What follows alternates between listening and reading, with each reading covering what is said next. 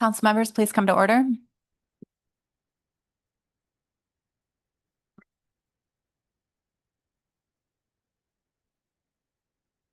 Good morning, everyone, and welcome to the 275th meeting of the Council. We greatly appreciate the local hospitality and opportunity to meet in Newport, Oregon, which is home port to many of the 44 Oregon vessels that participated in the federal fisheries off Alaska in 2024.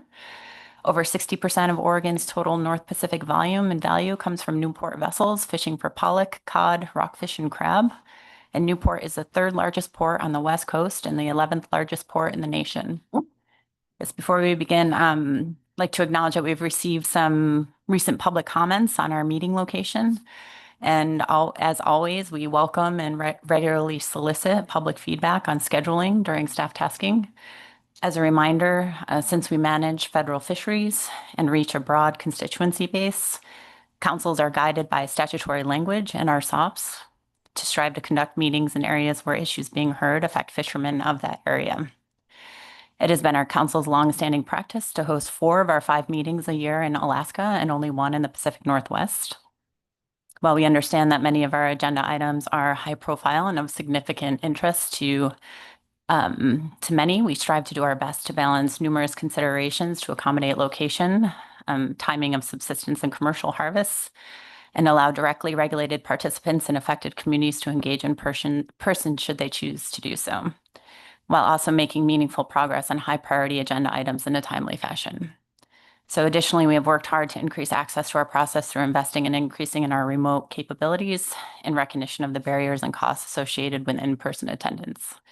So I thought that reminder and context was important to share at the beginning of the meeting. And of course, recent resource constraints may limit our ability to meet in the Pacific Northwest in the near future. But this meeting was planned well in advance of having visibility on those constraints. It's a privilege to be here and also really appreciated the gear demonstration last night. It was very helpful to see and feel some of the gear and components that we'll be discussing through or in our agenda this meeting on our gear definition and innovation agenda items. So again, we greatly appreciate the opportunity to meet in Newport, and I'd like to make the following land acknowledgement. We respectfully acknowledge that this council meeting held in Newport, Oregon is within traditional lands of the Yaquina and Alsea tribes. Today, those tribal descendants are represented by the Confederated Tribes of the Siletz Indians. The council wants to honor the indigenous peoples who have stewarded this land across generations and continue to do so. And we are glad to be part of this community and to honor their culture, resilience, and tradition. Thank you. So our agenda for this meeting is available on the council's e-agenda site. We intend to go through the agenda in order, but agenda items may be taken up earlier or later than they're listed on the schedule, depending on how we progress. Are there any objections or changes to our agenda? Okay. So seeing none, we have an agenda. Also for council members, it's our intention to take a group photo tomorrow before our morning break. So please plan accordingly. So we're now ready to move on to the next section of our agenda, our B reports. We're scheduled to receive 8 agency reports, 3 of which are oral. We also have a time certain presentation from Sam Rauch at 1 p.m. today, the NMFS Deputy Assistant Administrator for Regulatory Programs. So as a reminder, the public will receive public testimony after the conclusion of our B report. So please do follow our schedule as we progress this morning and sign up if you wish to provide public comment. So I'll hand it over to Dave to start on our B1 report. Thank you. Thank you, Madam Chair. I have a few things to bring to your attention. And like you mentioned, we have 3 presentations as part of the B1 report. First, there are a couple of plan team nominations. The Alaska Fishery Science Center has nominated Dr. Megan Bryan as a member of the Gulf of Alaska groundfish team. And the Alaska Department of Fish and Game has nominated Dr. Caitlin Stern for appointment to the Bering Sea Aleutian Islands crab plan team. The SSC reviewed these nominations and will provide you with a recommendation regarding their qualifications, and you'll talk about that and make appointments during your executive session announcement at the end of the meeting. The Director of the Oregon Department of Fish and Wildlife, Dr. Debbie Colbert, will be attending the council meeting this weekend, Saturday and Sunday, and we'll make sure we give her a few minutes to address the council. I also understand that Commissioner of Alaska Department of Fish and Game, Mr. Doug Vincent Lang, will also be in attendance. I haven't seen him yet, but that's what I understand. Okay, tomorrow. Next on my list is our Alaska State Sea Grant Fellow, Ms. Elena Plache, has been working on an oral history project for the council, and I'm going to ask her to come up and provide you with a short presentation on her project. She's been trying to get it all done before she departs in September. So go ahead, Elena.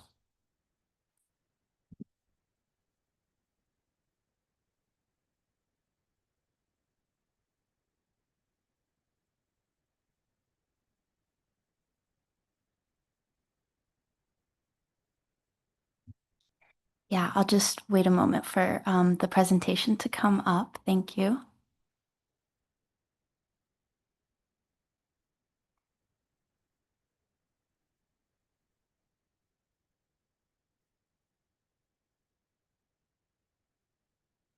Okay, well, good morning. Through the Madam Chair and members of the council, I am Elena Plache. I am, as David mentioned, the Alaska State Sea Grant Fellow on council staff this year. And I just wanted to come up and provide you an update on my oral history project that I have been working on to commemorate the 50th anniversary of the Magnuson-Stevens Act and kind of capture some of our North Pacific Council history.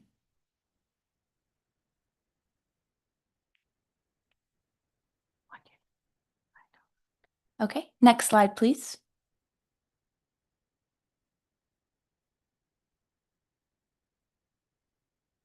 So today I'll just dig into why we're capturing this history through oral history, tell you about our project partners, dig into the process of the project and the interviews a bit more, go over some initial results and themes from the interviews I've already conducted, and then just give you an outline of the next steps for my project. Next slide, please. I pulled this quote from the Oral History Association in case, if you haven't heard of oral history or don't know too much about it. But it's a field of study and method of gathering, preserving, and interpreting the voices and memories of people, communities, and participants in past events. It's both the oldest type of historical inquiry, predating the written word, and one of the most modern, initiated with tape recorders in the 1940s, and now using 21st century digital technologies. So I'm sure many of you have read the 30th and 40th Magnuson-Stevens Act brochures and publications that were published to kind of capture some history and celebrate those anniversaries. And so we have documented history through those written accounts from many of the same people who I'm interviewing. And the reason why I chose oral history for this project was to really get to sit down and capture those people's personalities and, body language and perspectives and how that plays into their experience and how they view the council process. And then this project is focusing on themes and reflections and lessons learned. So it's much less a chronological, exact timeline of certain actions or events and much more, kind of reflecting over people's careers and experience with the council. And then lastly, I will be partnering with a couple organizations to archive these interviews for learning and research in perpetuity. So hopefully they will be of use to more than just me. Next slide, please. Those partners are NOAA Voices and UAA/APU Consortium Library. So they will be co-located in those two archives.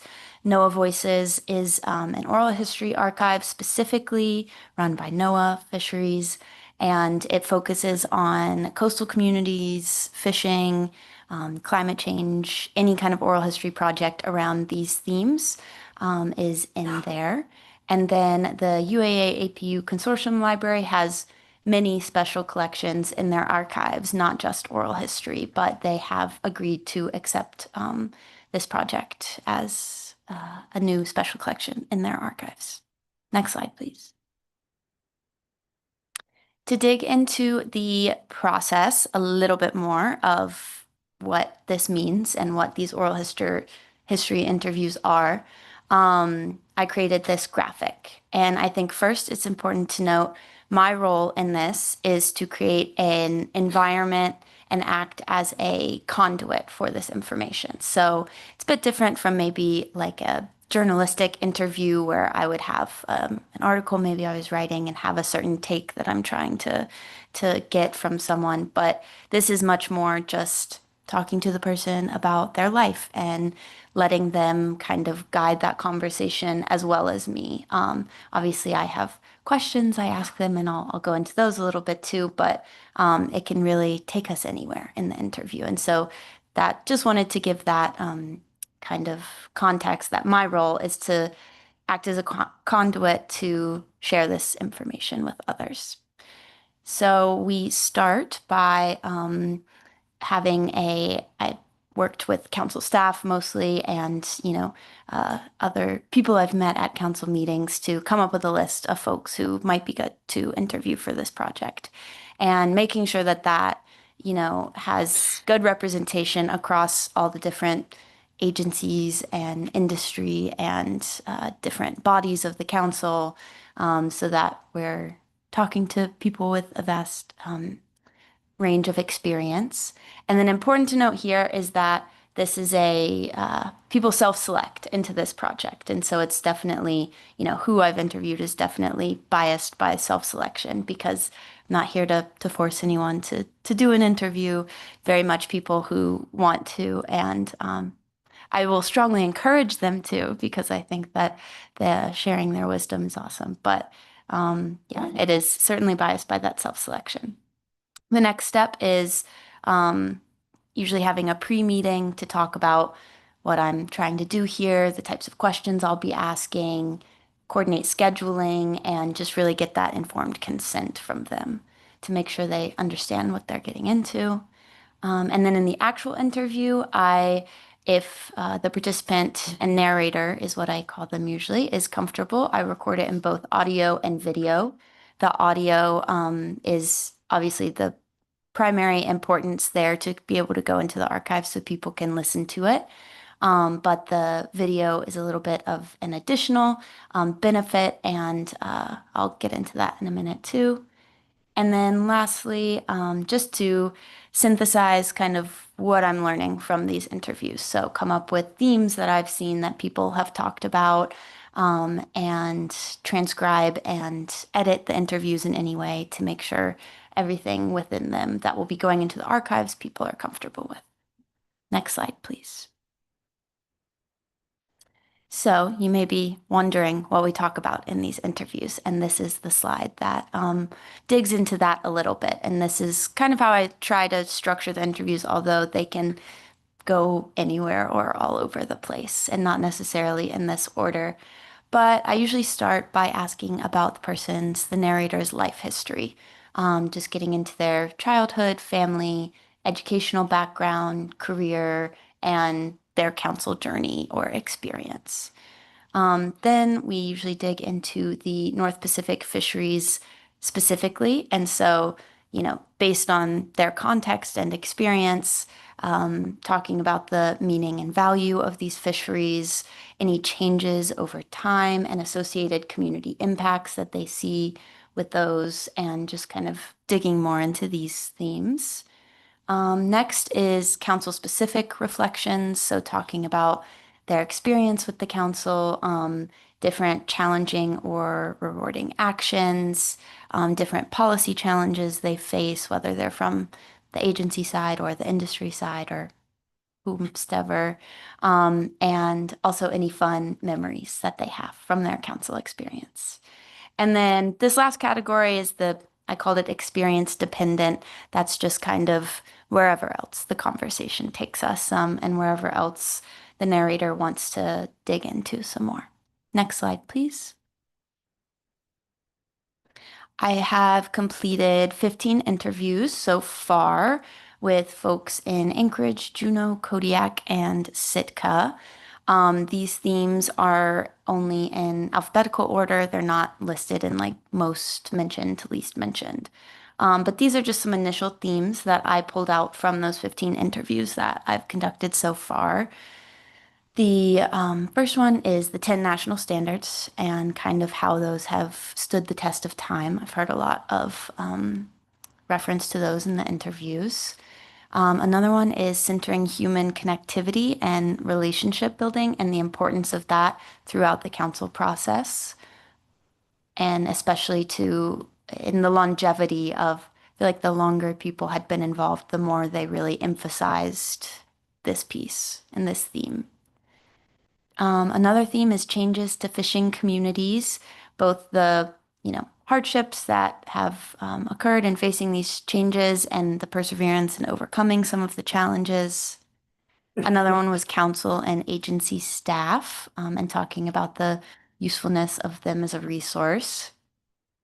Another is the growth of accessibility to the process over time, namely kind of the unexpected accessibility piece during COVID, and going online and having that Zoom capability and calling in remotely.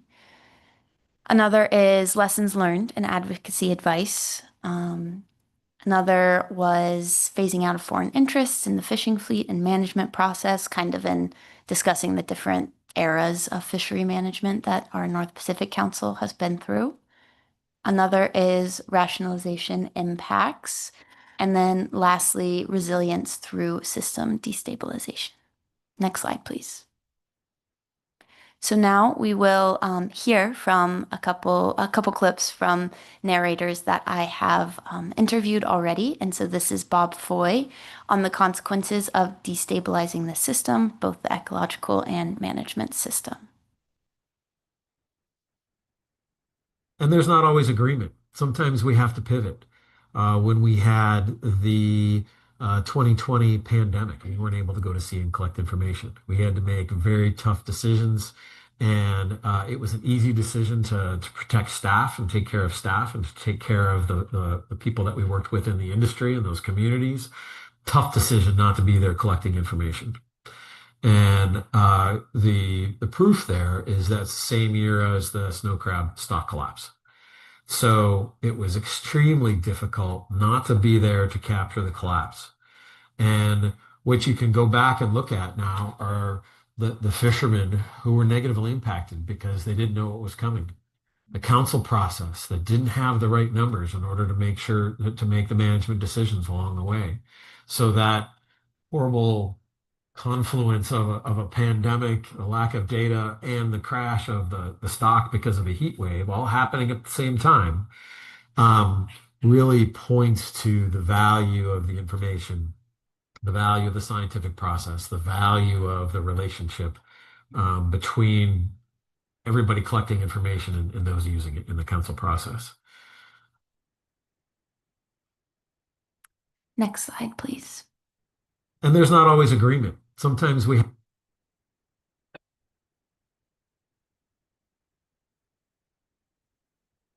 All right, next we'll hear from Sally Bibb on the importance of the public process and public testimony as part of the decision-making framework of the council. I think those probably were the biggest challenge I faced were analytical challenges. And so the analysis is just a part of the process. And I was always really aware of that and tried to keep that in perspective because I really appreciated the council process for many reasons. One of them is that the decision makers relied on a lot of different sources of information. And the analysis done by staff was just one part of it. The public testimony and the advice from their advisory groups. A lot of the things that we struggled with analytically were much better brought into the process through those different avenues. And I think if you attend council meetings for any length of time, you really understand and appreciate how powerful good, heartfelt public testimony can be. And even if it wasn't reflected in an analysis, that is part of the analytical process, that public record and that presentation. Issues were affected tremendously by the public testimony. It was challenging to me personally, but probably not the most challenging aspect of the process, because decisions got made even if things weren't exactly reflected in an analysis. Next slide, please. I think those probably. All right, next we'll hear from Teresa Peterson on the importance of the diversity of inputs and the representation in making our decisions. And so it was really a valuable opportunity to sit at the table and always kind of vote with the conservation hat on. I found with the guidance of our guiding principles and the board and the organization, it was fairly easy for me to always vote on the side of conservation.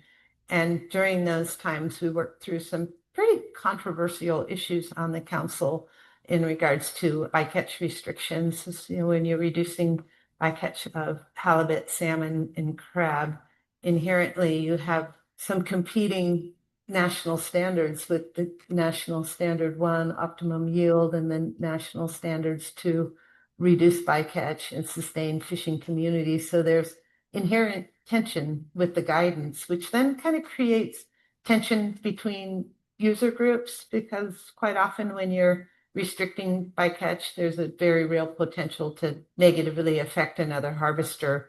And so sitting at the table and listening to all the different perspectives, it's really showed and illustrated the need to me to be open-minded and have these important conversations and be prepared to seek a balance and a compromise.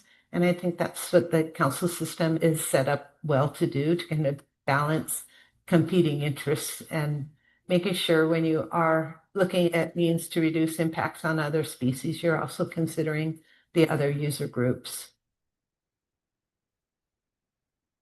Next slide, please. And then lastly, we'll hear from Ernie Weiss on the council's iterative deliberative approach. You would hope that there would still be avenue for public input. I think that's the most important part of the council, is being able to come and listen to people and ask questions when they give their opinion. I can't even imagine it without a council. How would that be? I don't know. I think the council process is really a good one. It's different than, say, the Board of Fish. You can go to the Board of Fish and you bring a proposal and they'll say, yeah, we're going with that, and make that change. Whereas the council, it comes back and comes back and comes back, real deliberative. And I think that's good. It's kind of slow sometimes, but that's good because they try to get it right, and I think they usually get it right. Next slide, please. So this is the final slide, just kind of going over next steps for the project. And so now I'm working on getting the transcriptions and materials ready to submit to the archives for the 15 interviews I've done, and have some limited number of interviews still planned, some while I'm here and just a few after. But just for context, I think from start to finish, each interview can take 20 to 40 hours to fully kind of, prepare for, schedule, research, and then doing the transcriptions and editing and coordinating afterwards. And then I mentioned this video before and haven't really come back to it yet. And so another goal of this project is, once I have all of them, the interviews completed, is to create a video compilation combining mini clips from the different narrators around a single theme. And so I put up the themes that I had pulled out from the interviews so far on this slide again. And I'm definitely open to input from you all. What theme sounds like the most interesting? I think absent any input, I would probably just cast a broad net and do the value of the North Pacific Council. There's one question I ask and have been asking everyone that is, absent the council system, what might our federal fisheries management look like? And I think you can look at that as what does it add? And without it, what would we lose from our management and that decision-making process? So again, those are the themes that I kind of pulled out, but I think without your input would just cast that broad net and do the general value, however the narrator describes that. And then, as I mentioned, have pretty limited capacity for more interviews. My fellowship is up in September, and so I want to be sure that I, complete the work that I've been working on. But I will provide a project template or guide so that this will be easy for anyone else to pick up, whether that's another fellow or, any of you or anyone who is recently retired and wants to take this up as a passion project, anyone really. And then lastly, as I mentioned, this project will be put into those two archives, the NOAA Voices and the UAA APU archives. But we will also obviously have it on our website as well. The video will probably live there, and then we'll link to the archives on the external pages. Next slide. Thank you very much for letting me give you this update. I am free to answer any questions, or I'll be here through the meeting, and you can feel free to come talk to me about this.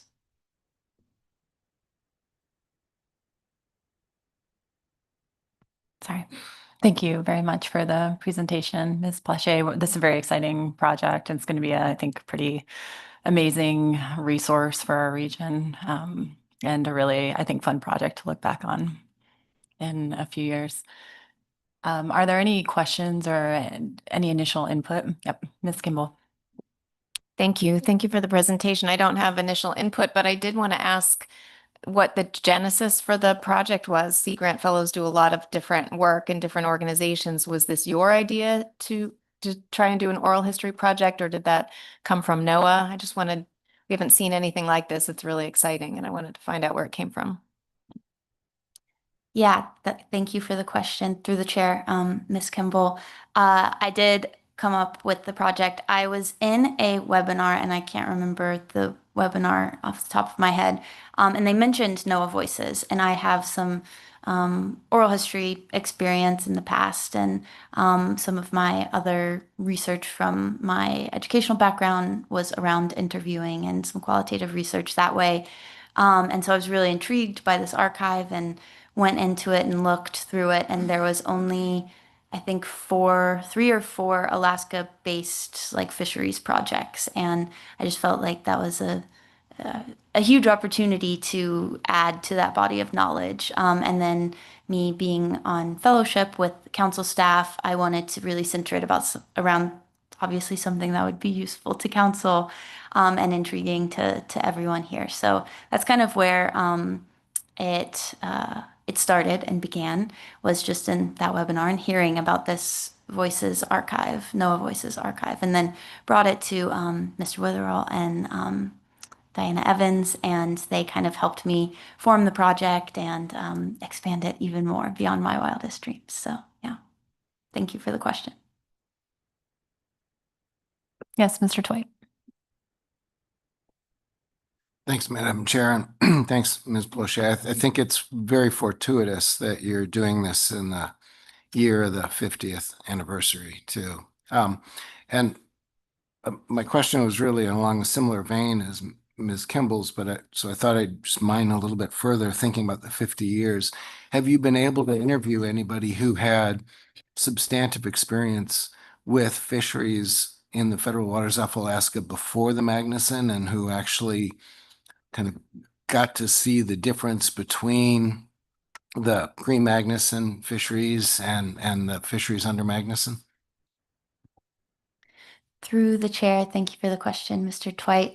No, I haven't really. I haven't had anyone, I haven't had any narrators who were fishing before and after. Certainly have had folks who came on within that first decade or so of the Magnuson Stevens Act, but no, I haven't.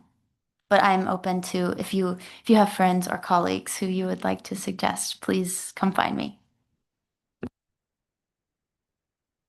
Rumor has it Chris Oliver was alive then. Yeah. I have a couple people on the council who can help with that. Yes, Mr. Williams. Thank you, Madam Chair. Exciting project. Thank you. You had a question there regarding for your video compilations, the themes that were there, and the one that on projects like this that I always like to hear from folks is those lessons learned, focusing on those so we don't repeat our mistakes again. So that in terms of themes, if I was going to look at something, that would be one area that certainly I would be interested in. Thank you. Yeah, through the chair, Mr. Williams, thank you. I will definitely note that. Thank you. Well, we have a long meeting ahead of us, and perhaps we can revisit this discussion and staff tasking if anything comes to mind to any other council members about potential themes, and we'll make sure to get that back to you at that time or in side conversations. Thank you. Mr. Witherell. Thank you, Madam Chair. Next on the list is the CCC meeting summary. Mr. Abnika, Mr. Twite, Ms. Evans, and I attended the Council Coordination Committee that was held in New Bedford last month. The agenda focused on budget challenges and uncertainties and aligning council and NIMS priorities. I put a link together for all the background materials, the agenda for that meeting, and there'll be a meeting summary that will be posted shortly. I did review the draft a couple weeks ago, so I anticipate that will be posted shortly. One of the major agenda topics was the new executive order restoring American seafood competitiveness, which allows the councils to provide the Secretary of Commerce with recommendations to reduce burdens on domestic fishing and to increase production. And the councils, once they provide that, there'll be a commitment to schedule a work plan and implementation to ensure that those actions get done. And there is a letter from the new NOAA Fisheries Assistant Administrator, Henio Pinheiro Soler, and that provides instructions for how to provide input, and I've attached that to the B1 report. The recommendations from the councils are due September 1st, but NIMS staff indicated they would still consider comments through the first few days of October. So if you'd like, we could send an initial letter of recommendations by the deadline and provide any updates as needed during the first couple days of the October council meeting to get a final list of recommendations for NOAA fisheries. And Diana Evans has a short presentation on some of the issues that came up at the CCC meeting, including the discussion of the executive order. And just for your note, there is some additional information and a discussion paper provided under B2. So we'll talk about it then. And I suspect that Sam Brock, when he addresses the council after the lunch break, will also touch on this executive order. So go ahead, Ms. Evans.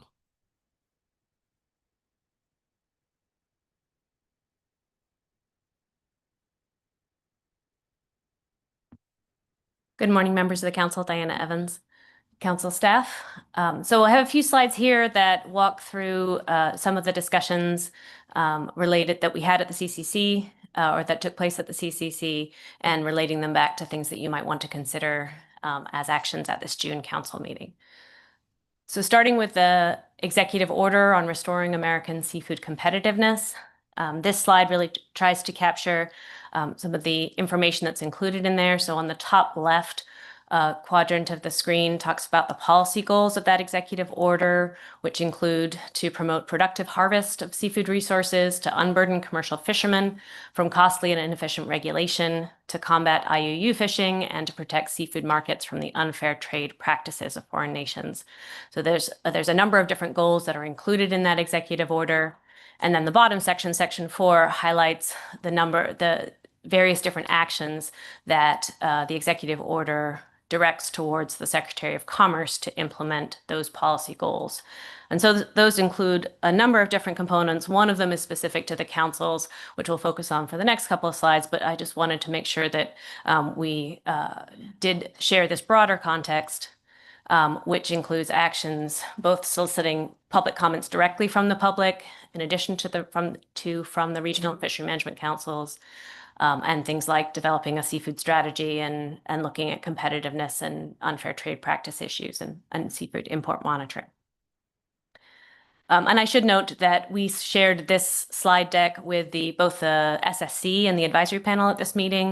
It seemed a good opportunity to kind of air the national conversation or the national context for those advisory groups as they're going through their business as well. So on the right-hand side is focusing specifically on the EO request to the councils, again, referring to the letter that Mr. Witherall already mentioned from the administrator, the NMFS administrator. And so the request to the councils is to provide the Secretary of Commerce with updated recommendations from those submitted in 2018, a similar executive order specifically focusing on the regulatory burden component came out at that time that the council responded to, and that letter, I believe, is posted also on your agenda, or certainly referenced in the executive director's memo, if not. Identifying actions that should stabilize markets, improve access, enhance economic profitability, and prevent closures, and then a commitment to a work plan and schedule to implement those actions moving forward. And so I highlight this last part in particular just to remind us of the context that, as far as we know, the council can identify letters or actions that it's interested in taking through this process, but our understanding is that they would still need to go through our normal process of implementing those actions, rulemaking, council review, as we normally would. It's not an immediate fix by putting them on a letter. Okay. Ms. Evans, looks like we might have a question. I know there are just a couple slides here, but I think it might make sense to pause for a moment. Ms. Kimball. Thank you, Madam Chair. I can wait till the end if that's better, but this was on the direction to the councils. Ms. Evans, in the note that the Secretary of Commerce will be identifying the most heavily overregulated fisheries and taking appropriate action. So did you get any input at the CCC about how that particular part of the process will unfold? Would we receive something directly from the Secretary identifying individual fisheries in the North Pacific they think are overregulated? Or is there some other vehicle by which we would understand if we're in that bucket? Through the chair, Ms. Kimball, the information that we received I understood at the CCC meeting was that the agency intended to publish a list of fisheries that would fall into this category of most heavily overregulated. That would be coming out in very shortly. I mean, at the meeting 2 weeks ago, I believe it was coming out very shortly. So hopefully even more quickly now. And that would be a first step. Along with that list, I believe, would come out the direct solicitation for public comments from all members of the public, not just specifically to the regional fishery management councils. Thank you. And did they share the criteria by which they would use to determine which were overregulated? Is it simply counting the number of regulations associated with each fishery, or was that information not shared?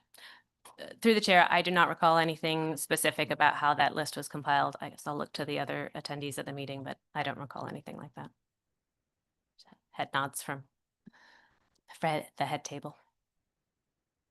No, and perhaps Mr. Rauch will be able to provide some feedback on that at one. So I think repeating that question would be useful. Thank you. Mm-hmm. Or Mr. Kurland, if you have any insight on that. I'm happy to defer to my boss when he speaks this afternoon. Thank you. Easy out there for you. Yes, Ms. Kimball. Thank you, and then I'll stop. Mr. Witherell kind of made it sound like this was an opportunity for the councils, allowing the councils to fulfill this request, and Ms. Evans makes it sound more like a mandate to councils to fulfill this request. Can we have clarification on that direction? Or is that also a Sam Rao question? I can wait. Through the chair, I defer to my boss on the the correct interpretation of that also. Nicole, the way I read the language, it says the Secretary of Commerce shall request that each council within the days of the order provide the Secretary of Commerce with recommendations. So it's a request for the councils to provide the recommendations. I guess it's up to the councils, but I think would be wise to provide some recommendations by strategy. But again, I think repeating that question would be very valuable at one. So thank you. Okay. Okay, Ms. Evans. Okay, so moving on to the next slide here. These are some other talking points that came through the discussion through Mr. Rauch's discussion, and then some of the other presentations from National Marine Fisheries Service leadership staff that we thought were important to highlight as part of this conversation. They were something that perhaps our North Pacific group was found notable as we were listening to those presentations. So the first bullet point up there talks about the emphasizing that this is not the same executive order that we received in 2017-2018 timeframe, because it doesn't just focus on reducing burdens for domestic fishing, but also on increasing production. So those two goals, Mr. Rauch quoted a statistic in his presentation, looking at the metrics of U.S. landings as a way to identify kind of agency administration goals to increase production. In his statistics, you can see that it's looking at potentially looking to increase landings back to a level of 9.5 billion pounds a year nationwide, down from the current levels of 8.5 billion. That's a lot of volume to be adding back into production. And if the agency is looking to that, it's likely that they would be looking to Alaska as a place to achieve that volume of production or increased production. So we highlight that as something that's very relevant to our region, or at least something to be aware of in the context of how the administration might be pursuing these goals. At least at this, and I should really preface all this by saying this was really initial conversations. I think the agency caveated their discussions as their initial response to how to implement these executive orders, these new administration priorities. You know, they're trying to share their best information, but things are a moving target as people think more and figure out the best way to address these priorities going forward. The second point that is highlighted here is relating to the related executive order on unleashing prosperity through deregulation. So there's a deregulation component or reducing regulatory burdens component for the seafood competitiveness executive order. This other executive order also looks at deregulatory actions. And this came up in the context of the way in which NMFS headquarters is going to be looking at council actions that are proposed and move forward through the NMFS approval and implementation process. The information that Mr. Rauch provided noted that, you know, routine fishery management actions, certainly actions that are strictly deregulatory in nature, or actions that are in response to statutory requirements. He didn't raise those as a red flag in any way, or not in any way, but in moving forward and looking for that approval. But he did highlight that the agency will have a higher level of scrutiny with respect to actions that the council proposes that pursue discretionary actions that create regulations, because the agency will be, or at the Department of Commerce level, there's a requirement to have an annual net deregulatory accounting at the commerce level to ensure that there's a way to pay for actions that increase regulations with the removal of other regulations. Again, this is at the commerce level, not the National Marine Fisheries Service level. And the good news is that in his view, a lot of the fishery actions that we generally take tend to be deregulatory in nature. So it was merely something that we wanted to highlight for you and for this process as we're thinking about actions that the council wants to propose for fishery management changes, that that there might be that higher level of scrutiny on actions that create new regulations. And then finally, he did identify other executive orders that may or may not be on your radar as you follow the national news and the administration's priorities, but just that there are other actions or other executive orders whose rationale might be helpful in support and the council identifying support for council actions. And they're things that we don't necessarily talk about as much in this process.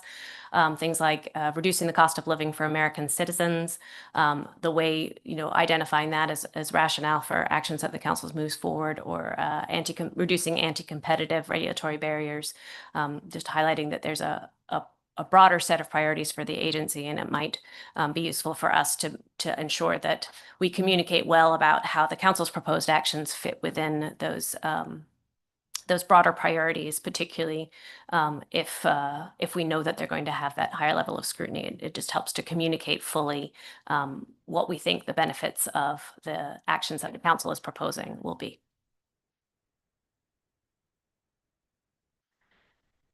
So moving on to tasks or potential tasks for June. Ms. Evans, excuse me, I know these slides are relatively dense, so it might Yes. be good to break. We'll go to Ms. Baker and then Ms. Cohen. Yes. Thank you, Madam Chair, and thank you, Ms. Evans, for the presentation. I'm just wondering back to the second bullet on this slide, and I know you probably can't provide a lot of detail, but in terms of Mr. Rauch's statement that the majority of fishery actions are considered deregulatory and thus the EO should not affect most routine fishery management actions. I'm trying to get a sense of, have you thought about what routine means in the North Pacific context? Are we talking about harvest specifications, or do you have any insight on that? Through the chair, I think the context of the conversation was thinking about fishery openings and closings. So kind of harvest specifications and just routine management of fishery openings was what I understood to be the context in which he put it. But that's what I recall from the conversation. Thank you. And Ms. Cohen? Thank you, and thank you for the presentation. My question's also on that second EO there, and it's on the 10-to-1 ratio. Am I understanding correctly that if this council were to put forward an action and also then came up with 10 actions that might deregulate, that doesn't necessarily mean at the headquarters level that it would go through? Those 10 actions might get blended within the Department of Commerce, and then they might choose what action gets implemented? Or does the 10-to-1 stay within the North Pacific count, if you will? So through the chair, I think that is definitely a little bit of a black box of how the agency does their accounting for the 10-to-1 rules. We had a similar process under the 2 administrations ago that also had a kind of a 2-for-1 rule at the time. That accounting really is the message that we got from NMFS leadership was that, as I say, this is at the commerce level, definitely not at the regional level, and how those things would be considered, I don't have any insight. I think those would be, Mr. Curlin might be able to provide more insight, or if not, I would suggest that referring that question to Mr. Rao. Thank you. Mr. Curlin? Madam Chair, I don't have all the answers on this, but I can say that a significant factor is whether regulations are considered significant under EO 12866 and require OMB review. That those would certainly be considered regulatory and offset with other rules. But again, this may be something that Mr. Rao can touch on in more detail. Thank you. Thank you. Any other questions on this slide before we move on? Seeing none, thank you. Okay.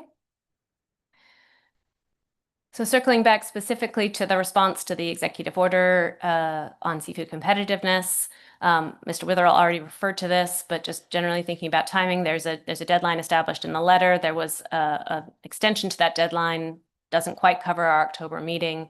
And I think that's because of that, the proposal is if the council wants to ensure that your comments and your suggested actions are included in NMFS's thinking, then it would behoove you to get a letter to the agency, before those September deadlines. But there is an opportunity. Mr. Rauch indicated there would be an opportunity to supplement that letter if you wanted to have a conversation, for example, on the first day of the October meeting, which is October 2nd. There would still be an opportunity to get that information. And the reason believe the deadline for the agency to submit sort of within 180 days is something around October 15th, but they still need to compile all the information from all the councils in order to be able to turn that over. So they need a little bit of process time to make sure that their submission is also complete. So the reasons for the timing. And then just highlighting where would you pull this information from. Obviously, the original 2018 recommendations, I guess they're linked on this page and probably elsewhere as well. But the discussion paper that National Marine Fisheries Service has prepared under the B2 report also identifies issues, including several of the issues that this council has ongoing that meet the conditions of this executive order, such as the MRA changes that you're looking at. You initiated an action to remove economic data reports. Those types of things are all in line with the spirit of this executive order, as well as public comment. Just highlighting that certainly the council can provide that information, but there is that direct solicitation option for people to submit their comments directly to the secretary on these same questions and issues.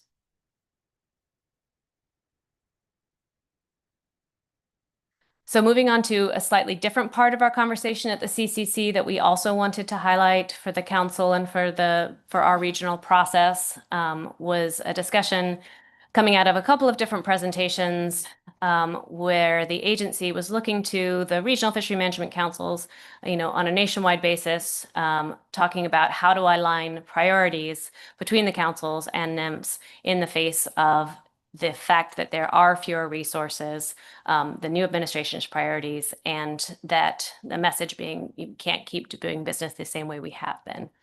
And so the next few slides here are direct excerpts from presentations that were provided at the CCC. The big picture messages that we took home were that the agency stating that they cannot continue to do stock assessments across the nation for the 500 species for which they currently do stock assessments, and there's some need for change. That councils and SSCs need to get more comfortable with risk. Had a lot of conversations since that time of exactly what that means, and I think that those kind of conversations will continue. You'll hear some of that in your, I believe, in your SSC report as well, some of their questions or considerations for you to think about moving forward as these ideas continue to develop. And then a proposed evaluation rubric for thinking about value and risk for the stocks for which we do assessments. So I'm just going to walk through, highlight a couple of these slides. I won't highlight all the details, but this came from the science presentation from the Chief Science Officer. That's highlighting that first bullet there, that the science and management framework, that there's a need for change as we look at our stock assessments, and that science and management engagement with the councils will be critical for success. So that was definitely one of the themes that came out a lot, that the agency is looking to partner with the councils as they engage in this process of reorganization in order to ensure that core priorities and council priorities are also part of that mix and are continued to be met as the agency realigns their capacity with resources and priorities.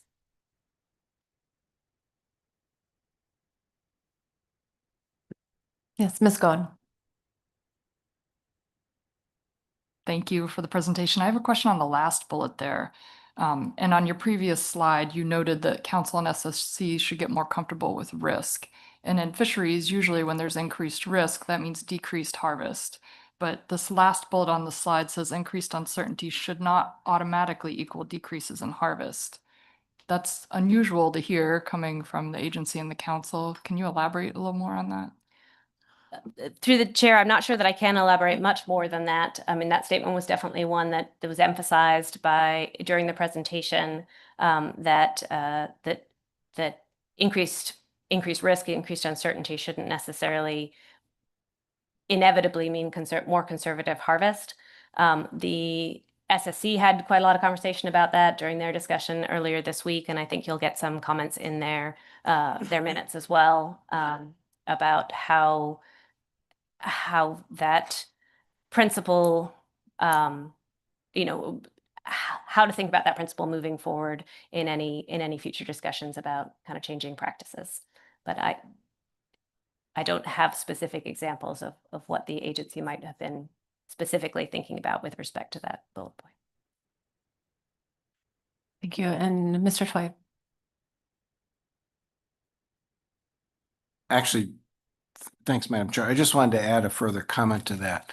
It was noted to the agency that was a significant shift in paradigm, and that there was, if that was indeed going to be implemented, there were some real communication challenges around that, because at least some councils have really worked closely with stakeholders and others to understand that principle as one of the more important principles of management. And so if indeed that it was pointed out to the agencies that represents a very major shift in thinking, and is one that may be difficult for a lot of stakeholders to really wrap their minds around. So, but I didn't feel like there was a clear answer to that. It's just that point was made. Yes, Ms. Kimball.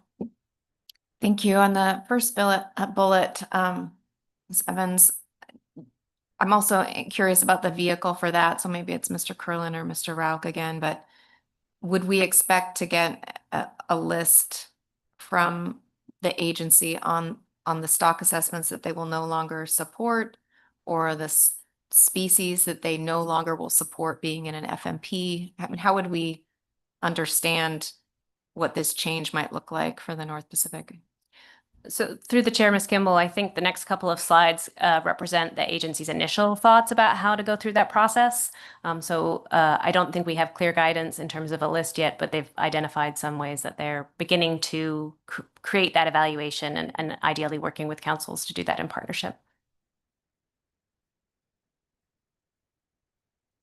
Okay. So the next, I think, 3 or 4 slides here are pulled from a different presentation, but along the same lines, kind of extension of how to think about implementing some of those principles from the previous slide. And this is where, we heard very clearly that, again, looking nationwide, not specifically at the North Pacific, but looking nationwide, NMFS is identifying that they cannot continue to manage those 500 plus stocks or stock complexes in the FMPs. And that there will be impacts and changes to staff fisheries, fishing communities as a result, and as part of this reorganization and trying to think about how things will change. And the bottom bullet here, I want to highlight as well, that going to need to take increased risk and strategically choose where we take that increased risk. And so with that context, then the presenter highlighted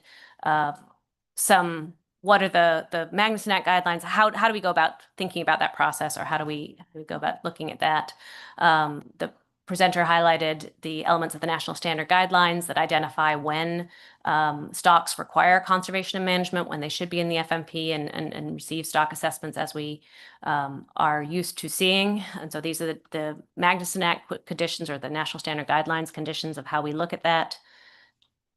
This slide here identifies the various different types of factors that would go into those types of determinations. So factors relating to biomass, biological factors, climate factors, ecosystem, socioeconomic conditions, role in the ecosystem, and social cultural factors as well. So a broad range to think about what is that question of what is essential for conservation and management as we look at those stock assessments.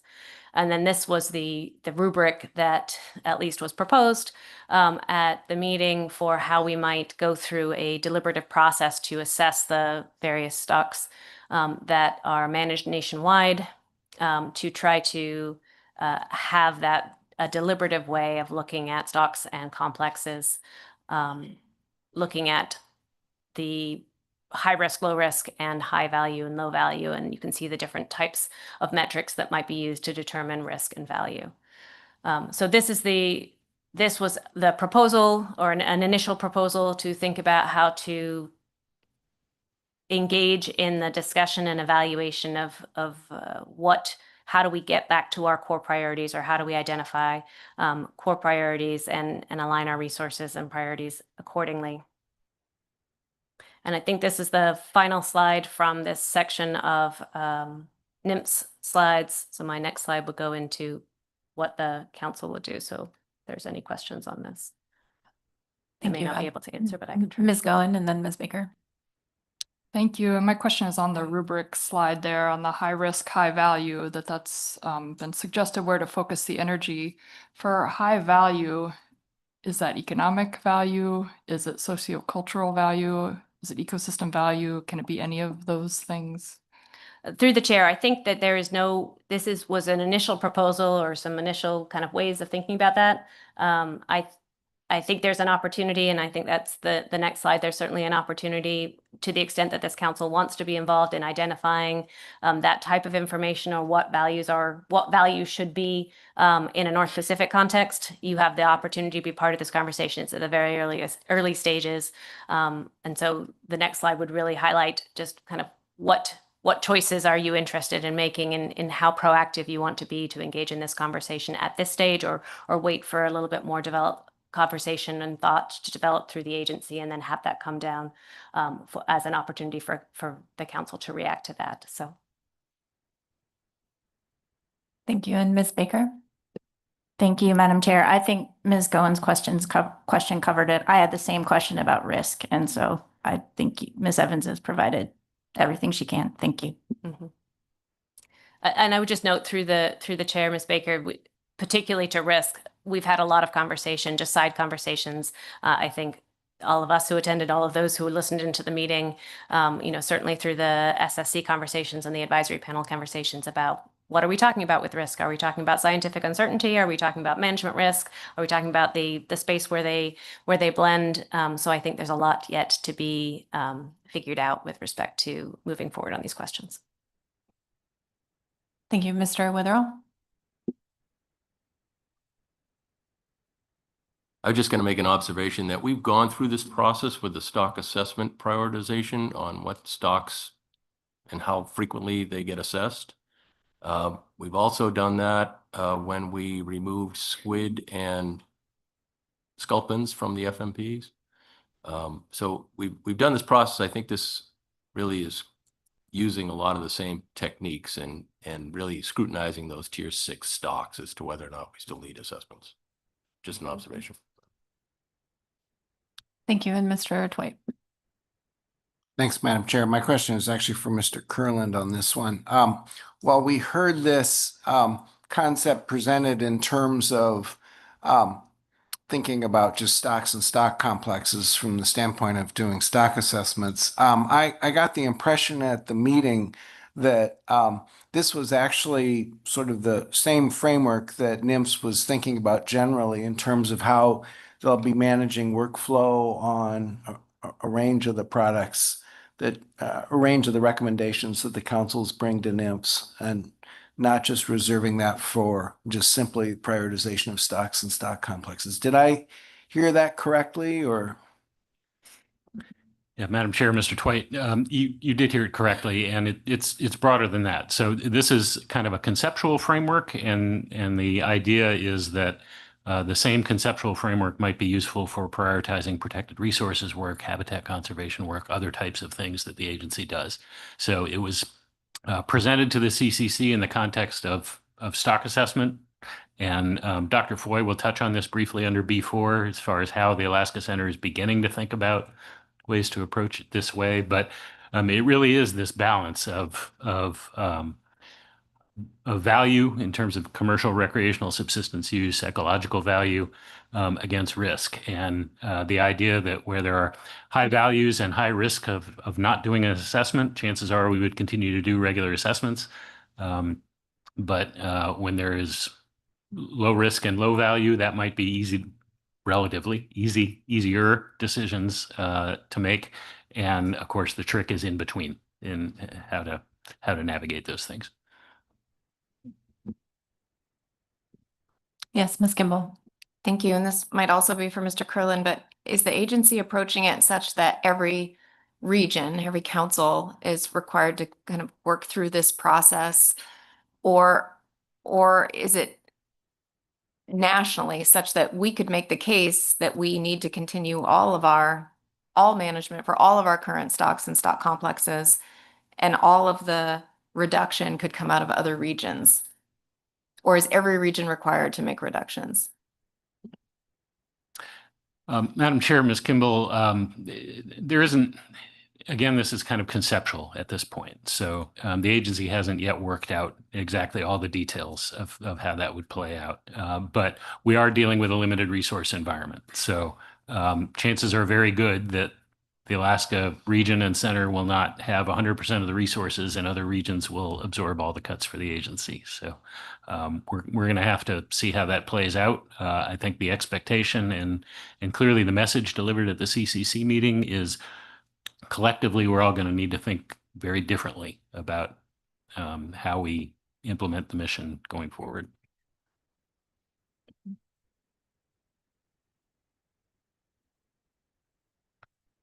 Thank you, Ms. Evans.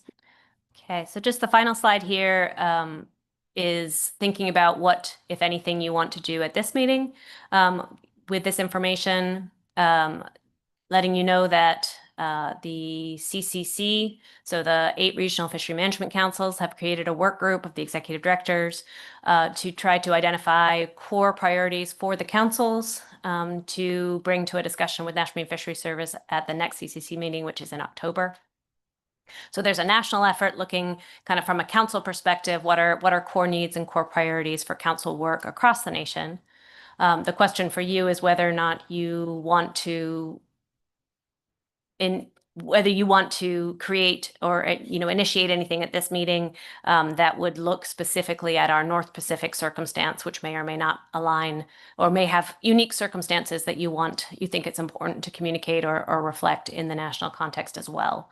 So certainly, I think that there will be more guidance come October, let's say, coming out of the CCC work.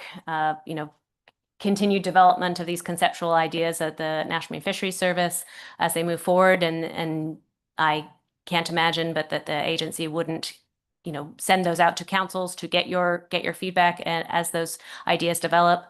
Do you want to do anything, proactively to try to think about that from a North Pacific perspective? I think you'll, as Mr. Curland alluded, you might hear a little bit more of that in the AFSC report as to what the center is working on, kind of, again, from that North Pacific perspective. But just recognizing that, at the CCC especially, it's really apparent that all of our councils, while we're all doing the same Magnuson Act mission, we're in very different positions in terms of the data, the types of stock assessments, the way we prosecute our fisheries, the volume of our fisheries, so all of these different metrics that the executive orders at the national level are looking at. Alaska, fisheries off Alaska are definitely in a different position. And so what's the right way to communicate that and provide that context as part of the national conversation. And then, as I say, we did, because the SSC was holding their Harvest Control Rule workshop yesterday, we did share this with the SSC beforehand, so they were able to think about some of these concepts and think about those in the context of their work as well, which you'll hear about through the SSC report. I think that's the final slide, Madam Chair. Thank you, Ms. Evans.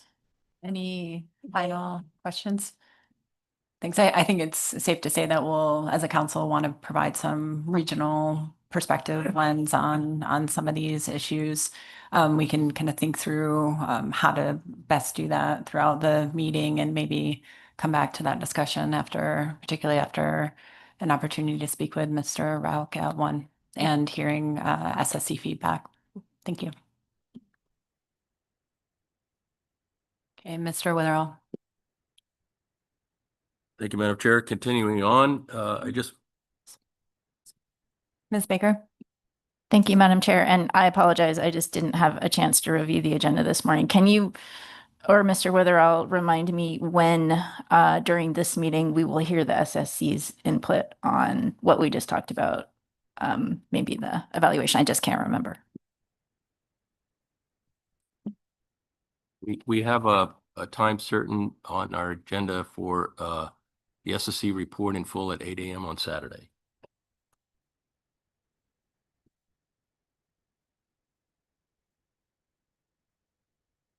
Oh, no problem. Mr. Witherell. Okay, next thing on the list is the council member ongoing development workshop that our council hosted at the end of April. There were 38 participants from across the councils that attended in person, and we had NIMF staff participating by remotely. The theme of the workshop was understanding climate-related vulnerabilities, risks, and uncertainties, successfully tying in the topic of last year's SCS 8 meeting. The workshop also included a skills training focused on science communication. And I would look to see our participants who participated in this year's CMOD, Mr. Obnika, Mr. Ritchie, Mr. Sukata, and Ms. Vanderhoven, to see if they want to offer their perspectives, insights, experiences, or lesson learned, or other impressions you might have had from that workshop. So I'll stop and see if anyone wants to say anything. Thank you, Mr. Witherell. I'll just start by expressing appreciation for all of our staff who were instrumental in pulling this together. At the CCC a couple of weeks ago, also heard a lot of positive feedback from the various representatives from different regions that were in attendance. I think the subject matter was very relevant and on point, how to communicate risk and decision-making in the face of uncertainty, considering the ecosystem and resource challenges that we're facing.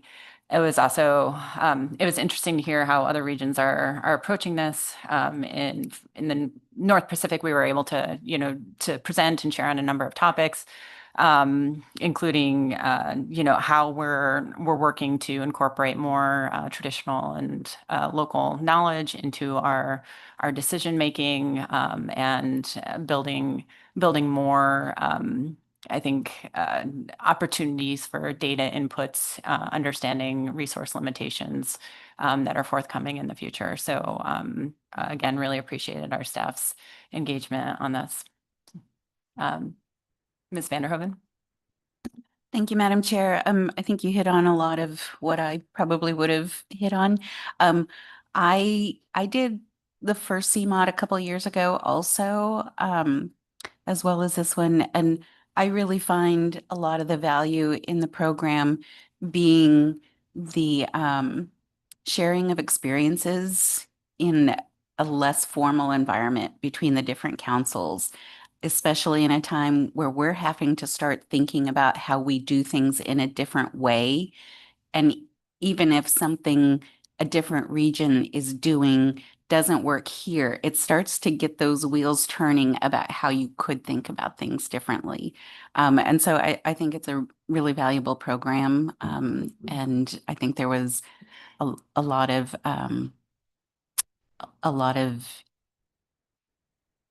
idea initiation that was happening amongst different council members and sharing their experiences.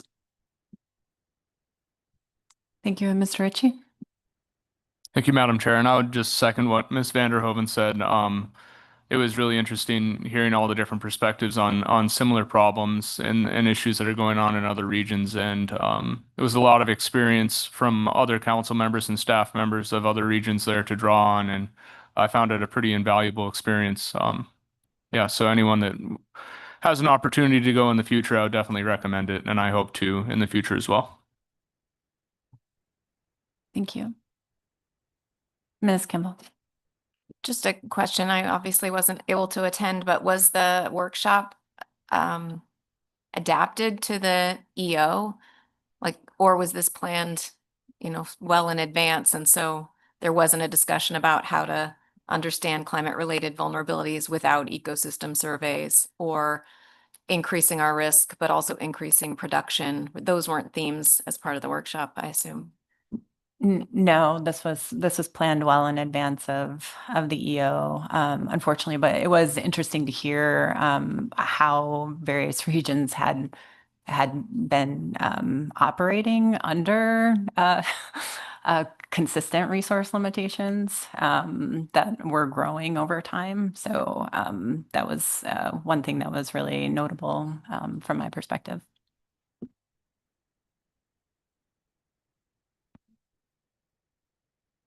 Next on our list is.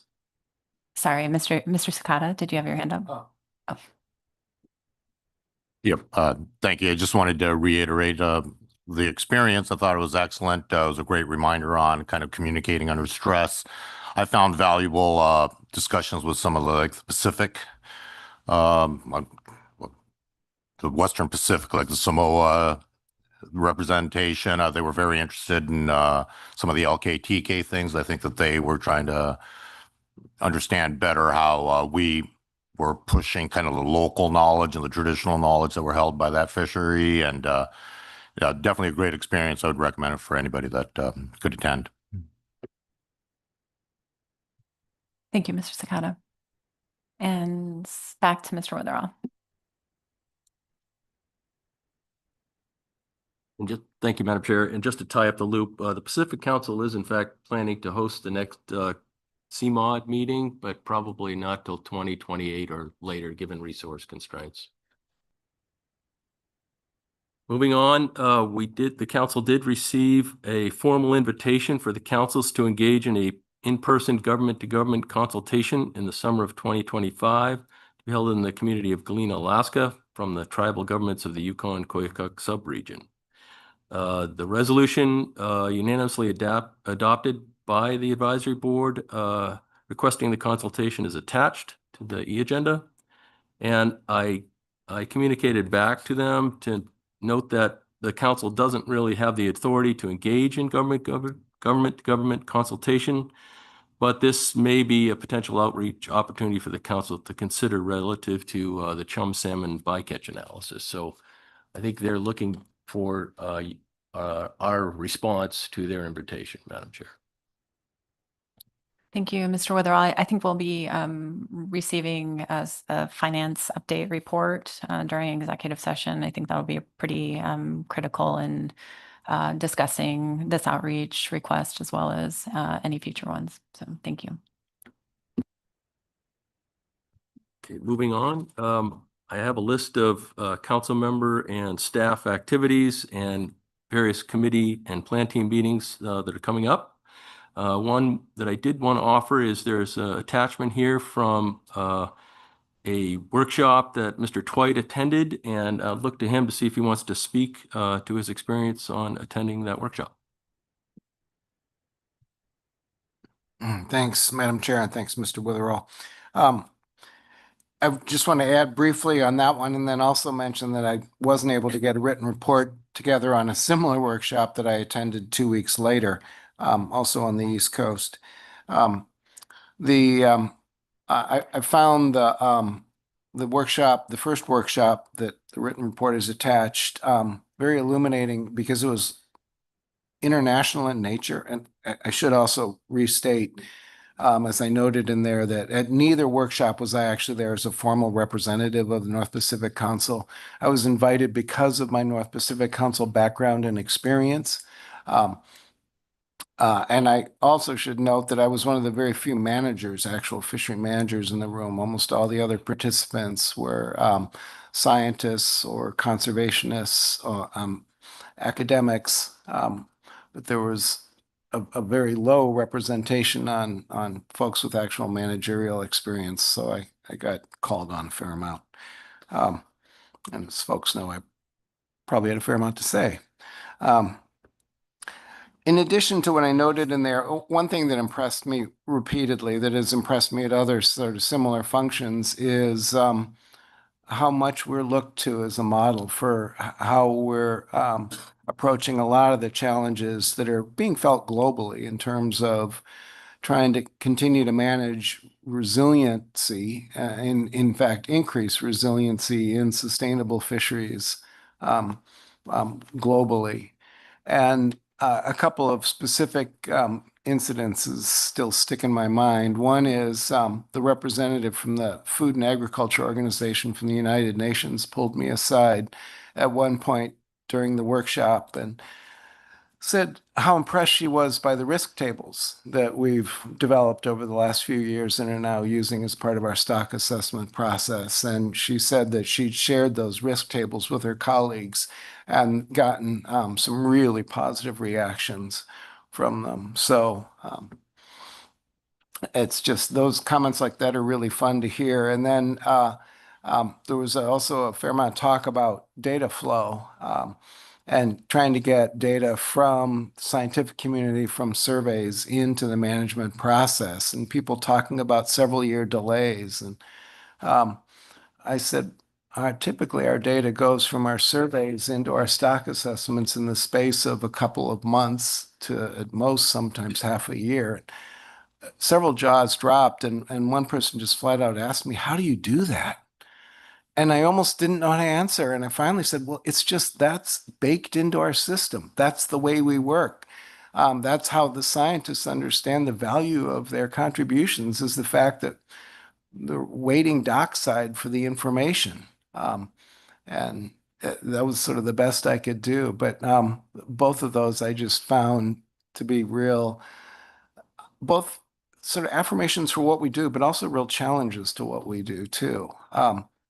We're actually, on behalf of a large number of fishery management agencies globally, we're still pioneering a lot of things that are ending up having utility much more broadly. And that's actually a pretty big responsibility too, but one that we can all be really proud of. So I just wanted to share that with everybody. Briefly, the second workshop that I attended was very different in nature in several ways. First off, it was largely domestic. There was a couple of participants from Canada and a couple from Mexico, but otherwise it was really focused on the US, so much more focused around Magnuson Act issues, Magnuson-Stevens Act issues as well. Along similar themes, though, this how do you take strategies for resilience and introduce them into the management process in a workable fashion. So we spent a fair amount of time talking about that. And one of the dominant themes that came up repeatedly in conversations was the role of trust, building trust, and how that's essential really to moving towards more resilient fisheries, and talking about the necessary elements for what it takes to build trust, and a recognition that that's not a simple matter, that there's often a fair amount of conflicts around fisheries, that conflict is likely to increase as resources get more strained, both human resources, our ability to work on it, as well as the natural resources we work with. And as uncertainty goes up, conflict tends to go up as well, because uncertainty often increases risk, and risk certainly increases conflict. So I didn't feel like there was a lot of answers, but certainly the the tools that we're continuing to work with, such as greater inclusivity, greater transparency, continuing to find ways to bring people into the decision-making process, are important elements of building trust. There's also a real recognition that there's an incongruity or a lack of congruity between the processes necessary to build trust and the time frame that we're now having to operate in to make decisions. Decisions can't take several years and still be responsive to the speed of change in many of the ecosystems that the participants are working in. And yet at the same time, if we don't make decisions methodically, openly, publicly, with a lot of inclusiveness, those decisions won't be supported. I didn't hear a lot of resolution to it, but it was actually kind of good to hear people publicly acknowledging that there is a real incongruity, because at other times I certainly hear people talk about, well, let's have the best of both worlds. Let's have a highly inclusive process that's also very timely and responsive. And I think that's always seemed difficult to most of us. So I'm hoping to pull together a little bit more of a report on that, and hopefully we can get that posted by the end of the meeting under the B items, if that's okay. Thank you. Happy to answer questions. Thank you, Mr. Twite. I'm not seeing any questions at this point. Thank you again for the report. Mr. Witherell. Thank you. Just wanted to note a few events meetings this week and other events. Tomorrow we'll have an executive session all afternoon from 1 to 5, primarily to review some changes to the SOP and discuss other administrative matters. Any proposed revisions to the SOP would be posted to our staff tasking agenda so we can receive public comment prior to adopting that formally. We did have the pelagic gear demonstration last night. I attended as well, Madam Chair, and I thought it was very educational. Just the last thing is the Pacific Northwest Fishing Industry is hosting a reception for all attendees tonight, beginning at 5:30, and there's a flyer attached as to where and who the sponsors are. Lastly, I put on the agenda crab research update. You've requested that you receive regular updates on the Bering Sea Aleutian Island crab research. And so Mr. Scott Goodman and others are going to provide a short presentation on some updates, crab research. So Mr. Goodman.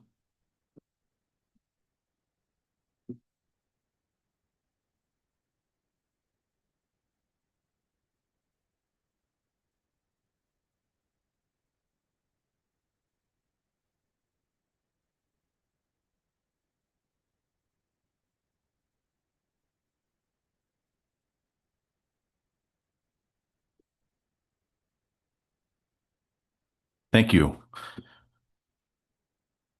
So for the records, I am Scott Goodman, Executive Director to the Bering Sea Fisheries Research Foundation. And ideally, Dr. Litzo, Mike Litzo from NOAA AFSC, and Ms. Katie Paloff as co-chairs of the crab plan team would be here sitting with me in person. They are, I believe, remote. So I will kind of lead the way as we go here through the updates.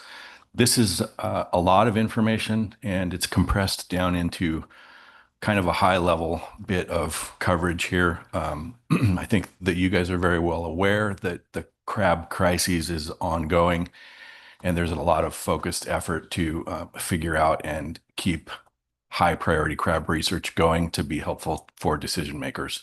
So this is an update as Mr. Wetherell mentioned here, and I'll go ahead and proceed. So as I noted here, these updates are intended to share new information to help inform decisions, but also just to note that there's a lot of ongoing research here that I'll touch on too. So it's kind of split into three areas. There's a coverage of current large-scale field projects and related research. I will present some recent summaries, including some that are published and new information, and then to give a little bit of an oversight of some of the synthesis that could be informative to the management and what's next. Some of what we, the BSFRF, are working on directly are a variety of surveys. These are just some that I'll cover here. CPS surveys are our Bristol Bay Red King Crab collaborative pot sampling. We've done 2. We have plans for more. Our OPS surveys are the same, but focused on snow crab. We have a few of those slated. I'll touch base on what we call CAM SLED 2, which was just recently completed on the early dawn on a charter. Tagging and movement is a high priority topic, and I'll cover that briefly. And then a couple of other things. We did a snow crab workshop in Canada with some collaborators in May of 24. I'll mention that briefly. MSEs have come up over the last couple of days in a couple of different ways. I'll mention an Apelio MSE that we have on our radar as an important piece of research that needs to be undertaken soon. And then I want to touch base near the end on some substantial disaster relief research planning that we're in the midst of, and where it's going, how it fits in with the council's research priorities, and kind of finish there for questions if there are any. So the winter spring Bristol Bay Red King crab surveys, I want to touch base on this just briefly in some detail. This kind of gives the council a slate of what we've completed and what we've planned. We postponed this year's work because we were sort of out of alignment in a substantial way between our research plan and our research funding. We anticipate generally staying on track and continuing with CPS 3, 4, and 5 in the next 3 years starting next year.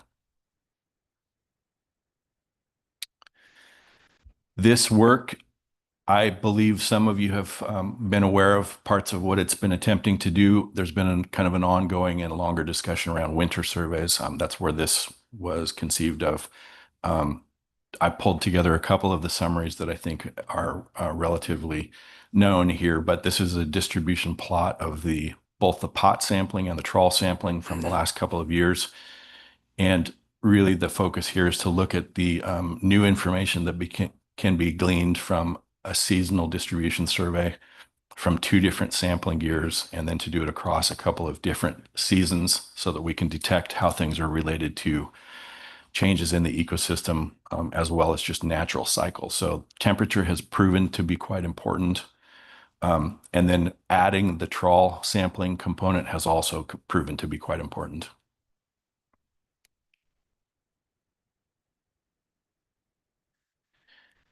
In addition to that, but also focused on red king crab, we have a very high priority on tagging and movement work. I've put this slide together as kind of an effort to just say, yes, there's an overwhelming amount of tagging vectors that we have. And this puts them all together across 7 years of tagging work to give an idea that this is a big project. It's a multi-million-dollar project. It involves ADF&G and NOAA and us. It's ongoing, and this one has been focused on red king crab so far. The blue and red arrows that you see at the top along the timeline, those are representative of males and females. And I'll touch base on that just a little bit. But this slide gives you an idea of what these vectors look like. And again, there's a lot of noise here that some of the modeling and projections will help to solve and tease out details about movement. Tag success has been something that we pay very close attention to, and generally we've been very successful. We had a couple of the latest efforts that were dipping down below some of our ideas on good tag recovery, but we're continuing with a relatively high proportion of tag success for these satellite tag efforts. To just touch briefly on what does this mean and what do we know so far, and how is this looking about informing, where crabs are, where Bristol Bay king crab are in the water at different times. This is a quick summary on movement based on what we know. This is ongoing, but just generally in the summer to fall movement, we know based on crabs that were tagged east of 164 that they're consistently moving into deeper water and towards or into the savings area, and even in some years further west. For some of the crab that are tagged west of 164 west, they have some relatively consistent movement southwest into deeper waters, crossing some of the isobaths around 50 meters. In the fall, where crabs have been tagged in fall and scheduled or timed to pop up around the beginning of the year, crabs west of the savings area are turning around and moving back east. There's less consistent movement for crab within the savings area, but it's generally crab that do not continue to move west into deeper water. And there's a potential transition period from movement into the deep water to moving back into the shallow water. So I think we're investigating some of that more completely, and I'll touch base on that in a moment. The October to June period, which is longer, there's consistent movement from the savings area to shallow waters to the north and east. One area that we're continuing to draw some more attention to is females for red king crab with the tagging and the movement work. So the Crab Foundation, as part of our disaster relief research planning, just recently procured tags for placement with our collaborators during the NOAA survey, and those actually may be getting placed as we speak. The leg 1 of the NOAA survey is in the bay right now, and those tags are on board. So this is an area of focus as we're trying to increase some understanding of where females are.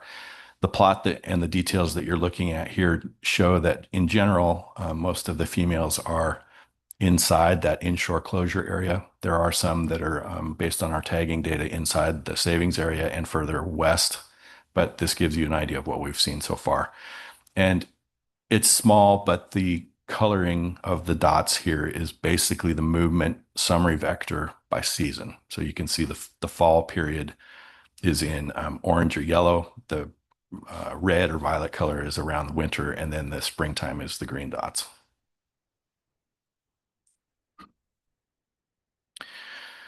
I mentioned that we're undertaking a paleo work that would be very similar to the CPS work. So we're getting ready for the first of those. That's this year. It's a big project for us. It would be building on what we learned last year from an paleo pilot. Some of our planning is scheduled for immediately after the council meeting and getting things underway here very quickly so that we can execute this one well. The pilot coverage from last year basically accomplished a few objectives that were important, including investigating some of the marginal areas of the normal standard Bering Sea shelf survey, and then also doing some side-by-side sampling work during NMFS's survey strategy for modernizing their survey. So you're seeing a map here where we did some of the NEFROPS trawl sampling alongside NOAA in the yellow with the green dots, and then you're also seeing some of the shelf slope margin survey areas that are the red numbers with the green dots up to the north and west.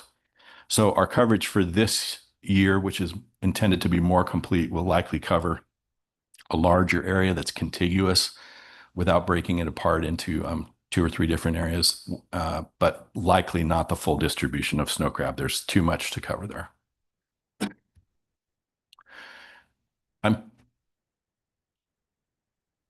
Excuse me. Thank you. Ms. Goen. Yep. Thank you, Madam Chair, and thank you for the presentation, Mr. Goodman. My question is on this OPELIO pot survey work and thinking about the agency's work towards survey modernization and what I believe we may be hearing about soon about limited resources and surveys. Do you see any utility in these pot surveys for supplementing that data for crab? Thank you for the question through the chair, Ms. Goen. I would say yes, and I would base that on the reality for the snow crab resource right now. I think any information is helpful. It won't be a direct analog in terms of an index of abundance from pot surveys, but it can provide information that can improve understanding as the co-managers consider what they see from the survey data. In a more direct way, any time that the Crab Foundation is able to do side-by-side work, that can more directly help with calibrating the NOAA NMFS survey data.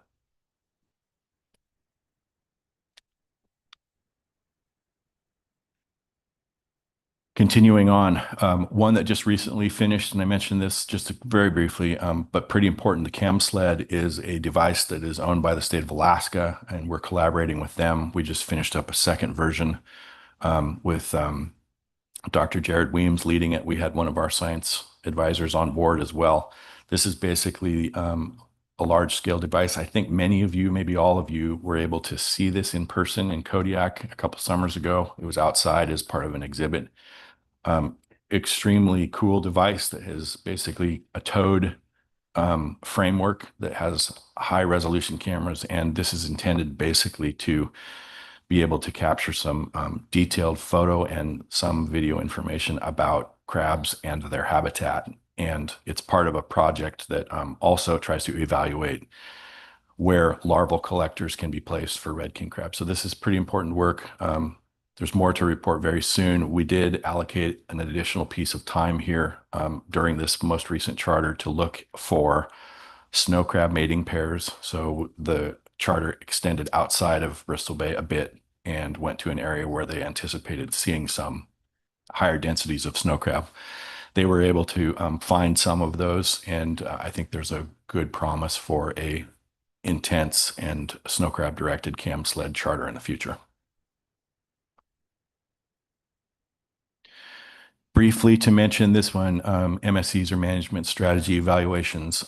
We have this one on our radar because I think it fits with some more information that is needed to help with snow crab management. I think from the stakeholders' perspective, it's about flexibility. From the conservation and research perspective, it's about, what is the reality of the resource? Is this stock rebounding? Is it static? Is it continuing to decline? And what can we learn when we take kind of a comprehensive and detailed approach? So this one, we would hope to collaborate with all of our partners on and to generally follow a successful pattern that we were able to do for Bear Die to help the state and their process about 5 years ago.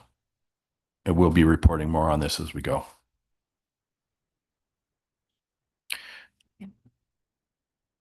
Sorry, Ms. Kimball?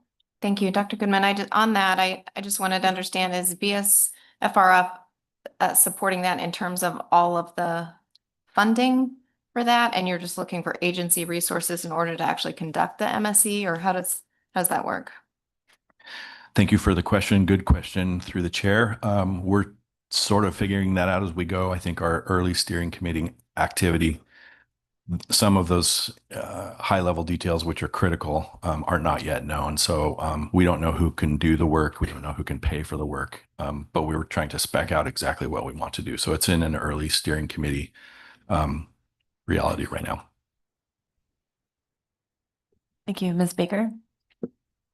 Thank you, Madam Chair. Following up on Ms. Kimball's question, thank you, Mr. Goodman. This is very helpful presentation.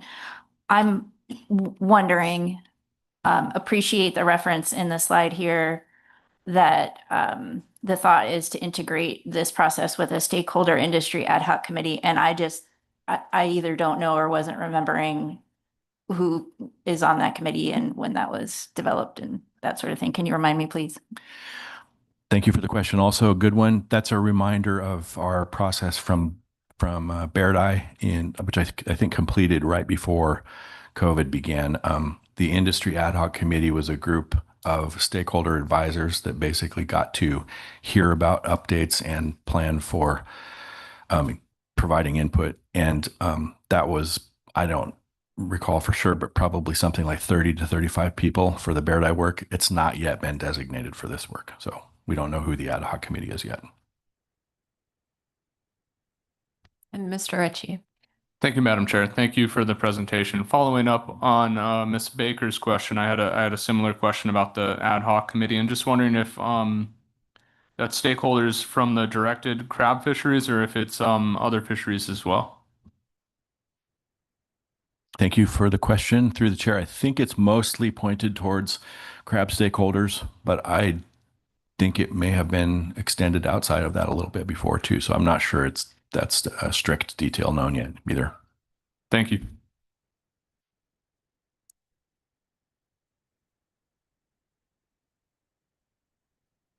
Okay, continuing on. Thank you for the questions. This one is related, and I mentioned this also. We have this one in press. A manuscript is pending. I think we have a place for it to land as a special publications report with the state of Alaska.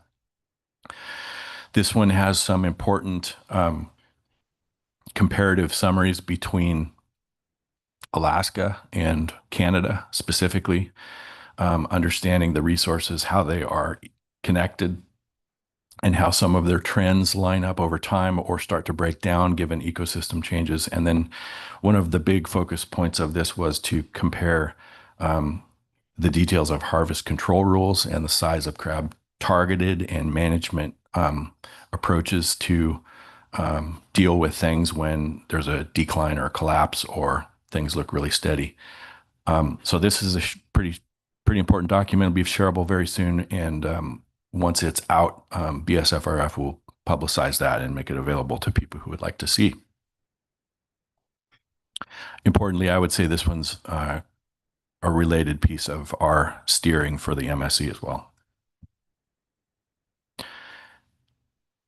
Okay, I have a shift towards some of the related publications in progress with our partners. The next few slides, I'm going to go ahead and lead. If you guys have questions, I think that Dr. Litzo and Ms. Paloff are available.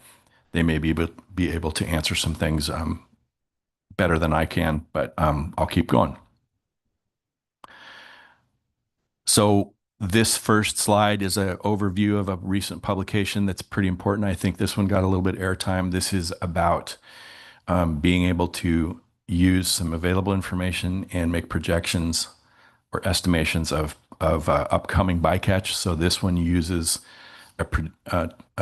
available information from the NMFS survey and Amendment 80 bycatch information from 1997 through 2023 to predict catch distributions. And some of the important conclusions are, and I'm going to cover this one really quickly, is that there is a bycatch distribution can be predicted with a high level of skill, that there's been some shifts in where the bycatch is occurring over time related both to that and the NMFS survey data. And then importantly, that this can provide the council and others with new information on some of the details of those distribution changes, specifically about the savings area.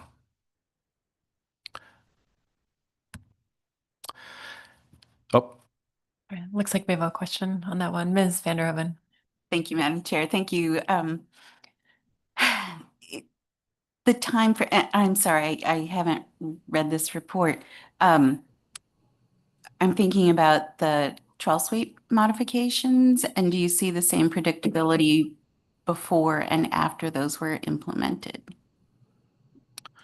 good question. Thank you, Ms. Vanderhoven, through the chair. I'm not sure on that one. I think the sweeps were they implemented before 97 or after? After 97. So there's, yeah, you're crossing over a period there. Okay. Yep. I think we could look into that and report back to you on that. Through the chair, if I could weigh in on that one. Yes, Dr. Litzow.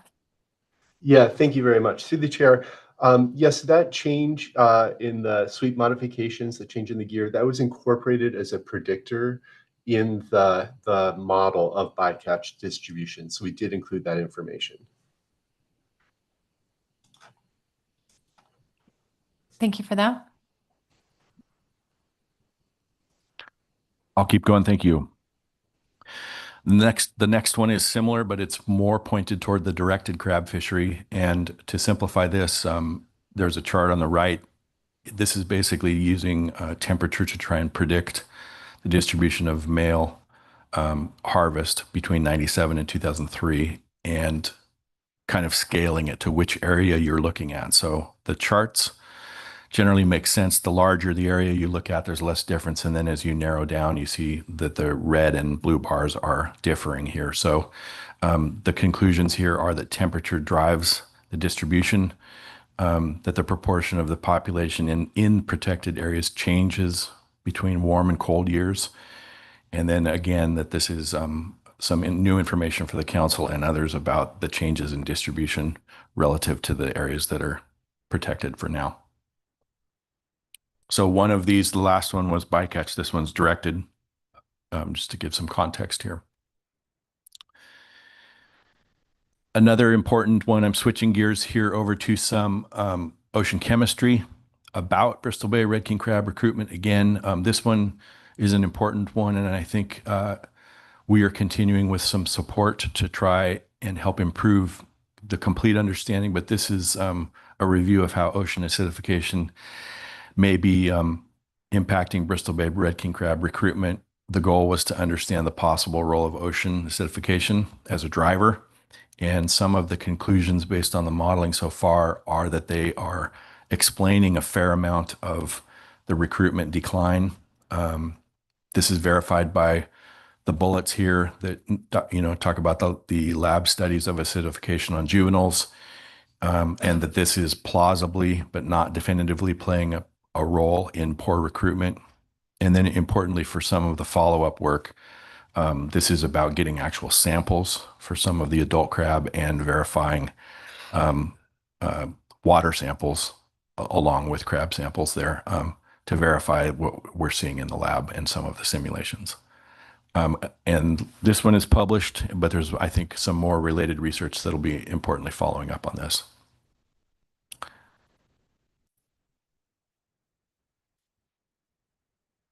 Okay, moving on. This is also a little bit of a shift going up to the north for snow crab in the Chukchi. Chukchi is beyond the open, of course, commercial crab fishing areas in with the far north. One of the realities for snow crab is trying to understand the dynamics of to simplify it, sink and source issues. Where do these guys historically over long periods live, and where do they move to? Where do they go to, and how do they potentially separate given conditions? The Chukchi is probably one of the northernmost in our region. And this study was looking at how the effects of climate change on juvenile crab in that area can be looked at to learn what we can see. And the conclusions so far are that the smallest size classes, and these are tiny, tiny crab, less than 10 millimeters carapace width. So you're probably looking at your pinky fingernail for a point of reference, and that those are strongly negatively affected by warming. And this is potentially insightful into how warming affects juveniles that are too small to be sampled by normal gear. And I believe that these samples are drawn from beam trawls up north. So kind of a unique far north sampling gear. Sorry, Ms. Glenn. Thank you. And actually, my question's back one slide on the ocean acidification research that's coming out. And I know that there is soon to be red king crab mariculture happening. Has there been work done to understand if that mariculture will help them get over these potential effects of ocean acidification on juveniles? For example, would those mariculture crab be released after that stage where they're most affected by ocean acidification to help? Is there any work being done on that? Great question. And I can't give a good answer there. So maybe I would ask Dr. Litzow or Katie, do you guys have an answer there that might be helpful? Thanks to the chair. I can start on that one. I have not been involved in planning for the mariculture research, so I can't speak to their exact plans as they stand at this point. But one of the crux issues for red king crab mariculture is that raising them up to the late juvenile stage through multiple molts is quite difficult because there's a lot of cannibalism in captivity for those young crab as they molt. And looking at the scale of releases that would be necessary for stock enhancement, it's impractical to cage the crab individually. So I think that will be a crux question that the research addresses, but to my knowledge, they haven't worked out exactly what life stage would be released.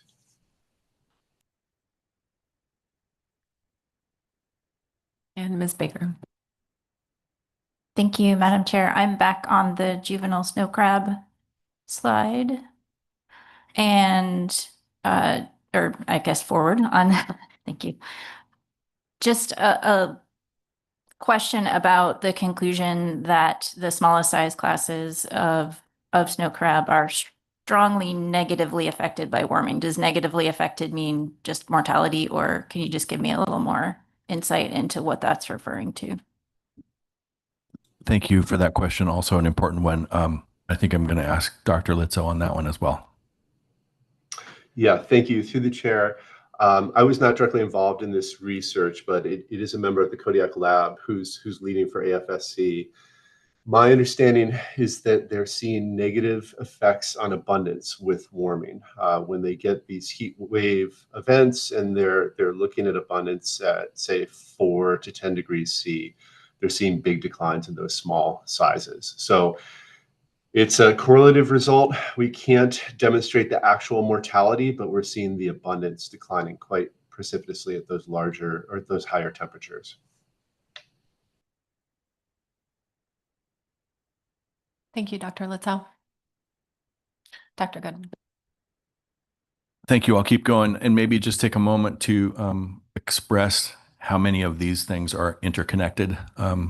We're presenting things, summaries here that are discrete pieces, but there's definitely some connection between these relevant to upcoming activities and upcoming plans, namely the ACK crab and the artificial propagation that we have has quite a large effort pending here in the next coming years and to move that potentially forward. So I just wanted to take that moment to note that, some of these questions that are species and regionally specific or also very acute questions about ocean chemistry are kind of relevant across the board for crab.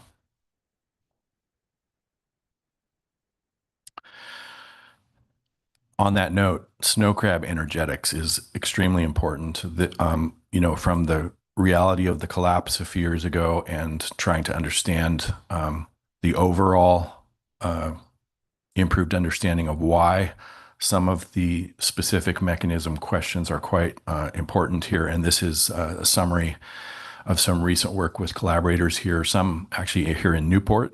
And key findings from this are that the specific health and the snow crab energetic reserves declined below mortality thresholds during this period where the snow crab collapse was occurring, and that the energetic declines were driven by the absence of ice-associated spring blooms during the marine heat wave. So this is some ongoing work. Mike, I don't know if you have anything further to share there, but this is really important for both tactical and strategic management advice, not just for the managers, but for the stakeholders as well. Yeah, through the chair, if I may, I'll just weigh in very briefly on that one as well. Yes, Dr. Litzow. Thanks. Yeah, Scott, I think was spot on with this. It's a very important, to my mind, it's a very important piece of evidence about the cause of the snow crab collapse, where these researchers were able to demonstrate very low energetic reserves as the collapse was ongoing. So that's an important piece of evidence supporting the idea that starvation was the ultimate cause of the collapse. And we're using this rapid assessment tool for snow crab condition and making that a regular part of our survey going forward. And so the idea is that we'll be able to produce an index of snow crab condition in time for the September crab plan team meeting and then the October council cycle to give potential early warning of declining food availability, declining energetic condition for the snow crab stock, if and when we see further heat wave events. So we're really thinking of this as Scott said, as a tactical tool to provide managers with earlier warning of potential issues with this stock.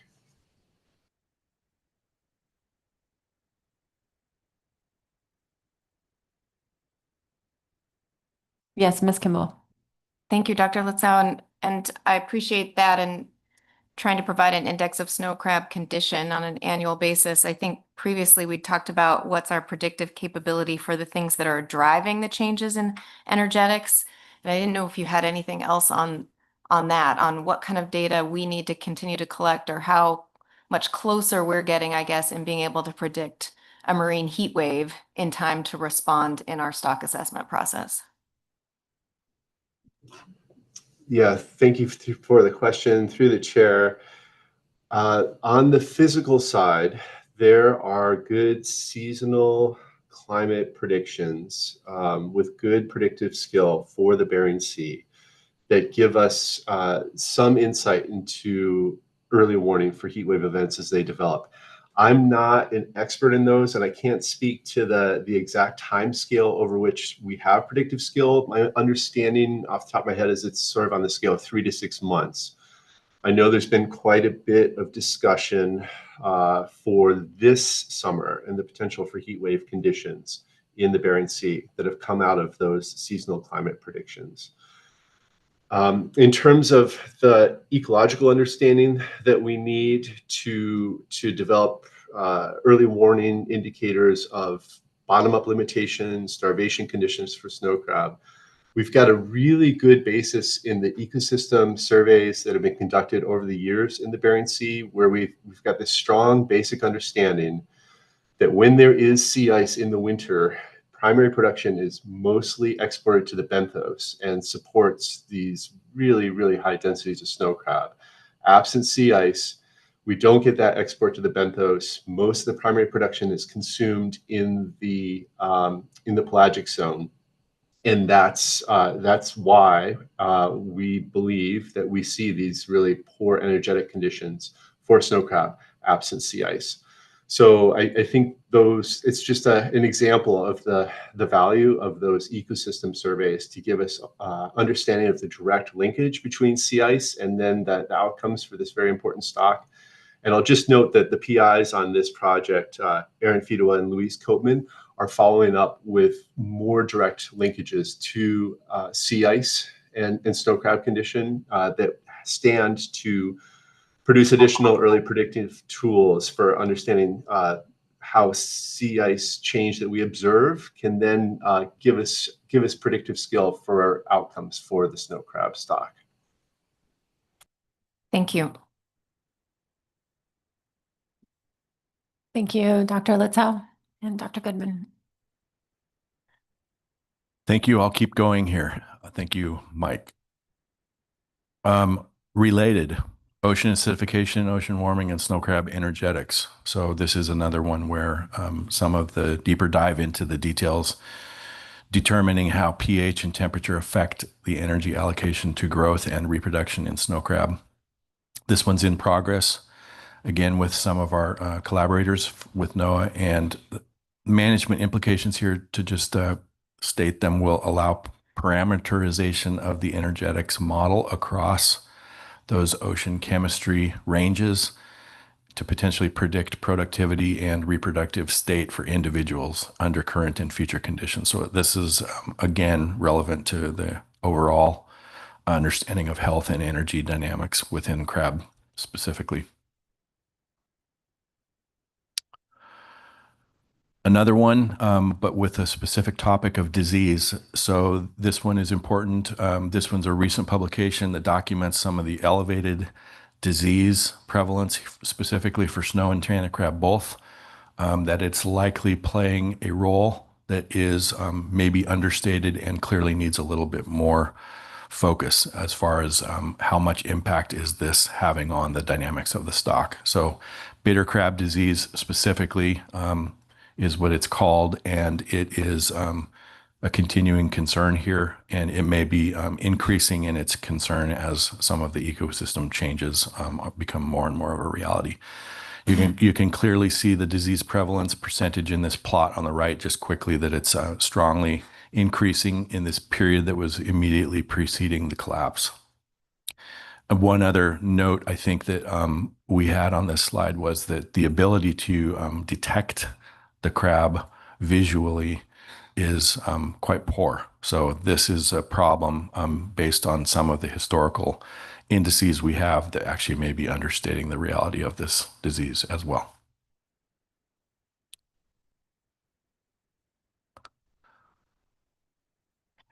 Okay, I'll shift gears a little bit and talk about disaster relief research planning with our partners. And I haven't yet said it here, but there's an awful lot of people working on these research specific topics, both with the state of Alaska, Department of Fish and Game, and our partners at NOAA, AFSC. So I would just like to acknowledge everybody there and say thank you for all the hard work.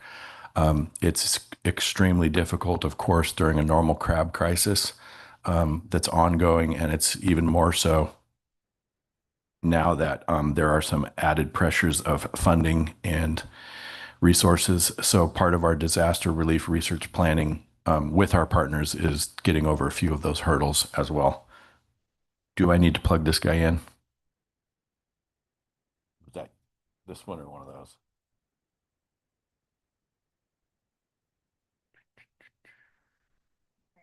There was a low battery. There was a low battery indicator here.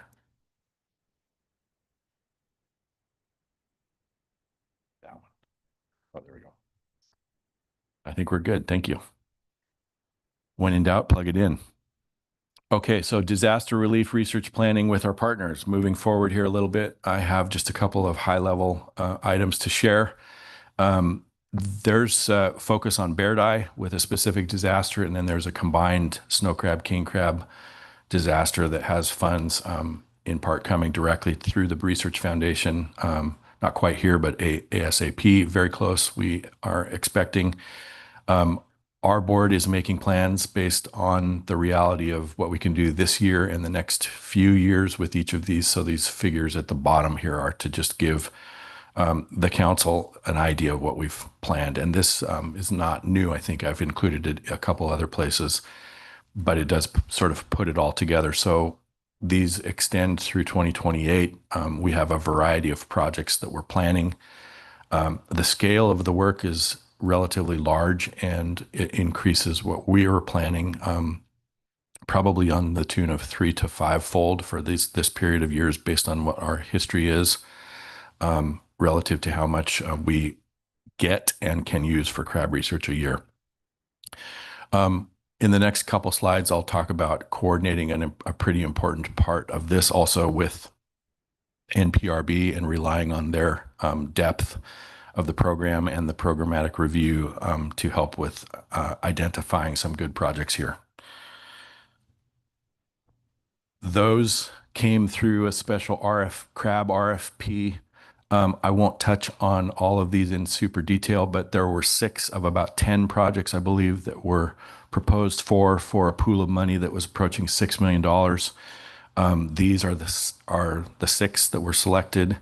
They each topically address something different for snow crab or king crab.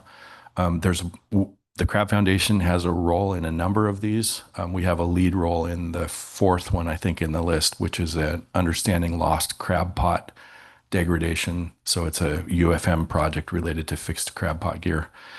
But there's a variety of good projects here. We know that there was others that were also quite good that didn't get selected, but this came through NPRB. It was a sort of a special process. I think a couple of folks here may have been involved, but to give an idea, we had an indirect role in this one, but a named role.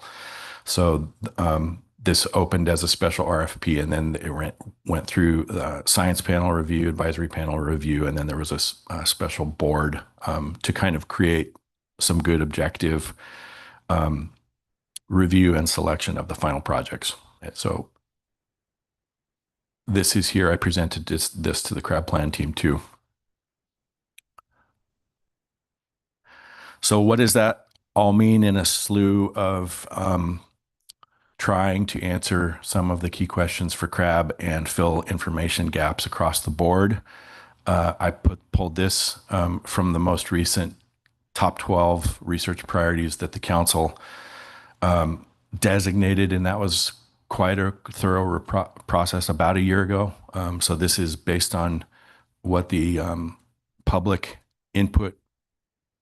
offered input on, and then the SSC and crab plan teams and other plan teams all addressed, and then it ultimately made its way through council review. These are the ones that you guys designated and approved of last year, and I simply wanted to pull these up at the end of covering so many different items and give kind of a high level view that the ones in red are the crab ones, and a number of the projects that we just talked about or touched on hit those ones. A couple of the ones that are not in red are indirectly also related because they're about climate and climate impact, but just to give you guys an idea that things are connected here.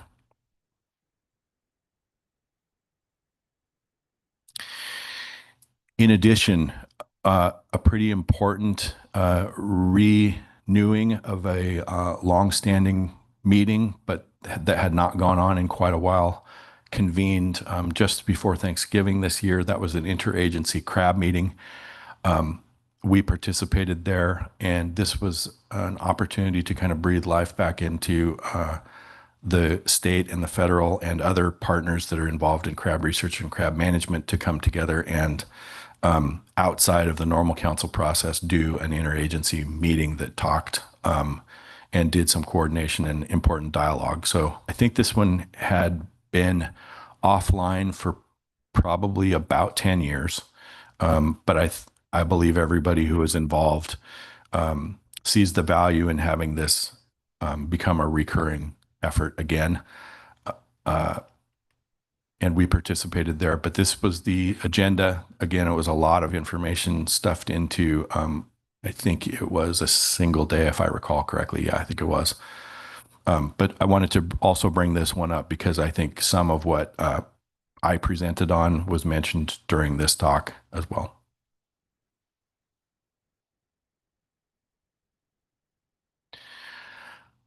My last plug, to just simply make about in-person versus remote. There's strengths, weaknesses, but from our perspective, for a special meeting that we co-host with ABSC in the fall, In-person meetings become kind of critical because it's a time where we can have a few of our collaborators from NOAA and ADF&G present with us at a physical venue in Ballard. Lots of industry folks show within the crab industry and outside the crab industry. But basically, it's an important time for us at the end of Crab Plan Team Week in September to get together. And I would make my plug here that I'm hoping that the September Crab Plan Team is an in-person event in Seattle this year.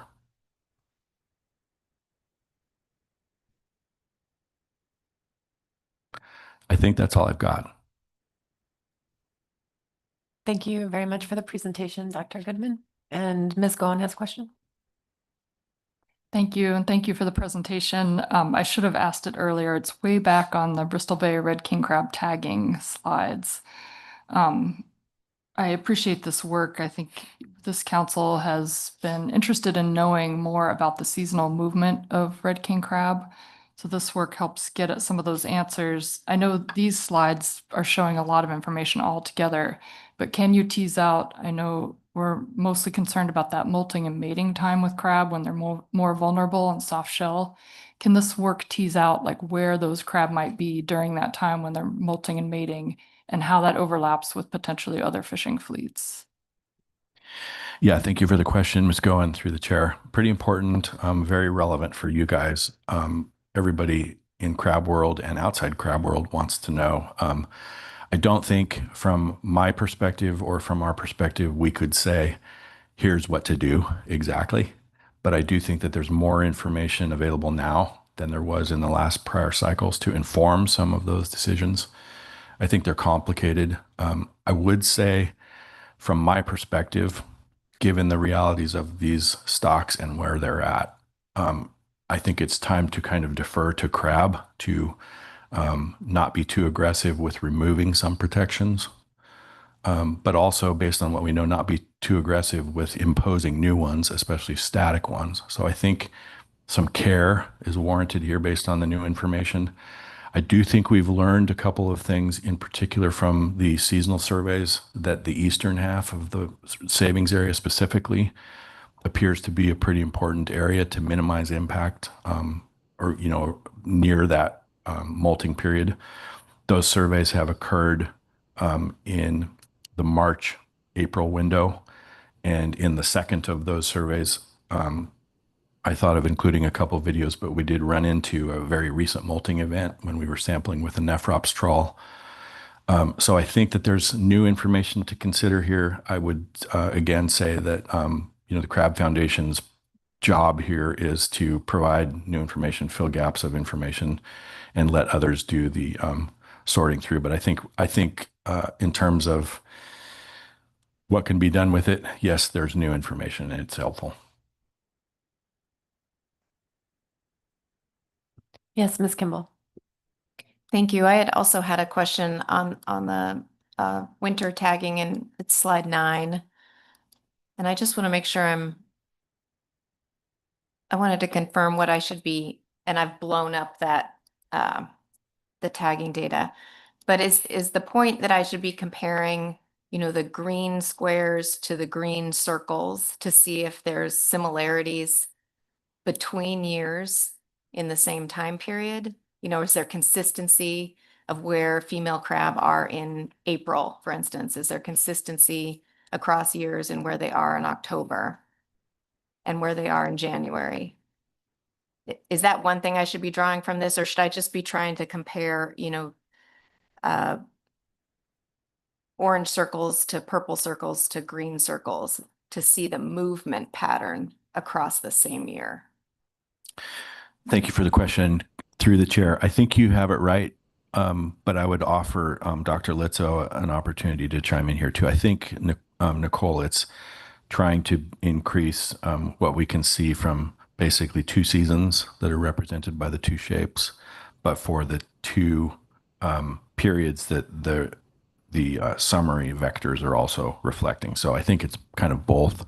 If things were identical, you would see the different shapes of the same color being in the exact same spot or very close to it. So when there's a difference there, I think that that's important interseasonal difference that's being reflected. But Mike, maybe you could add more. Yeah, sure. Through the chair. I'll just make the council aware of an ongoing project that's really looking to summarize the available information that we're getting from the tagging projects.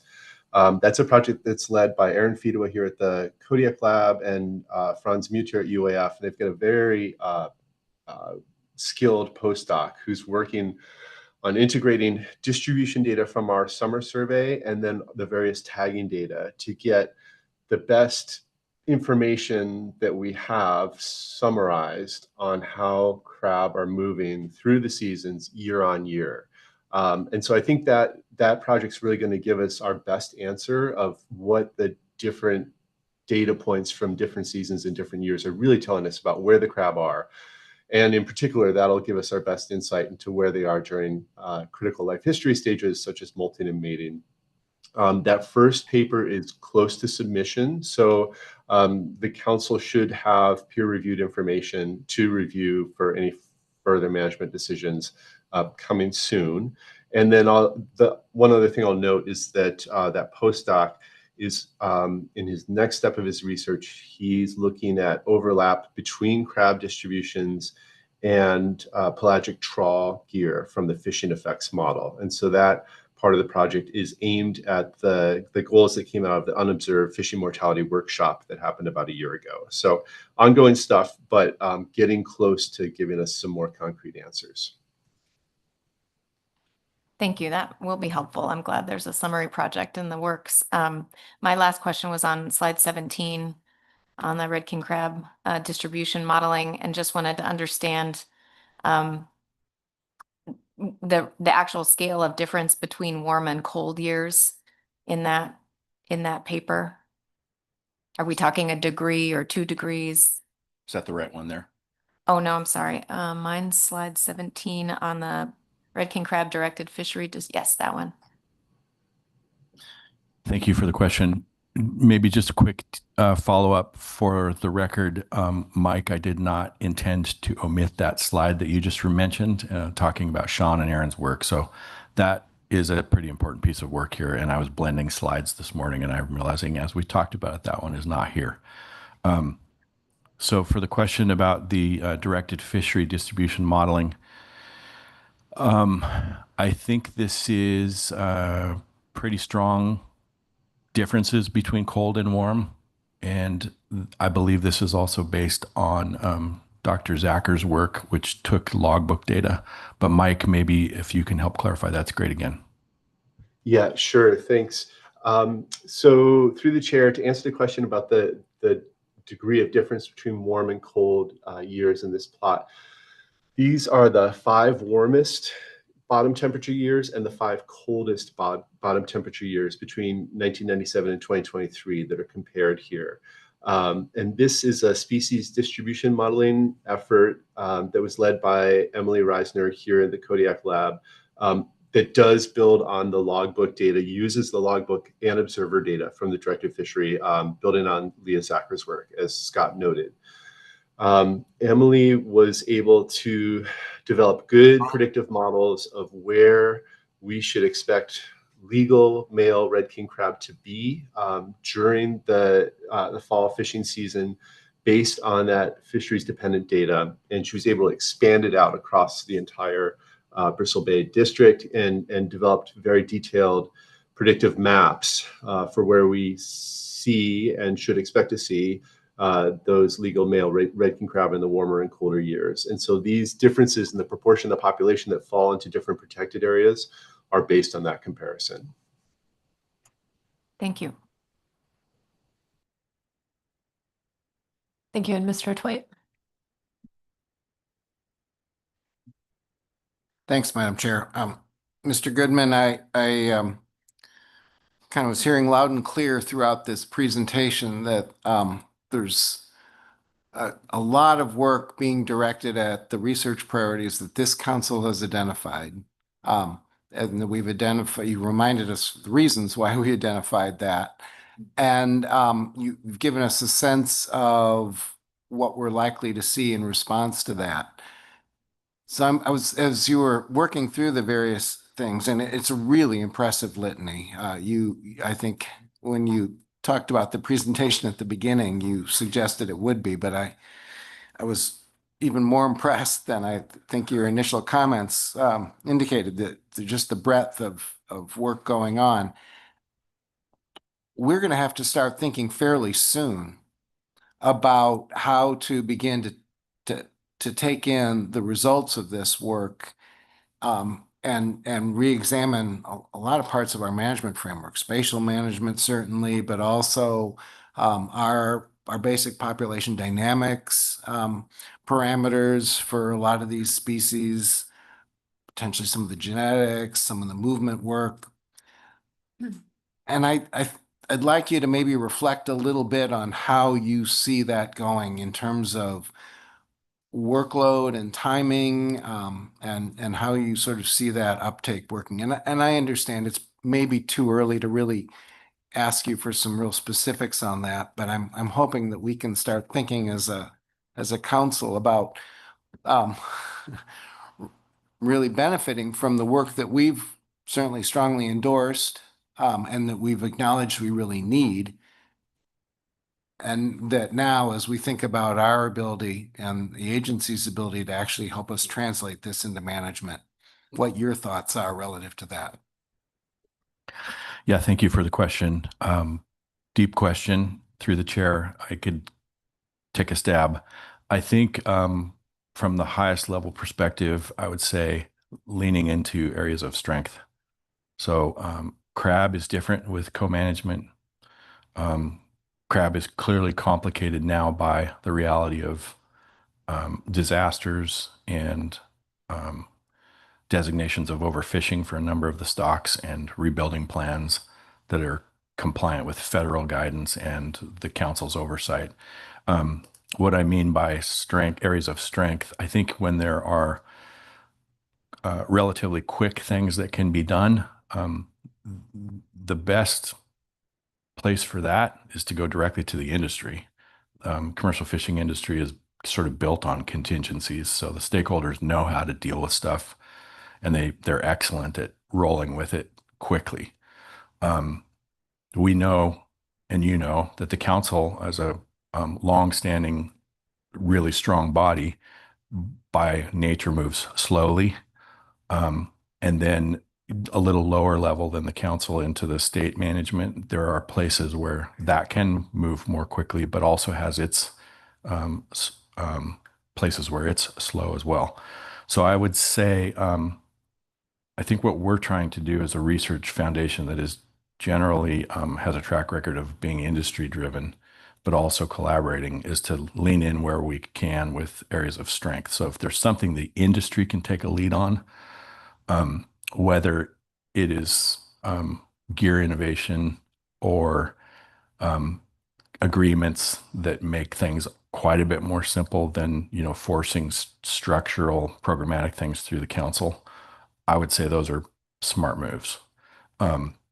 For crab, again, I would say if we're seeing really good, strong signs of recovery, for example, when a season's closed for a year, you see an uptick, or it's closed for 2 years, you see an uptick, that would mean things are kind of on a track where you can make sense of it and it's working. Because we're not seeing that's where I personally hold my views of now is not the time to be aggressive with cutting corners for crab. I think we still need a lot of attention on crab. And maybe to finish, I don't think it would be too good to just encumber it with really slow process pieces that take a long time, more than are already here. There are some, and those are a reality, but hopefully that's helpful. Thank you. And Ms. Gon. Thank you, and I appreciate Mr. Twite's question. That was very thoughtful and helpful as we move forward here with the council. You mentioned genetics in your question, which reminded me that there's some new information on Bristol Bay Red King crab genetics that I didn't see in your presentation. I think it's showing that's a unique genetic population. Is that correct? Yep. Thank you for the question. We included an upcoming approved disaster relief project that looks at genetics a little further than has been recently done. But I think the most recent information was presented not this January, but last January at the crab plan team to substantiate what you're saying. So those are really important things that cross sort of the regional and district or fishery level management when you have things like mature males or females moving outside of a district boundary, which we do with the Northern District, and understanding if they're genetically different or similar, or if it's just a response to something. But then, of course, also related to what do you need to be aware of as you potentially start to artificially introduce crabs that might be genetically different there. Thank you. And my last question is regarding timing of a couple of these things. One, Dr. Litzow mentioned in response to Ms. Kimball regarding that bycatch modeling and tagging paper, you said coming out soon, and then the additional work the grad student's doing. Do you expect that to be as soon within like the next year, 2 years? Can you give some sense of timing on that? And then I have one more timing question. Mike, I'll let you take that one if you heard it. Sure, I did. Yes, thanks through the chair. The first paper from the postdoc that combines distribution data from the summer survey with movement data from the tagging to get that sort of holistic view of changing distributions through the year. That, if I had a crystal ball, I would say that would be submitted to the journal as soon as, say, 2-3 months from now. He's far along, has a very clean draft that's being shared out with co-authors. At that, it'll be up to Dr. Muter and the postdoc as to when they'll be ready to share out a preliminary version of that. But I would say it's close on the scale of months to being shared out as a preliminary product. The next step in terms of overlap with pelagic trawl gear between crab distributions, Bristol Bay, Red King crab distributions, pelagic trawl gear, that's a longer time frame. We're talking about, say, over the next year, he'll get to the point of having a preliminary product that's ready to share out with the council and with others. Thanks for that. My other timing question was on the crab research projects that are coming out of the fishery disaster money. And you mentioned the one on unobserved fishing mortality of pots. Do you have an estimate of timing of when that information will be available? Yes, good question. Thank you. Through the chair, I think we're initiating some steering on that project immediately. Intentions are to do some field testing of the methods here midsummer this year, and then to deploy the first large field phase of that work concurrent, hopefully with a red king crab season this fall. So we're keeping our fingers crossed for another open season, and that research effort, which would place quote unquote lost pots as simulated fishing gear on the grounds, basically. So we would hope that to occur late this fall if we stay on track. And there's some schedule planning that may get tweaked as we go here, but that's what I know for now.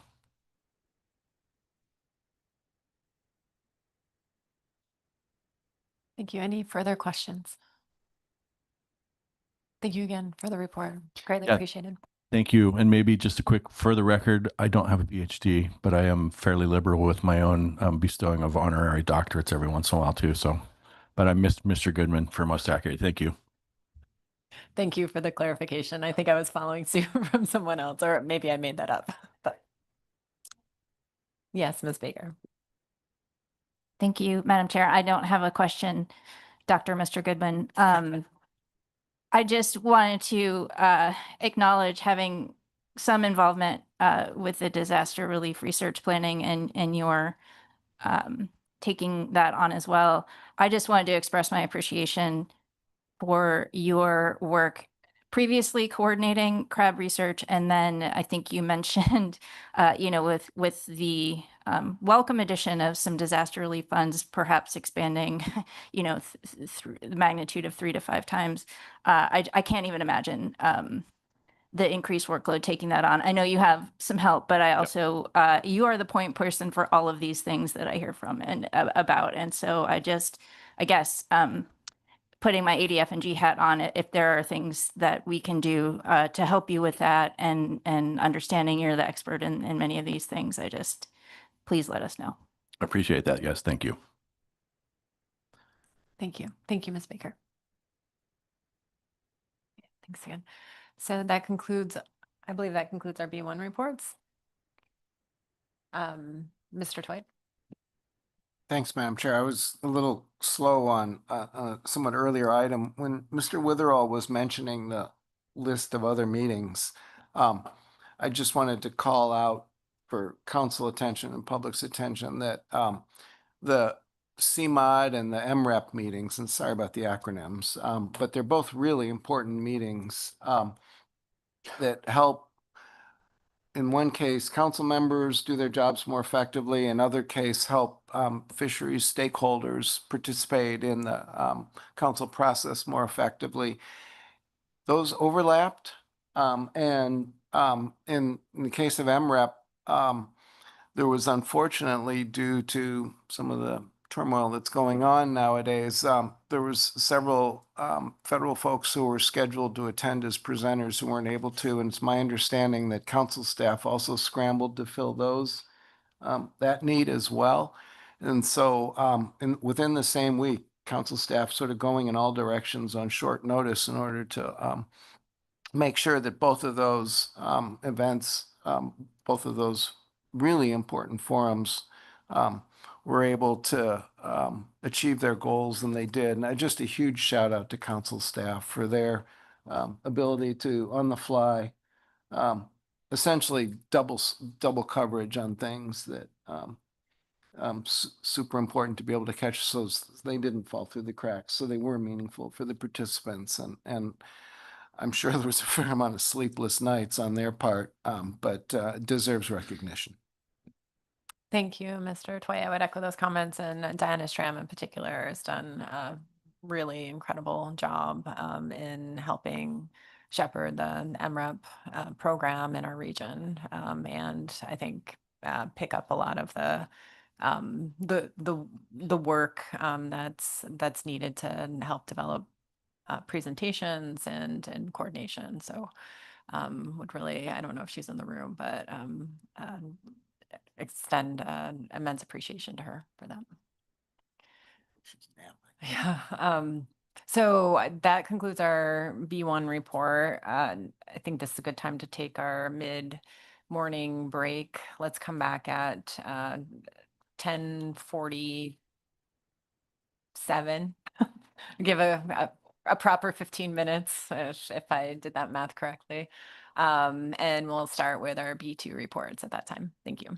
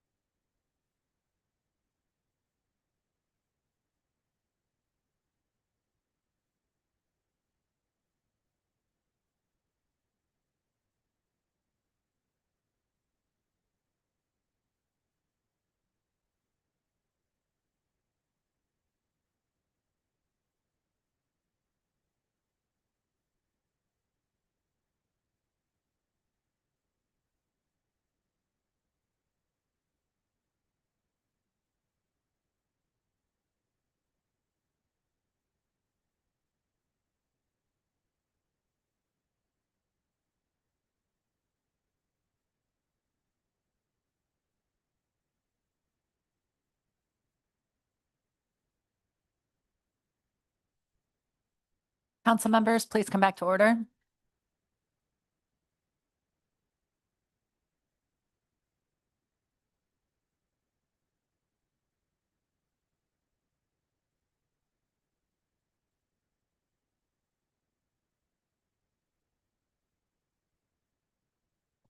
Okay, we will be continuing our discussion with the B2 NMFS Management Report. Gretchen Harrington with us. Good morning, Madam Chair and members of the council. I'm Gretchen Harrington with the NMFS Alaska Region Sustainable Fisheries Division, and I start on the B2 report, but I think our regional administrator, John Curlin, has a couple things to add. Thank you, Madam Chair and Ms. Harrington. Good morning, everybody. So during the April meeting, I reported on the National Marine Fisheries Service's staffing situation, including staff we had lost and additional reductions we are anticipating. And so I just wanted to provide an update to the council on that situation. As of January 1st of this year, the NMFS Alaska Regional Office had 9 vacant positions that we viewed as critical to maintaining effective fishery management operations. We had other vacancies beyond that, but those were ones we thought were especially important. As of the end of May, we have lost an additional 28 positions from a combination of the deferred resignation program, the termination of employees on probationary status, employees who took early retirement incentives or other separation incentives, and other resignations. And we remain under a hiring freeze. So in total for the Alaska Regional Office, that's a 24% reduction in staff since January 1, which doesn't count the prior vacancies that I mentioned. This leaves 87 people on board compared to 115 at the start of the year. In our February and April reports to the council, we included brief summaries in our written B2 management report on each of the people who've left us. And if you look at the B2 report for this meeting, we similarly have summaries for the more recent departures. They range from staff who are early in their careers to those with decades of experience who were in the peak of their careers, including some who, frankly, were not quite ready to retire, but decided, given the circumstances, that they would. As one of my fellow regional administrators put it recently, we lost many up-and-coming people, and we've also lost people with vast institutional knowledge. This, of course, reduces our capacity in a pretty dramatic fashion, including core fishery management functions such as regulatory analysis and development, fishery permitting and quota management, information technology, and operations to support sustainable fisheries. We're also staying tuned for potential reductions in force and reorganization. And for that reason, I am not yet at a point to be able to make firm decisions about exactly how we will change our operations to focus on a narrower scope of functions. We know we're going to need to do less, but I'm not yet able to describe to you what functions we will have to stop or what the full scope of impacts may be. We do have some clarity on priorities, which is useful. Via a series of executive orders, not only on restoring American seafood competitiveness, but also executive orders on unleashing Alaska's natural resources, unleashing American energy, and other administration initiatives. And we will, of course, be working to advance those priorities using whatever levels of staff and budget we have available. As you're all aware, my boss, the Deputy Assistant Administrator for Regulatory Programs, Sam Rauk, will be joining us right after lunch, and he'll be able to say a bit more about those priorities and how the agency is dealing with them. So I'll continue to keep the council posted on this in the coming months as hopefully we get more clarity about operational implications. And I'll just close here by, as I did in April, by again, expressing my thanks to many people in the seafood industry and in the public generally who have reached out to express their support for our staff and their gratitude for staff's public service. All of our staff really appreciate that very much. So with that, I'll pass to Ms. Harrington to proceed with the rest of the NMFS Management Report. Yes, before doing so, it looks like we might have a question or two for you, Mr. Curlin. Ms. Vanderhoeven. Thank you, Madam Chair. Thank you, Mr. Curlin. Thinking about that report and previous reports, one thing that I've picked up on is a lot of mention of loss of IT support in the regional office. And we don't think about them a lot in the capacity and how it ties in here to this process. And it seems to me those ranks are probably getting really pretty thin at this point. Can you just elaborate a little bit on how that might impact things that we might be looking to do here in this process? Yeah, Madam Chair, Ms. Vanderhoven, thanks for the chance to elaborate on that.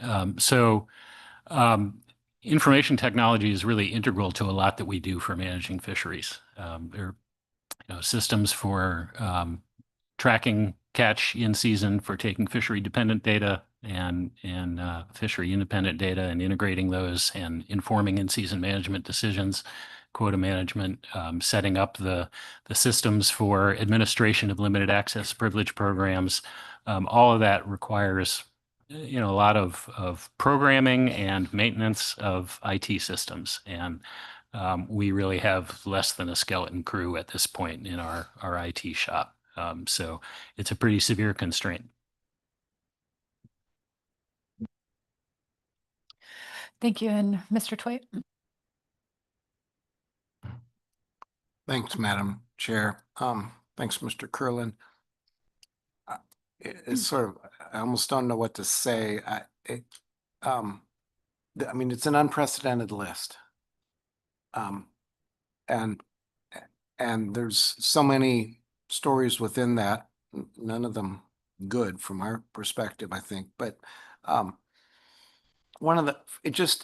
small thing that catches my attention is that one of the hardest things to do is to acknowledge the individual contributions so many of them have made, because the list is so long. We spend the rest of the day doing that, and that's sad when people, particularly experienced people who've contributed so much and meant so much to the process, depart. It's a good thing to be able to acknowledge what they brought and thank them for what they brought. And if I were to call any out, I'd certainly do it at the risk of in a way, disrespecting many others. But I still, at least just from my own perspective, as one council member with one staff person that I've worked with a lot and admired and learned from a lot, I would like to, at the risk of, as I say, ignoring many other equally worthy people, but Jennifer Mondragon, what a loss. And while I wish her the best, and I'm sure that she will make the best of the situation she's in, dang, I'm going to miss her a lot. But I do have a strong inner Jennifer Mondragon hanging out there sometimes that can, I can summon up in times of need. But her remarkable ability to find a path forward through what seems like almost an obtuse wall at times, or several obtuse walls, just always impressed me. I did my best to learn from her, watching her work. And I just say, everybody else has got a story here. Everybody else will be missed as well. But I did at least want to acknowledge one person out of that long list, because they all deserve acknowledgement. Thank you, Mr. Twait. Thank you for the updates, Mr. Curlin. We certainly appreciate the challenges that this is posing for the region, and have, share your concerns about how this may affect, our partnership and process moving forward. So I really appreciate the updates as you have them. And yeah, we're committed to working through this with you. Thank you. Thanks, Madam Chair. And I should have noted that Dr. Foy will touch on a bit of the impacts to the Alaska Fisheries Science Center during B4 as well. Thank you. Ms. Harrington. Thank you, Madam Chair. All right, so I'll first talk about the NMFS B2 report and then our additional discussion paper. So starting with the B2, we do have some progress on rulemaking. On June 4th, we published the notice of availability for Amendment 125 to the BSAI FMP, and that would allow small vessels to harvest Pacific cod during the jig gear A season, and to have that accrue towards the jig sector allocation. And comments are due through August 4th, and we anticipate publishing a proposed rule for that action soon. On June 3rd, we published a correcting amendment that we had some language in the cost recovery section of the PCTC program that was incorrect, so we removed that, and hopefully this will make it clearer this next cost recovery cycle. We also published the proposed harvest specifications on May 5th and had a public comment period that closed, and we are anticipating publishing the final harvest specifications soon prior to the start of the fishery on June 19th.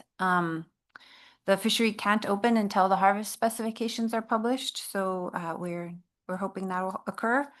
We also published the fee notice for the Central Gulf of Alaska Rockfish Program cost recovery fee notice on April 11th.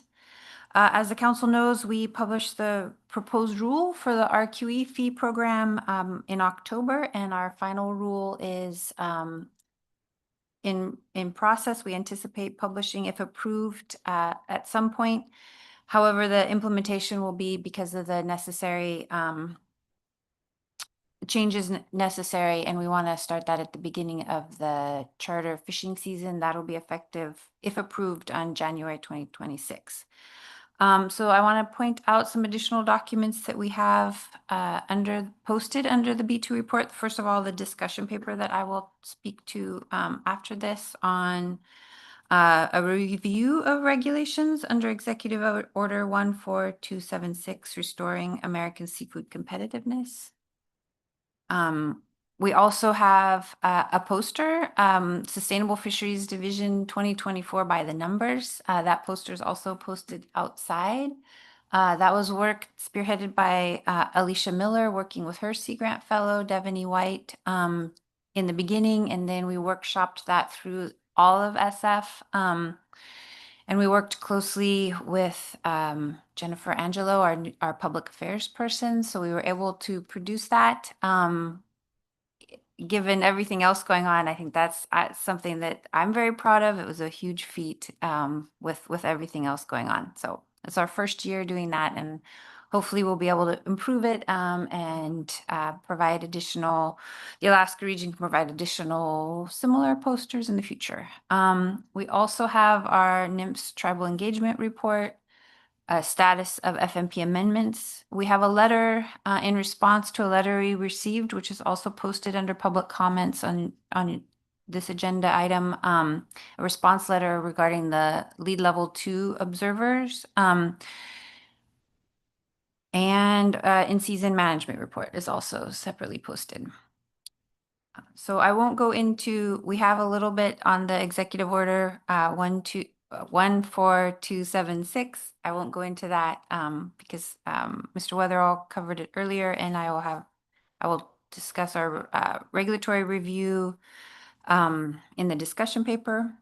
We did issue the exempted fishing permit on May 23rd, 2025, and this was the EFP that the council reviewed to develop and test salmon excluders in the Bering Sea pollock fishery during summer fishing conditions, where chum salmon is the primary salmon species caught as bycatch. We're continuing work on the data confidentiality handbook, working with the state of Alaska, updating the handbook based on changes from a final rule that the agency published, but making sure that our handbook ensures that Alaska region data confidentiality practices are consistent with the final rule while maintaining our longstanding alignment with the Alaska Department of Fish and Game confidentiality practices. We, on May 15th, Sustainable Fisheries submitted to Protected Resources a biological assessment to reinitiate formal consultation under Section 7 on the BSAI groundfish fisheries. That was a huge undertaking, and we're very proud to get that process started with a very comprehensive biological assessment. The proposed action includes all groundfish fisheries managed under the BSAI FMP and includes state of Alaska parallel groundfish fisheries. The next step in the process is for PRD to review the package and determine if it meets the requirements identified in federal regulations to start a consultation. The Alaska region has also published a notice of availability for the identification of draft aquaculture opportunity areas on April 23rd and accepted public comments. We're in the process of reviewing those comments along with the state of Alaska, and all of that information is going to feed into the National Center for Coastal and Ocean Sciences web mapper and an atlas that will help inform the peer-reviewed geospatial planning information. And that atlas will assist NOAA and the state of Alaska in the Environmental Policy Act review as we move forward with developing a programmatic environmental impact statement as required for Alaska aquaculture opportunity areas. And finally, or not finally, but next, we conducted a groundfish and halibut seabird working group. That's part of a condition of a previous Section 7 consultation, and it's a condition of a biological opinion that we conduct this meeting for the 2024 fisheries. There were no takes of ESA listed seabirds in the groundfish or halibut fisheries off Alaska. We're in the process of compiling a written report from the meeting, and we will provide that to the council in the October NMFS B2 report. So moving on, the next section is one. So as Mr. Curlin spoke to earlier, we have summarized the losses for the Alaska region since the beginning of the year. And SF lost 3 people, as Mr. Twite noted. Jennifer Mondragon, many of you have worked with her extensively over the years. As we say in our report, every project that she worked on was far better off with her involvement and her ability to navigate a myriad of issues to get to a positive outcome. And we greatly miss her, although I'm very happy for her to, move on and do different things with her life. We also, Kurt Iverson left the Alaska region. He was integral to a lot of the halibut work that the region did, the charter halibut, subsistence halibut, commercial halibut, working with Mr. Curlin through the IPHC process, publishing the annual management measures, and the spearheading our implementation of the RQE. You will be greatly missed. And then also Gabriella Burrell, she started working with us as our technical editor. So she ensured that everything we wrote was very well written and concise, and it was a huge help. She became our Paperwork Reduction Act coordinator. And that is a huge process. I'll talk about that a little bit more in the discussion paper, but that's how, following the Paperwork Reduction Act, and it's very complicated paperwork process, honestly, is how we ensure we can receive applications for the public for quota share and a number of the information collections that we do that are vital to how we manage our fisheries. And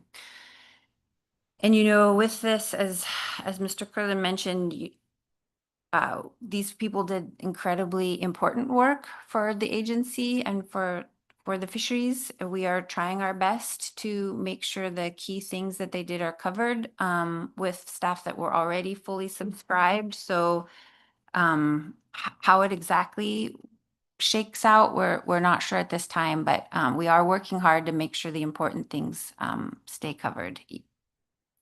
Protected Resources Division lost 2 folks, Illyria Jensen, who was the, I forgot to mention, one of Jennifer's important roles was she was the deputy ARA, so she helped me out a lot just in the smooth functioning of a very large division.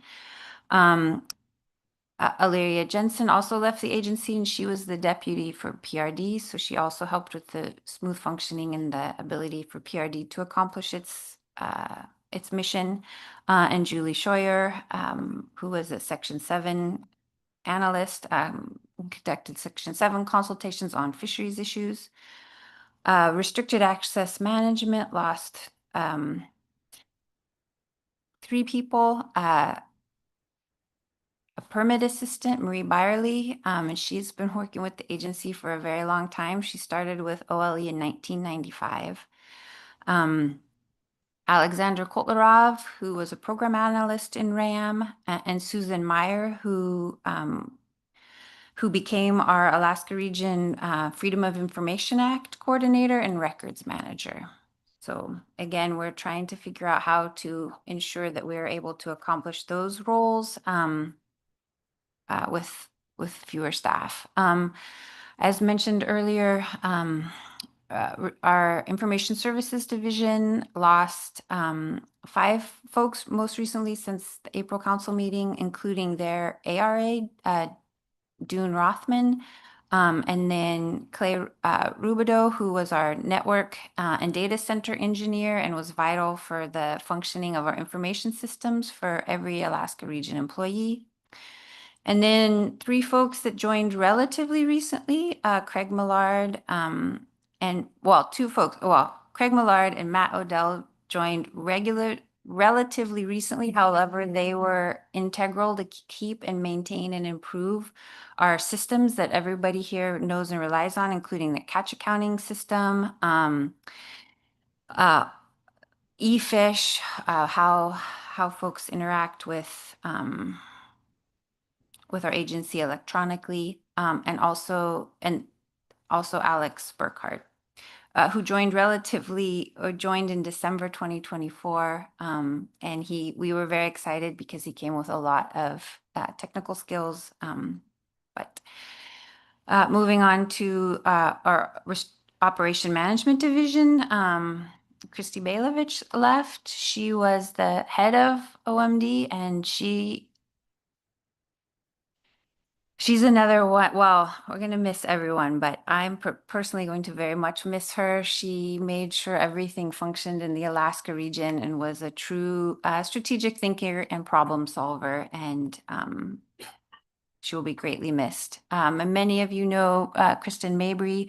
She was in our Protected Resources Division, and she was like a lead staff person on the stellar sea lion protection measures for the Alaska region. That was quite a while ago, but I think that's how most folks in this arena may know her. She moved then into being our learning officer and head of our human resources. And we will miss her. In the Habitat Conservation Division, lost 2 folks. Doug Limpenzel, who many of you know through his work for the EFH non-fishing effects report. So he conducted consultations and really took an ecosystem perspective for central fish habitat.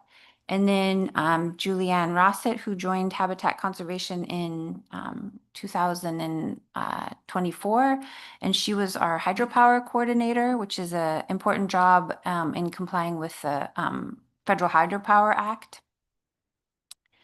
I also want to mention that NOAA General Counsel Alaska section is down 33% since the end of 2024. 2 support staff have departed, and they have 1 unfilled attorney position due to an end-of-the-year retirement, and that was Tom Meyer, who many of you worked with. He worked on a lot of our catch share issues and observer program issues over the years. First off was Joe McCabe. He worked with NOAA General Counsel, and he was very instrumental in the programmatic EIS and all of the EISs that the Alaska region has done since then, and helping the NEPA coordinator and the project leads with how we comply with NEPA under all the unique circumstances that we always come up against with every EIS. He also helped with FOIA administrative records and reviewed in-season management actions, so he will be missed. And Jennifer Norton, who joined GC AK in 2020 as a program specialist. And Jennifer kept the legal office functioning smoothly so that the attorneys could focus on providing legal expertise and legal counsel to NMFS and the council. So that concludes my B2 report. Okay. Yes, Ms. Baker.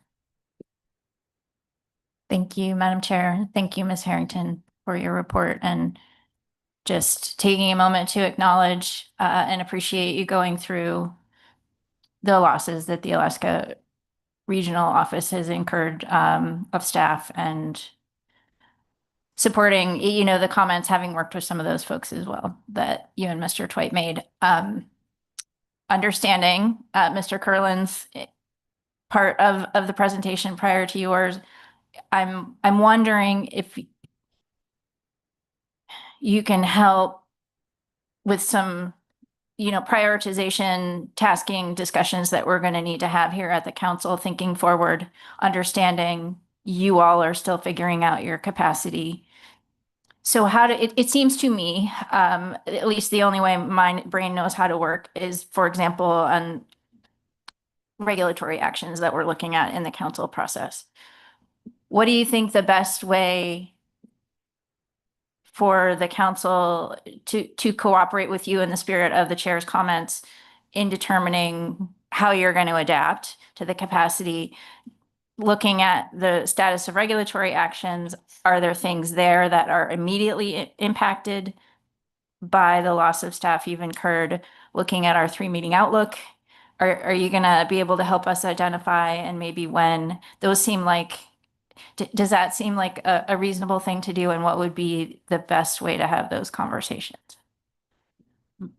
Through the chair, Ms. Baker, yeah, I view it really as a conversation because, how we're tasking staff depends on council priorities as well as administration priorities and what skills we have and how to best fit. A lot of our reg writers are relatively new in the past couple years, and so there's still a lot of learning there. But we've been able to accomplish big programs, and so yeah, I think as the council wrestles with this and in staff tasking, and I think through conversations with Mr. Kurland and Mr. Weatherall and Ms. Evans about what our capacity is to do new things or which things take priority.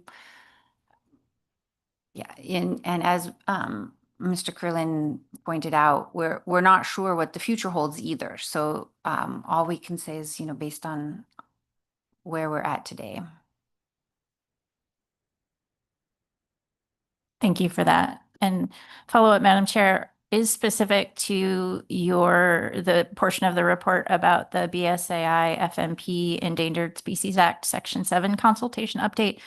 Along similar lines, I think among at least council members, as I can imagine, and probably affected industry members as well, I think there will be some interest in this, understanding that it looks like it remains an Alaska region priority to make progress on this. As you're kicking off that process, have you thought about the process for keeping the council updated on how that's going along? I'm just personally not familiar, since we don't do these processes too often, about possibility for review drafts, or do you work with council staff? Just how do we get a bit of a primer, one, on council involvement in that, where and when, and then just what's the best way to keep the council and the public updated about progress on that? Madam Chair, Ms. Baker, thanks for the question. If it would be useful for the council, we could certainly, at the next meeting, provide kind of a recap on how that process works and opportunities for council involvement. We are considerably beyond just kicking off the process. The milestone that Ms. Harrington referred to is completion of a biological assessment by the Sustainable Fisheries Division as the action agency, as we refer to it, and passing that off to the Protected Resources Division as the consulting agency. So we're at the point of evaluating whether all that information that Gretchen's team has put together meets all the requirements to formally initiate consultation and develop a biological opinion. And then the process from there is for the analysts and protected resources to develop that biological opinion. But there are avenues, if the council would like updates periodically, there's also a NMFS policy directive that speaks directly to this. And if it would be helpful to go over that at the October meeting, we could certainly do so. Thank you, Mr. Carlin. Any other questions on the B2 report? Thank you again, Ms. Harrington. Thank you. So moving on to the discussion paper that's posted. So SF staff put this together. I call this like a whole of SF project, but we did it very quickly, right? The executive order came out in April. The letter from the agency to the council, that was the beginning of May. So we've been thinking about this from the regulatory review perspective of what were things that we saw that could help assist with implementing the executive order. And I'll briefly talk about the organization of the document and then go through and hit some highlights, but I don't plan on talking through each and everything. So in this document, we kind of briefly summarize our existing review processes, and then provide some considerations. I'm sorry, I should start this out. So we used a template for Sally Bibb, who folks saw this morning under the interview section. So she had prepared a similar report for the council in 2018 when the council looked at responding to the previous executive order, acknowledging that this new one is a little bit different, but we tried to build on Sally's report. So we include considerations in making and prioritizing recommendations. And then we've kind of done the first level of organizing actions. We have the actions that are currently under council development. So those are things that the council had agended. And then also we went through the 3-meeting outlook and the batter's box. So these are the things that the council has already identified that would fit under the regulatory streamlining or deregulatory bin, or reducing regulatory burden. There may be others, there may be things that we missed, but this was what we thought were the big ones, including the pelagic trawl definition and the maximum retainable amount action that the council will consider in that's scheduled for October. Then we have a category of actions that we're recommending, things that we gone through, working closely with the regulations and the folks that need to comply with the regulations, things we've learned over time that could be improved. And then we have a category and this is a new section of additional ideas. These are not recommendations, but these are more just ideas of ways to kind of get at the piece of the executive order, which is increasing seafood production. And then finally, chapter 7 is we asked the question, what of those things that were in the 2018 report did we implement between then and now? And so we go through those things that were changed. And it doesn't include everything that the council and the agency have done that would fall under the deregulatory umbrella, only those things that were identified in that report that were then implemented. We also include, in section 1.1, and we know that council is very familiar with this, but these are the Alaska region regulations, 679 50 CFR Part 679, Part 680. We also work in the regulations in Part 300. However, we didn't do as comprehensive review of those regulations, given the limited resources and the timing on this. So, and there are a lot of existing review processes, and everything new just gets added on top. So we still keep all of the existing processes, and we kind of highlight the council's process to review catch share programs under the Magnuson Act. And then we have two processes, a NMFS review of regulations. One is under the Paperwork Reduction Act, and we include Table 2, which identifies all the OMB. So our Paperwork Reduction Act compliance requires us to work with OMB in meeting all the obligations under the PRA. And Table 2 identifies all the OMB approved information collections necessary to implement the council's fishery management programs. And those, once they're implemented, they have required review schedules and a kind of a parallel process to the rulemaking process. And this table's primarily provided just for an understanding of the scale and the scope of our collections. And so under those, we get ideas for ways to streamline the requests we're asking for from the public. We also have a review under the Regulatory Flexibility Act for under 610 for periodic reviews of rules, which have significant economic impact on a substantial number of small entities. So we go through that process. And it starts with a notice in the Federal Register. Again, that's kind of a, in addition to the publishing of proposed and final rules. So Chapter 2, starting on page 10, just lists the things, and this gets at Ms. Baker's point too of staff capacity and priorities. And, the most important thing is the council knows is consistency with applicable law, impact. That's definitely related when you saw the Ms. Evans provided that slide with the arrows of high impact, high effect, low impact, low effect. And we definitely have a mix of items in this report. Synergy with ongoing actions. We've noticed over time, we're best able to provide those corrections or improvements around the edges when we can combine them with other bigger rulemaking projects.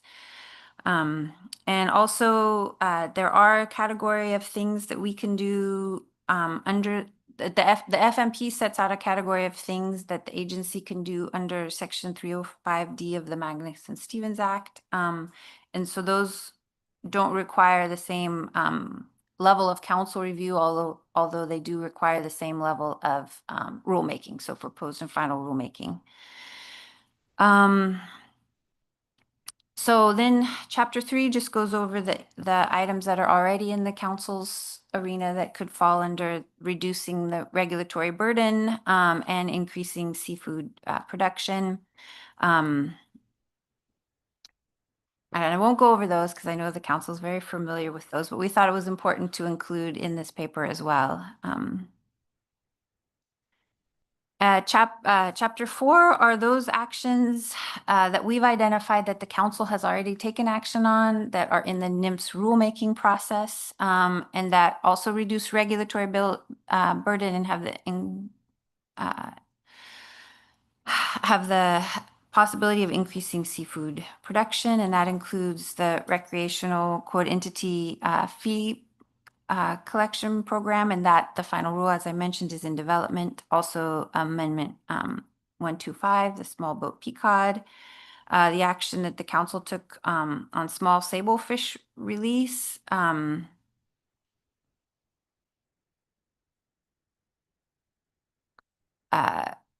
The halibut IFQ vessel use caps action, and then the sablefish season start time.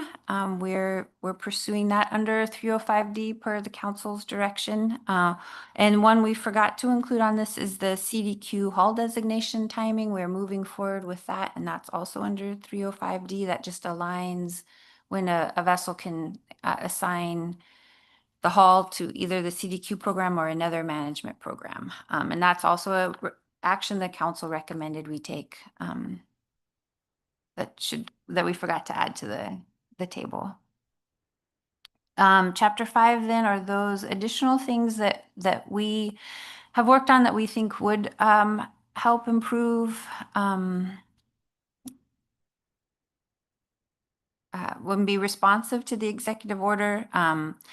We understand like one of them is rockfish monitoring. The council is looking at that already and has made steps, and it's part of the rockfish program review additionally to recommend that. But we think that follows the executive order and provides improved monitoring for the rockfish fisheries. Part of that we would consider consolidating EM regs. Now that we have 3 separate EM programs, there's similarities and differences, but consolidated regs could help the regulated public with those.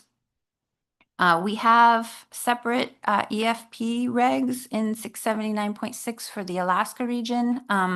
However, there's also national regs in the 600 regs. However, the 679 regs are a little more rigid and more cumbersome. We could remove those regs and just rely on the 600 regs. And additionally, one benefit of that is if the national regs change, we would automatically be in compliant. We wouldn't have to try to change our regs to match the national ones. So there would be a lot of benefits to removing those regulations. And we have a number of items to modernize and streamline record keeping and reporting regulations. We have not done a major record keeping and reporting overhaul in many, many years. And we've made huge improvements in electronic reporting, e-logbooks, and things like that have made some of our more arcane things obsolete. But yet there's still some regulations that we think we could clean up. And so we provide those recommendations here. I will note that on one of them, the reducing the regulatory burden on vessels that catch small amounts of groundfish. You also have a public comment that talks about this issue as well. I probably should have prefaced this by we're taking very complicated issues and we're summarizing them in a couple paragraphs. All of these processes will need to go through the normal analytical process as necessary for the action and with alternatives and all of that. So none of this is presupposing what the final outcome would be, except for things where it's a very straightforward removing of something that's complicated, but everything will be analyzed as appropriate. One of the things we haven't done with our recommendations is kind of bin them in how it would make sense to put them together, and then how we would go through with implementing them as well. So I think that's a next step.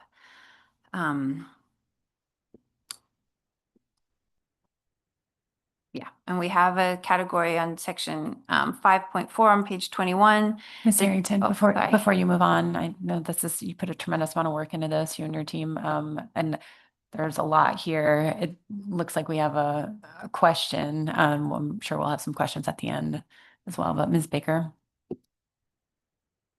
Thank you, Madam Chair. And Ms. Harrington, I apologize if this is a bit premature, but I was wondering, in terms of the potential actions to streamline and update record keeping and reporting regulations, and recognizing what you just said, that you haven't had a chance to bin those. Can you just give me, in putting together this paper, are many of these possibly could be undertaken under the 305D authority that you referenced earlier in this paper? Just trying to get a sense of how, again, the council would maybe participate in prioritizing some of these things. But generally speaking, could many of those improvements to record keeping and reporting potentially be undertaken under the MSA 305D authority? Yeah, through the chair, Ms. Baker, that's a really good question. So the first When we've started to look at that, and our first question is it authorized under the FMP? So the FMP has specific language that allows the agency to make adjustments at the recommendation of the council to record keeping and reporting for most things, not all things. So we would just go through that process of, do we feel it's under that language in the FMP?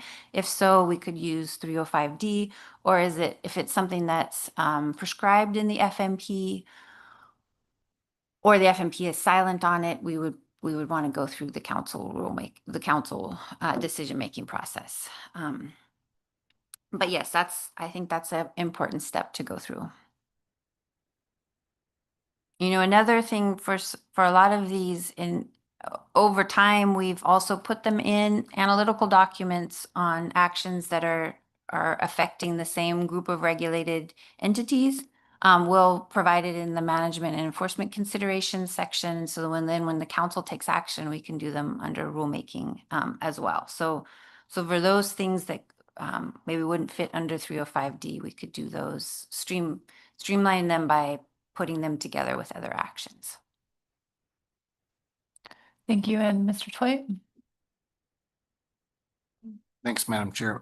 Ms. Harrington, I may have missed this, but when I was reading through your section 6.10.1 on 305D, it read to me as if it were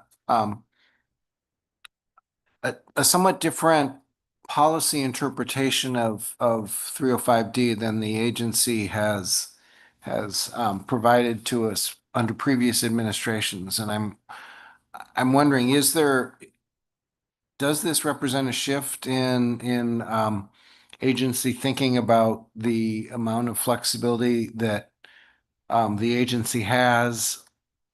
Because it seemed to me that previously what we'd heard from headquarters on 305D was, well, we really prefer things to go through the council. And this feels different. So, sorry, that's the clear version of my question. Am I reading too much into it? Through the chair, Mr. Twite. So I think we've always been consistent with the thought process there's always been a clear thought process that goes through this, and we're not changing that. It does need to be 305D, things under consideration, one need to be recommended by the council, and the council has in the past, for example, the CDQ hall designation. However, one of the things we need to do is to make sure it's authorized under the FMP, and that's what this process improvement suggestion looks at, is are there looking at amending the FMP to make sure that the categories of things the council would like us to use the 305D authority are encompassed in the FMP.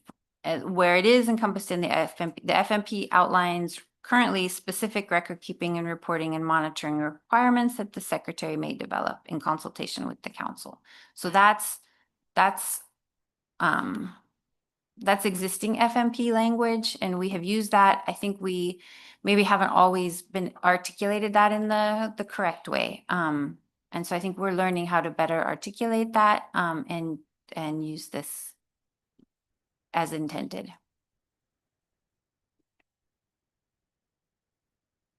Thank you. Mr. Curlin? Thanks, Madam Chair. Just to put maybe a finer point on that, this is not a change with this administration. It's really just a matter of making sure that the types of things that are contemplated for rulemaking under 305D have been analyzed in the FMP and discussed in the FMP and identified by the council as something that the council wants the agency to have the ability to make those kinds of updates as needed.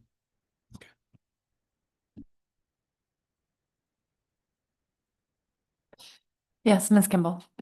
Thank you. Since we're pausing already for questions, I was reading that section as a bit of a change or an opportunity, but maybe we can discuss that a little bit later. Ms. Harrington, I just wanted to see so far if I'm getting the current categorization correct, and I really appreciate this paper. It's so helpful.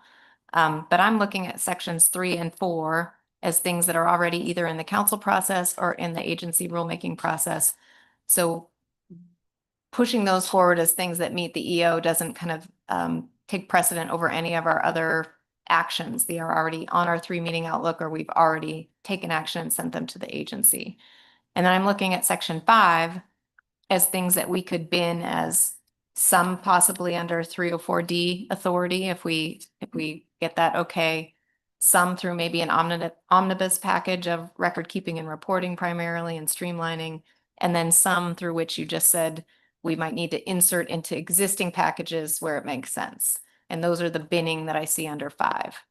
And then under 6, I'm seeing a lot of things that we don't have staff and resources to do. Is that a fair way to kind of characterize how we might use this paper?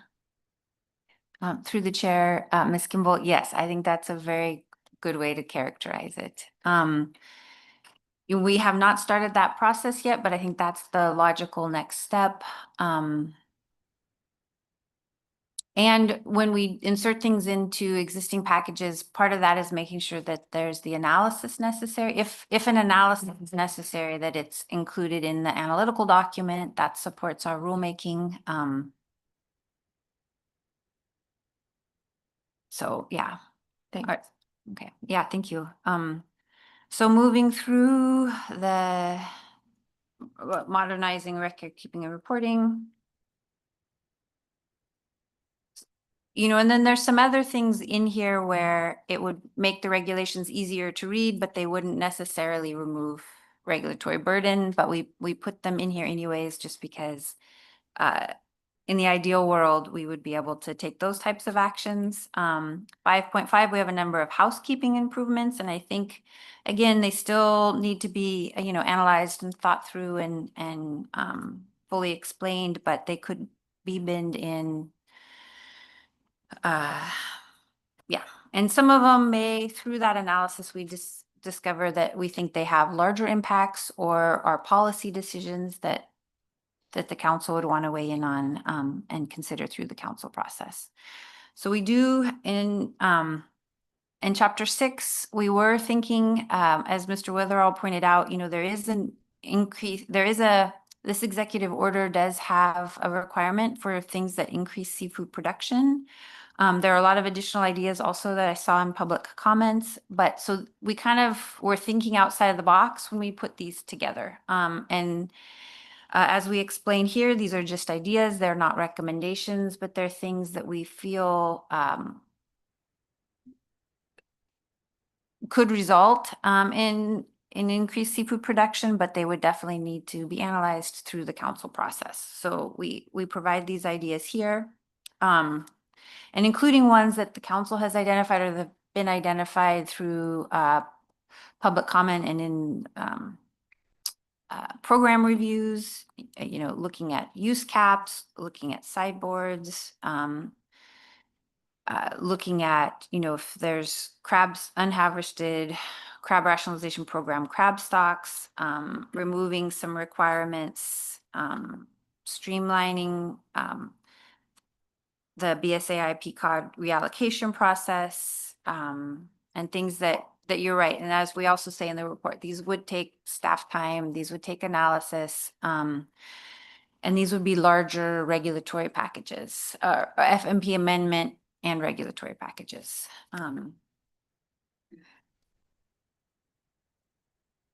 And we do include a section on process improvements. Again, these are things that have been brought up through in the council arena, but they would be things to streamline the process, including as we discussed, clarify when MSA 305D rulemaking authority is appropriate, potentially changing how catch share program reviews are conducted, and changing the timing of the charter halibut management measures. And then moving forward just with section 7, I won't go into detail here, but just to point out, these are the things that had been identified and implemented. And with that, I conclude my presentation. Thank you. Looks like we have a question, Mr. Twite. Sorry. Oh, sorry, your mic's on. Hot mic.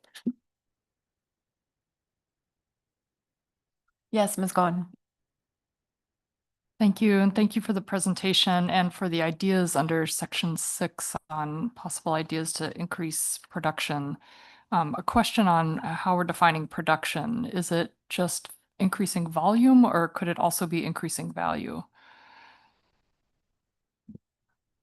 Through the chair, Ms. Goen, we have not gotten that far yet. Yes, like I said, I think a lot of people, the SF supervisors and SF staff, put a lot of work in a very short amount of time, in addition to their day jobs, in putting this together. But there's there are things like that we haven't fully thought through, and I'm not sure if they've been thought through at the national level either. I think that would be a good question for Mr. Rauch when he provides information later. Thank you for that. And I just want to thank you and the agency for putting together this list. It's incredibly helpful as we tackle this challenging task. So thank you for all the time and energy.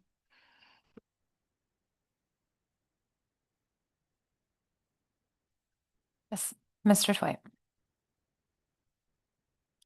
Thanks, Madam Chair. Ms. Harrington, again, I may sort of miss this, but as I think about the binning, and particularly sort of the way Ms. Kimball was sort of suggesting binning might occur, it struck me that would be useful not only just for clumping these things, but also several of the suggestions that she had were essentially paths forward as well. So what I may have missed in your presentation is what your thoughts were about when you might come back with sort of a binned version of this. Is it just, this is a document that may well be coming up in conversation with the agency repeatedly, or how does this proceed? Yeah, through the chair, Mr. Twite. So when we started brainstorming, how we can do this, one of the points we made is like, this is one step in a long process, right? This is not the end result or the end of thinking about these things, especially as we get more clarity on how best to do things. So this is one step. I think our next, I know the council will be thinking about this through staff tasking. We would take the direction that the council provides, and we could continue to work on it for October, or based on council direction, go through that binning exercise and then work with council staff on things that the council's interested in pursuing, just as far as its response to recommendations. So I feel like that's kind of the next step.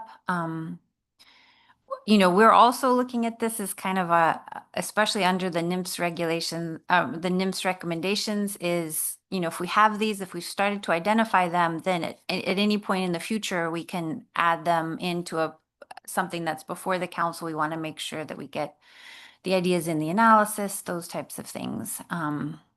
Again, those are only for the NMFS recommendations, but we're using this kind of as a reference for us internally as well.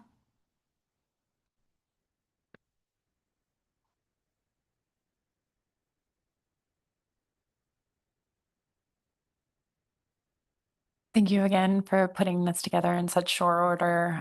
It's certainly going to be useful in helping us to meet our deadlines under the EO, considering the timing of our meeting. So we'll, just based on your interaction with Mr. Twite, we'll put some thought into that as far as whether or not we like a little more refinement of this in October.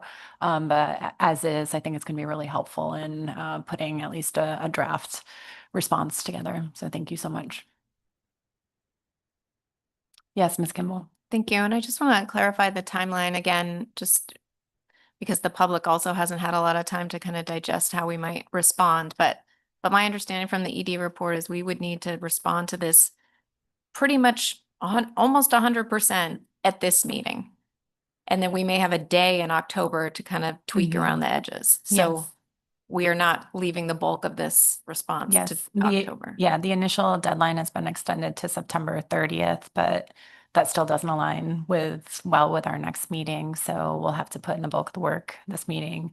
And then if we, based on any information we get back or anything Alaska specific going in directly to the Secretary of Commerce that we may want to consider, or further refinements on the list from the agency in October, we can provide a second letter or a second worksheet into the agency.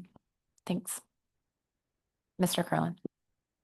Thanks, Madam Chair. I'll just add that although it may seem like there's pressure to figure out exactly how the council wants to prioritize things and get this on the record now, the agency is going through a process of soliciting input as required by the executive order, but ultimately the council sets its priorities and can identify and choose to pursue deregulatory actions or other actions to help boost the seafood industry at any time through the normal council process. So again, although we've got a deadline in front of us, I wouldn't put outsize emphasis on that.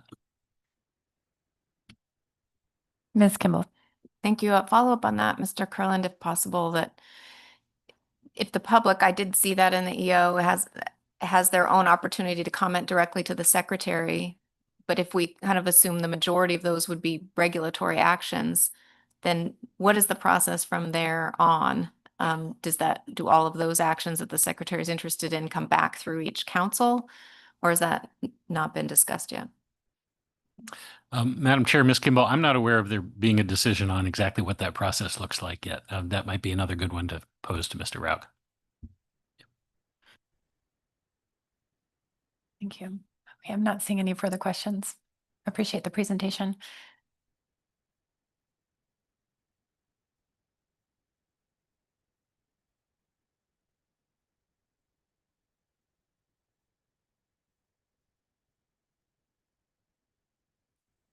That brings us fairly close to breaking for lunch. We do have a time certain presentation or address from Sam Rauch. I was hoping to get a little bit of the before report before that occurs, but I don't know, Dr. Foy, if it would make sense to maybe introduce and if there's a breaking point in 10 minutes where we could have lunch. I don't want to have you bifurcate your presentation, but some context may be helpful before our discussion at 1, but if it doesn't make sense, we can just wait.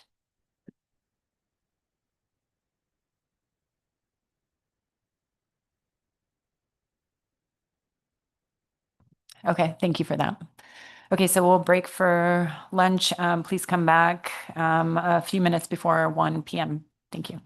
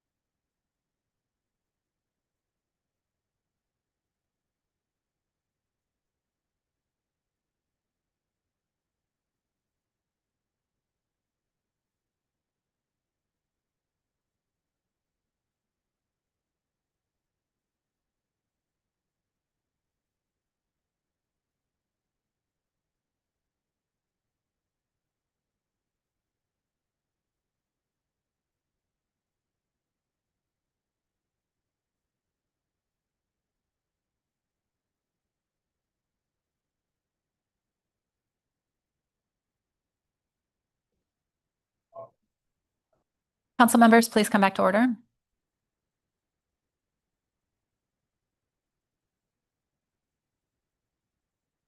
We are beginning our discussion this afternoon with a conversation with Sam Rauch. I think Sam is online, and I'm not sure if he has a presentation for us. Oh, there you are. You're on screen. Welcome, Sam. Thank you for joining us. Thank you. I do not have a presentation. Can you hear me okay? Yes, we can hear you. All right. Thank you, Chair. I've been asked to give a brief overview of the various executive orders that the President has issued since January 20th and their implications for the work of this Council. So I'm gonna go over the recent seafood executive order, the deregulatory executive order, and then a number of other more random ones that might have impact to the work of the Council. And then I'm happy to take any questions if the Chair would like. But first, I've been asked to talk about the seafood executive order, which is Executive Order 14276, which was issued on April 17th of this year. That executive order builds on an earlier order from the first Trump administration, Executive Order 13921, which was issued in 2000. In that earlier executive order, the goal was to promote American seafood competitiveness and economic growth. And that executive order asked us to ask the councils for recommendations of actions that the councils or others could take to decrease burdens on the domestic fisheries and increase production within sustainable fisheries. And so for those of you who are around at the time, you will recall that the council prepared various lists and worked through a number of actions designed to promote U.S. fishing production and the economic viability of fisheries. This executive order references that earlier process and builds upon that, and does lay out a very similar process for gaining council input and action. So there are a number of provisions. I'm going to walk through them somewhat in order. I'm not going to read them verbatim. You can read them on your own. But within that is a similar request for the councils within 180 days to provide recommendations on actions and to commit to a work plan to ensure that those actions are given a degree of priority within the council's schedule. In addition to the goals of decreasing burdens on domestic fisheries and increasing production, this new executive order also asked the councils to look at things that could stabilize the markets, improve access, enhance economic profitability, and prevent closures. So a little bit broader mandate, but well within the kinds of things that the councils looked at in the prior request from the President back in 2020. As part of that, also, we are supposed to solicit comments from the public and looking for innovative ideas and other actions. We intend to go out very shortly with the Federal Register notice to do that. And as we get comments in through that process, we intend, if they are relevant to the work of this council or other councils, we intend to transmit them to you so you can be aware of what the public is saying about some of our joint regulatory activity. We also look for extra public engagement, both for us and other agencies, not just the engagement through the council process of the Federal Register notice. And so we're looking at webinars and other kinds of things, which we will announce when we do that Federal Register notice. The council process is supposed to lead to a series of recommendations and commitments, and then we're to consider putting them into the unified agenda. And if you are not familiar with what the unified agenda is, it's a document that every federal agency contributes to twice a year with us and the administration, and it is basically a regulatory contract. It puts in the regulations that we think we're going to undertake, the time frame we think we're going to undertake, and a general, very high-level statement, so that if anybody wanted to go out there and look at what the regulatory or deregulatory plans are in the near future, you could look to that document. So we're supposed to do that. In addition, throughout all this process, we're also supposed to be guided by a request to look at some of the most heavily overregulated fisheries and to act on those fisheries. And that is not specifically defined, but as I indicated to the CCC, the Council Coordinating Committee recently, we know that we have lost a significant amount of landings around the country, depending on how you look at it. For instance, we used to, for almost 30 years, land about 9.5 billion pounds of seafood a year when you look at all the fisheries across the country combined. Since 2020, we've only landed about 8.5 billion. So that was some mixture of COVID and other trade and other kinds of actions that are accounting to our fisheries that we're decreasing the landing. So we are trying to work through this process to try to restore much of that landings, because you're not going to restore profitability without the product. This is the product.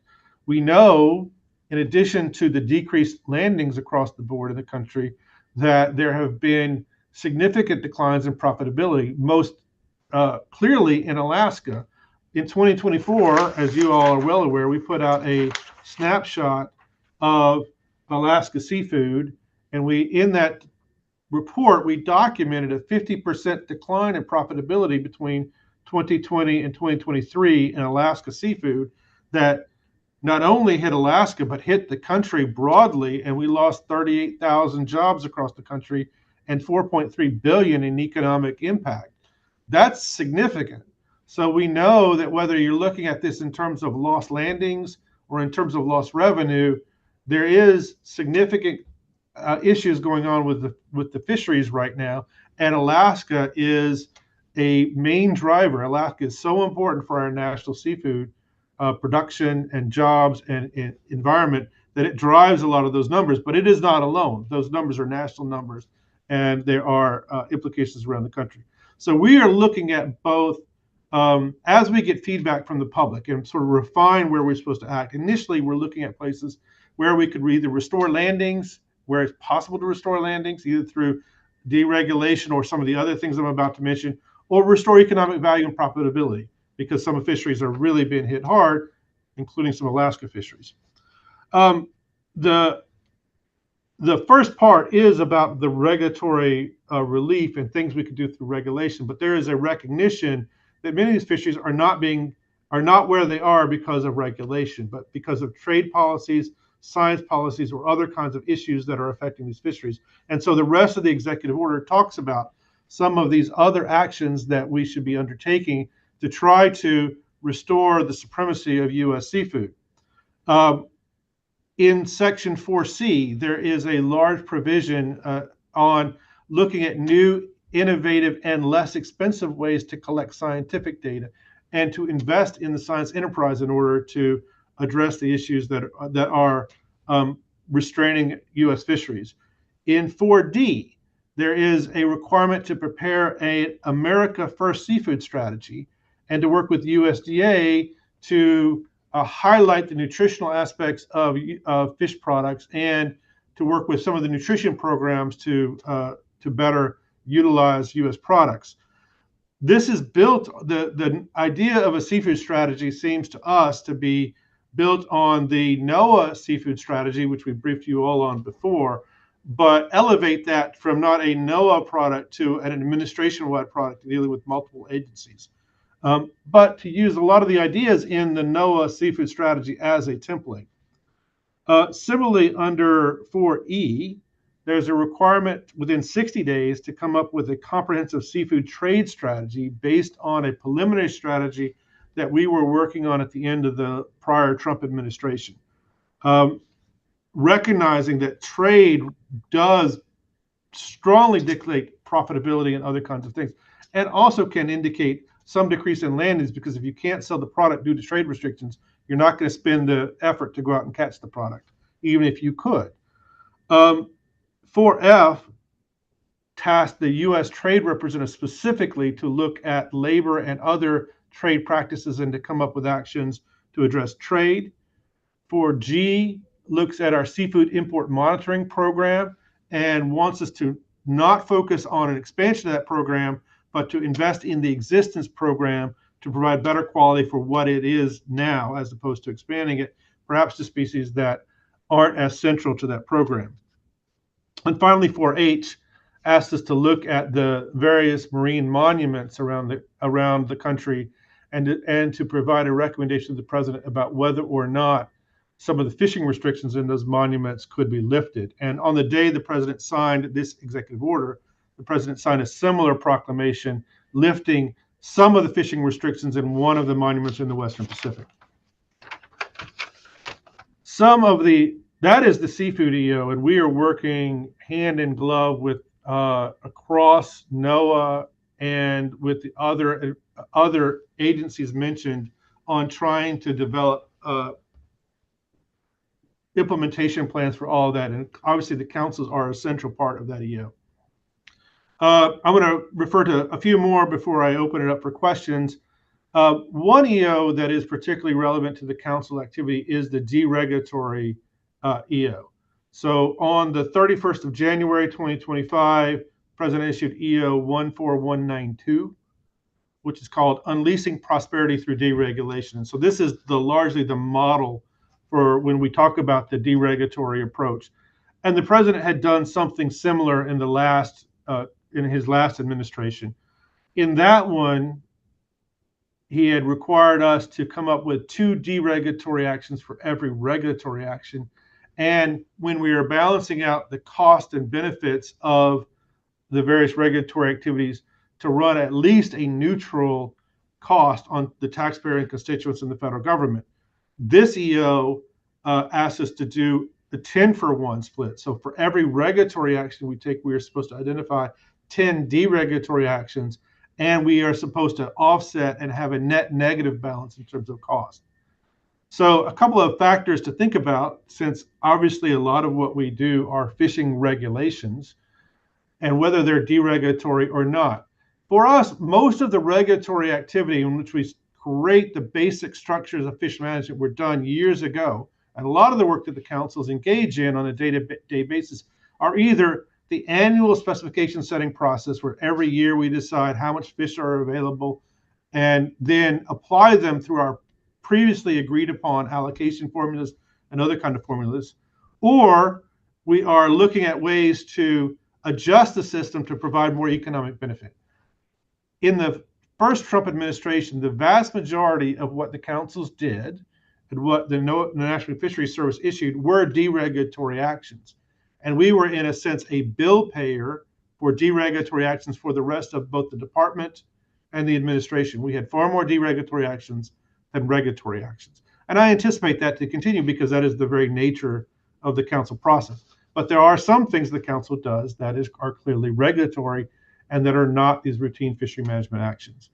And I mentioned routine fishery management actions because even going back to the Clinton administration, at the very beginning of the OMB process, where we look at a presidential, the White House taking a clearer management role on what all these agencies are doing, there's an executive order from going back then called Executive Order 12866, which indicates that we have to submit regulations to OMB for review and get the White House's blessing before we issue those regulations. Some regulations that Alaska's had have gone through that process. Not every regulation does. But there was, even from the very beginning, an exception to that review process for routine fishing management actions.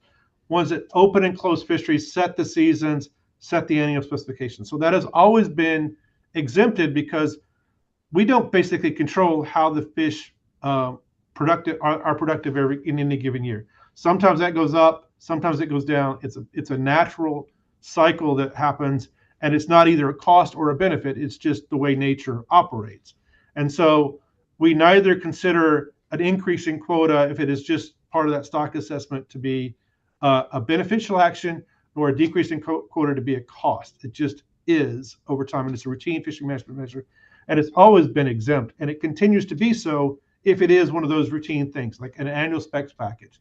So we tend to not count those as either regulatory or deregulatory. But other things that you might do, creating a closed area, creating a new permitting program, a new monitoring program, that would not fit within that, and that we would have to balance the cost and benefits of that. And if it looks regulatory as opposed to deregulatory, we might have to offset that and pay for that at some point in time.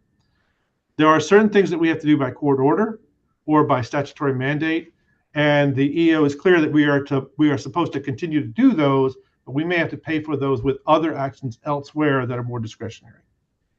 This fits well within the work of the councils and within National Standard 7, which requires us in designing conservation and management measures to, where practicable, minimize cost and avoid unnecessary duplication, which is what the councils often do.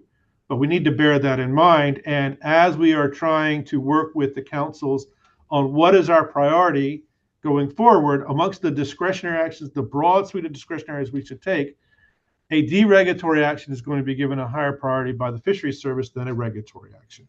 Regulatory actions we may have to pay for, clearly disfavored in this environment. It's not impossible to do one, but the barriers are higher to that than a deregulatory action. And so as we prioritize our workload, we're going to be prioritizing deregulatory actions over regulatory actions. All right, a few other executive orders, and then I'll wrap up and take questions. There are a number of sector-specific executive orders. On, I think, the very first day of this administration, the president declared an energy emergency and required us to do a lot of things to streamline and move energy projects through quicker. Since then, we've had similar kinds of orders about timber, about critical minerals, about water delivery in California. That has impacts for the council in that some of the provisions where we would look at impacts on fisheries or on fish habitat, we might be trying to streamline because we need to permit these things to meet the national emergency. In addition, there was a specific executive order on Alaska, EO 14153, unleashing Alaska's extraordinary resource potential, which requires us to efficiently and effectively maximize the development of natural resources in Alaska, which would include fisheries, and expedite the permitting and leasing of energy and national research projects, including liquefied natural gas projects. So we have been moving those forward.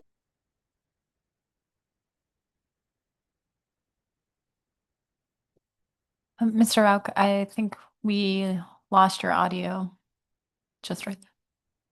You were muted. I'm not sure if that was on your end or our end. I don't know how that muted. Okay, was that just now? Yep. I think we can hear you now. Yep. Did you hear about the Alaska EO? Yes, we heard the introduction. Yes. Oh, yeah. So it just requires us to promote the development of the natural resources in Alaska, including the energy resources, like a number of LNG facilities being constructed in Alaska. But that would also include fisheries as part of the natural resources of that. All right, a few other EOs, and then I will wrap this up. Last Friday, I believe, or on May 23rd, the president issued an EO on rebuilding the gold standard science, in which it lays out a number of criteria for science that we should be promoting: reproducibility, transparency, communicating errors and uncertainty, being skeptical of the findings, structured ability to examine the potential falsibility of the hypothesis, unbiased peer review, accepting new results or non-results, negative results as a positive outcome, and dealing with conflicts of interest. The good news about all of these standards is a lot of these standards are very similar to the standards that we follow in our stock assessment and SEC process to begin with.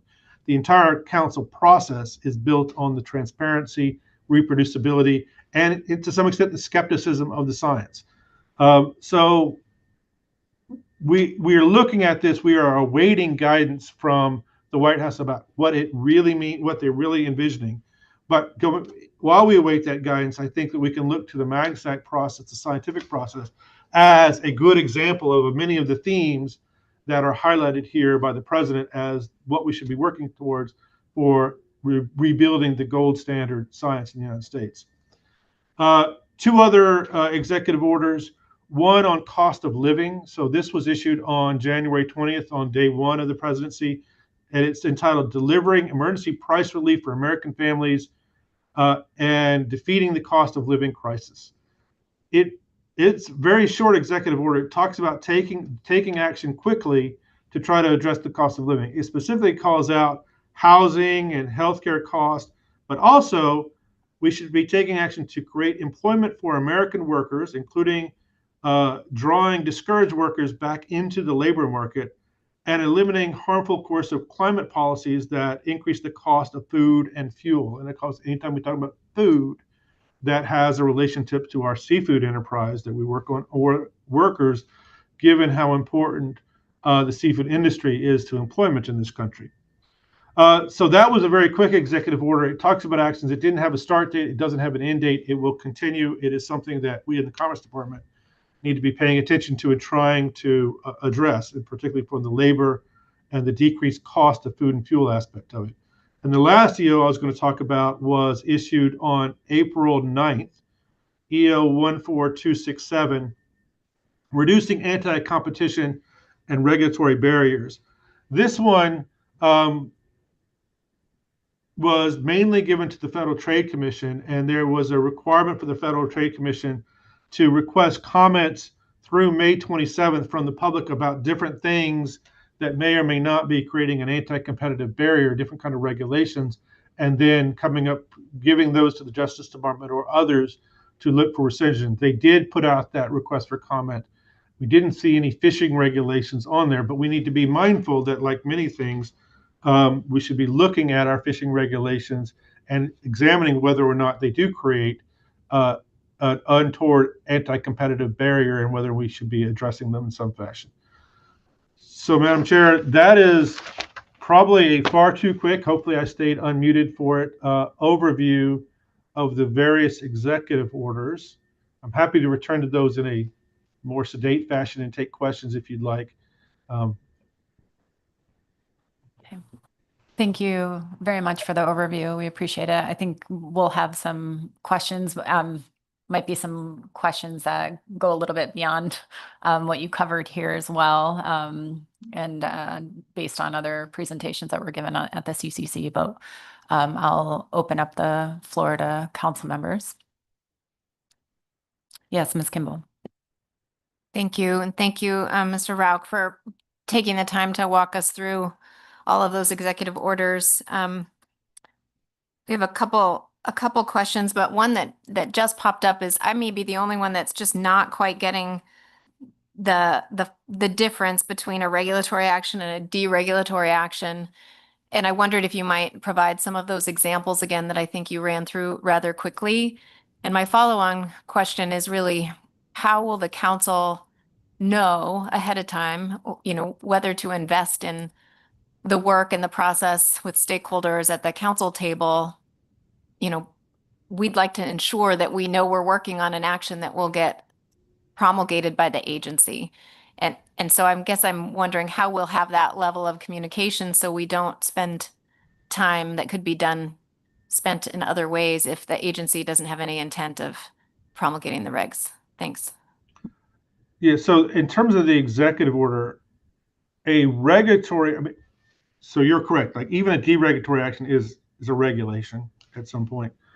The way the executive order looks at it is in terms of cost that we're imposing either on the federal government, which the taxpayer has to pay for, or on the industry, or on the U.S. citizens, which they have to pay for. So you look at it as cost. Are we imposing a cost?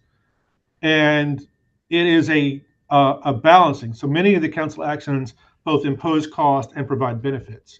And so you look at that is it a net cost on the industry or the taxpayer? And so we had some experience with this in the first Trump administration and how the president was looking at regulatory and deregulatory. And we worked through the council process in that. And we're happy to share with you our experiences on any particular issue. Many times as the council starts the process, you don't have a concrete answer as to whether or not this is going to be ultimately a regulatory action or deregulatory action, because it is mixed.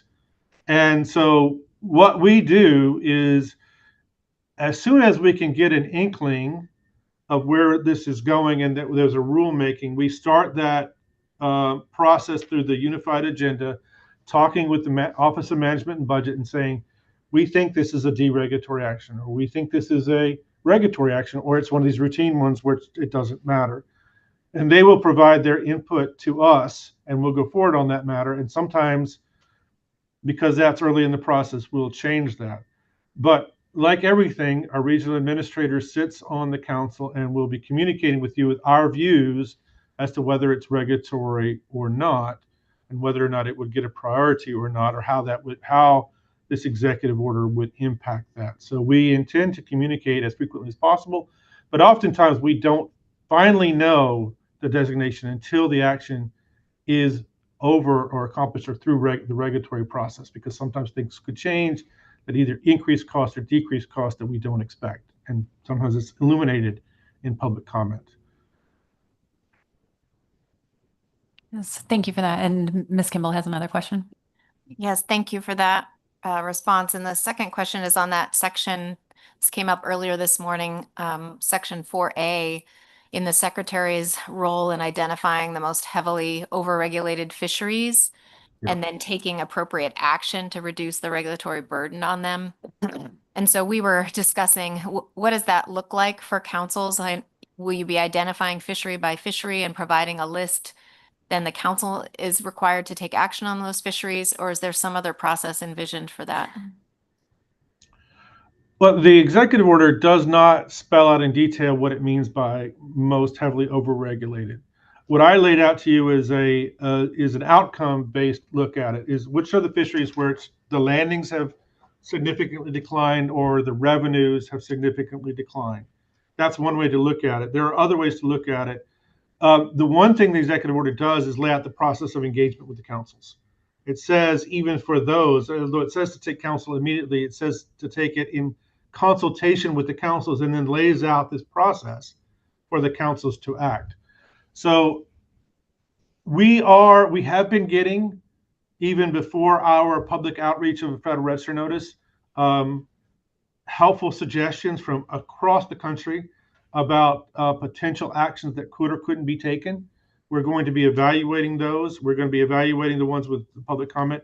Some of them may be able to be taken on our own. Many of them, if they are truly related to fisheries regulation that came through the Magnuson Act, we would want to engage with you all on as we come up with what the president indicates is a commitment on a work plan, which I envision would be done collaboratively with you all about those kinds of things. So we haven't issued the Federal Register notice in which we're sort of going to lay out some of our initial thinking about that issue. But all that issue does is start the process, whether it's an overregulated fishery or not. I think given the broader deregulatory agenda, if there are deregulatory actions that are highlighted and that this administration thinks are important to take, we're going to be reaching out to you to try to see whether we can take them or not. Thank you. And Mr. Toy? Thanks, Madam Chair. Good afternoon, Mr. Rao, and thank you very much for the walkthrough. Hearing it a second time is helping me understand better. A question about the sort of the missing billion. You reminded us that Alaska is probably one of the most important contributor, or the most important contributor to the overall seafood flow. And so we have probably a real role to play in addressing that. That got me to thinking a little bit about, we have the one action underway already that you're aware of, the retooling how we do the MRAs, the maximum retention amounts that contribute a fair amount to regulatory discards. And I think it's obvious to me how reducing regulatory discards addresses several of the points in the EO. I'm wondering if you have a sense of how much of that missing amount of fish we could make up for through retooling our approaches to regulatory discards, and whether that's something we should just rely on primarily, or whether we should be looking further. And there is kind of leading into my second question about it, which is you sort of referenced the economic challenges that the industry is facing, and in that really good report that your agency did that you referenced, I don't recall seeing much about regulatory impediments as one of the economic challenges. So I'm wondering if you could go into that a little bit more. So I'm sorry I sort of threw two questions at you there. Sure. Well, the first one I can't really speak to with any degree of expertise, and I would refer you to John Curlin about the details of the MRA. I mean, on surface, if you could convert discards into legal landings, that would help. The magnitude, I'm not certain about the magnitude of that. And it is clear that in terms of the £1 billion, some significant Alaska fisheries have been driving that. And it may or may not be regulatory. I think that we would really appreciate the council's perspective on that issue. Our seafood snapshot talked a lot about trade issues and environmental issues that could also be driving it. And bear in mind, at the time, and we are still to some extent coming out of a huge market disruption that COVID caused. And some of the things that we relied on have not been restored, and some other countries took advantage of the U.S. during that time period. So this executive order doesn't look at it just in terms of regulation. Although there's a focus there, and that's a particular focus that this council, given its role, should engage in. But there's a recognition that trade is causing a lot of these issues. The U.S. is suffering from certain trade imbalances and other issues, and that could be really driving it down. As I said before, if you're not getting a proper price, you're not going to go fish it, even if you could be allowed to, because you just can't cover your cost. Rising costs due to inflation, trade practices, all these other things were some of the things identified in the report. But we should not rest on that, and we should do a thorough analysis of, are there regulatory burdens that are causing problems, or are there relief? Even if we can't necessarily address all those problems, maybe we can use the regulatory tool to provide other kinds of relief to compensate. So I would look at it in that way, and I can't really speak to the MRA requirement about how much that could get you.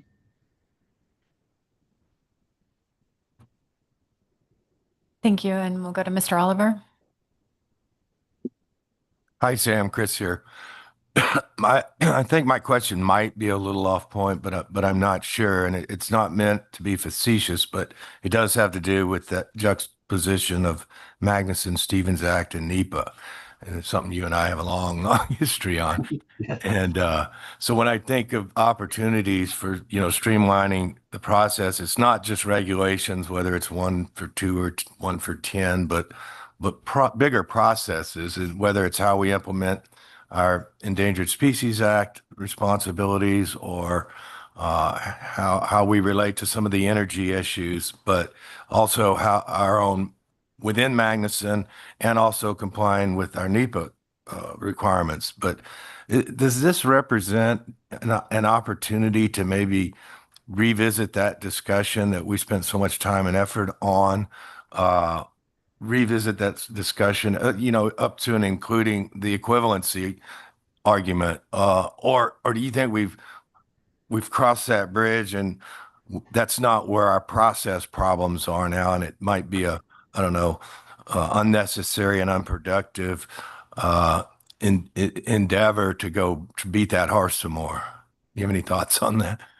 Yeah, well, so I have two possibly contradictory thoughts. One is the council process, which has integrated NEPA for years, has been remarkably resilient at withstanding legal challenges, in part because we bring all this into the process.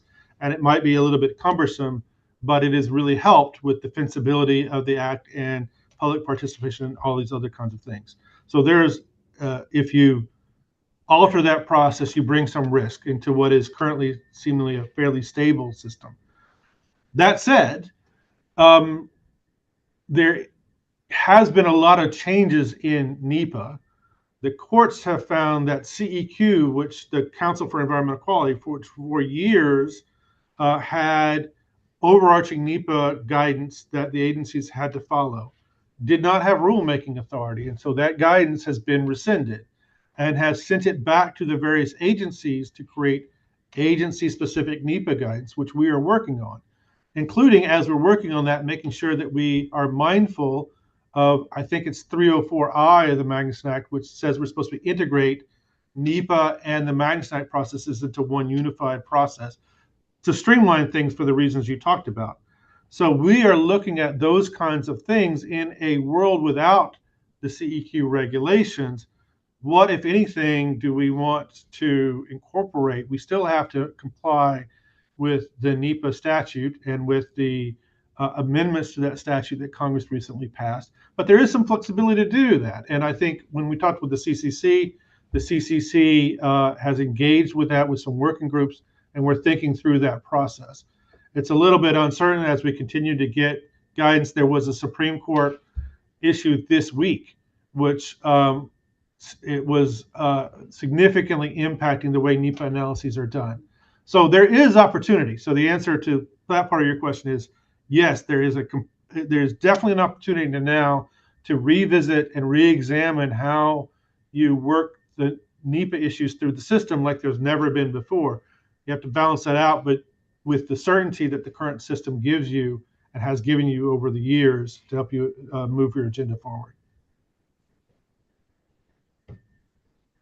Thanks. Appreciate that response, Sam. Thank you.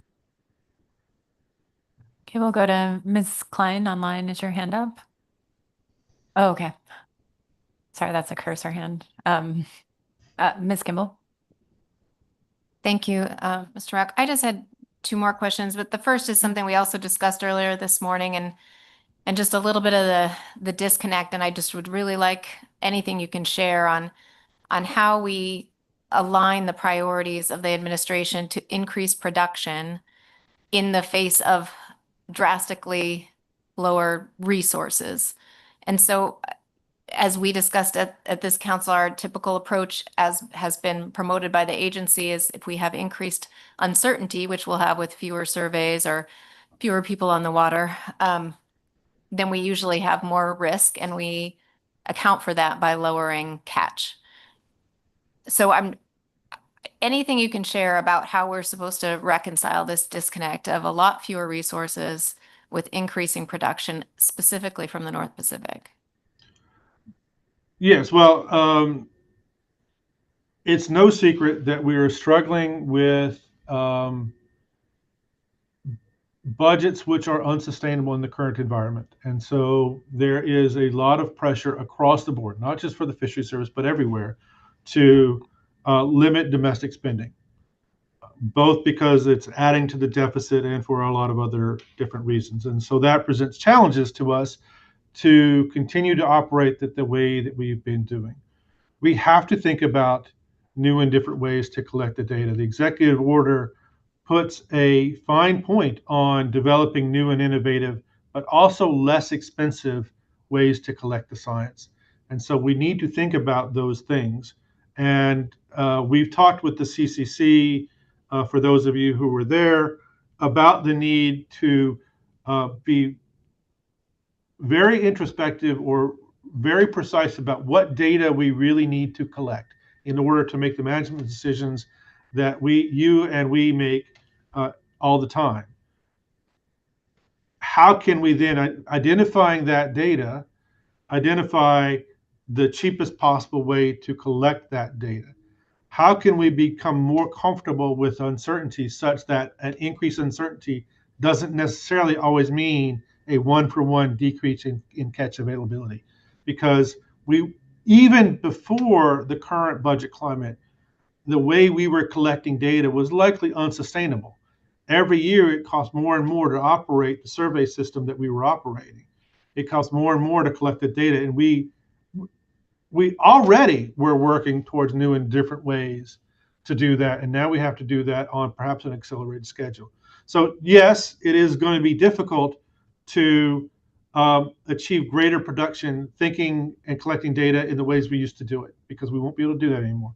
But we need to figure out new and different ways. I don't have the answer exactly on how to do that. I know that's some of the discussion that our scientists and our managers are having with you right now.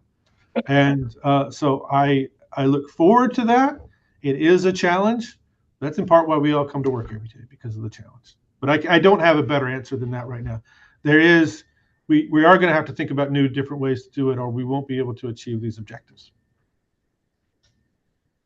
Thank you, Ms. Kimball. Thank you for that through the chair. And I'm glad you mentioned that our scientists are working on that. We're in this region halfway through a survey modernization project to that end, really to lower costs and increase efficiency and increase our kind of ability to adapt to changing ocean conditions. And I don't know if you have anything to share with us on the agency's commitment to be able to fulfill that project. I think we were in year 3 of a 5-year project. I might be mistaken. Yeah, I mean, we don't have a budget past October 1. And I don't, there's a lot of uncertainty in the budget process, so I can't suggest what's happening in the out years. As far as I'm aware, we have funded the project for this year, but I could be since this is a science side program, I would defer to the science folks to answer that question. But we really can't make commitments right now about the future past October 1. That depends not only on the administration's goals in their proposed budget, but also in the congressional response, because obviously Congress actually sets the budget and will dictate what we do and don't spend our money on. Thank you. Thank you. And Ms. Vanderhoven? Thank you, Madam Chair. I'm thinking about how we think about prioritization of things that we take on in this process going forward, and looking for some feedback from you if there are non-regulatory things that would provide the same kinds of outcomes that the EO looks for that are identified as regulatory. But if we could find non-regulatory things that fit within that intent, would that be in the spirit of prioritization, just because it's a non-regulatory thing instead of a regulatory thing, but it kind of gets to the same intent, would that? Yeah, I don't know exactly what you're talking about, but if you look at the things that they wanted the councils to address, not only was it decreasing regulatory burdens, but it was doing things like stabilizing markets, enhancing economic profitability, improving access, preventing closures. So, on the one hand, it's decrease the regulatory burden to increase production, but it's broader than that. And the goal is to restore the U.S. seafood market, which would include, and I should have mentioned this, the important role that recreational fishing has in providing seafood to the average community. So I think that there's a broad way to look at that. I'm not exactly sure what you were referencing, but clearly the goal is to look at deregulatory actions, to look at actions that would stabilize markets, enhance profitability, increase production, those kinds of things. So if you are in that realm and are not imposing regulatory costs, then it seems like something that we could discuss. Yes, Ms. Vanderhoven. Thank you for that. I guess I was thinking about if we can find places where there might be cross-regional efficiencies where we could share resources, because we're working on the same thing. Like sablefish, they have an assessment in the Pacific Council. We have it here. If we could create some efficiencies there, if that's within the spirit of the EO. That might be. I mean, that's not necessarily regulatory action. I mean, we are in general looking for ways. The emphasis on doing things in an innovative and less costly way on the science side predated this executive order, and we would have been doing that even if the president had not asked us to do that, because we do need to figure out ways to do things more effectively at a lower cost. That might be a way to do something at a lower cost, which it may be unrelated to the regulatory side of it, but it might be related to the science aspect, where we're looking for innovation, lower cost activities to still deliver the important science support that we need. Thank you. And Ms. Goen? Thank you, Madam Chair, and thank you, Mr. Rock, for the presentation on these EOs. It's really helpful to hear your read on them. On the seafood EO, hearing the stabilize markets and reduce closures, I'm sure that's welcome news to many that have been exposed to closures in recent years. And I'm hearing you say that we all need to get more comfortable with increased uncertainty and risk, and that doesn't necessarily mean reduced harvest. My question is I'm wondering if you can give us an example or some more context of what this council should be considering so that we're not closing fisheries and we're creating more stabilized markets. Do you have any examples or context on As what I to recall, consider there? yeah, I mean, the EO was you were supposed to tell us. So, but we looked at this before. I mean, this is something that the councils do tend to do. I mean, there's a reason that we have so much industry participation on the councils and community participation on the councils, is because the industry really has a lot of the expertise about what is required to stabilize a market that the federal government may not otherwise know. And so we do really look at that input into that. The councils usually set the risk policies and set the tolerances for what they can, where they think that a certain amount of uncertainty requires a precautionary action or not a precautionary action. And across the board, that's something that the council set and considers. And as we learn more, we're able to narrow those things down. But we have to look at those kinds of things because uncertainty has been increasing just in general, as many of our systems that we thought were stable are proving to be unstable. As our former chief scientist said, there's a lack of stationarity in much of our fishing data. And so all that is naturally increasing uncertainty. And we're going to have to address those with more sophisticated approaches, and not just saying every time uncertainty increases, we're going to cut the harvest, because at some point then we would have no harvest. And so, we have to do that. There are a number of ways you can look at those things. We still have to maintain our credibility. The strength of the system is in the science and transparency, and we can't lose that, or else we lose not only our ability to provide today, but for the future, and our biggest argument for why we should be exporting our product elsewhere around the world. In terms of the specific things in any particular fishery, though, I'll have to refer back to the regional staff that are there in the meeting with you.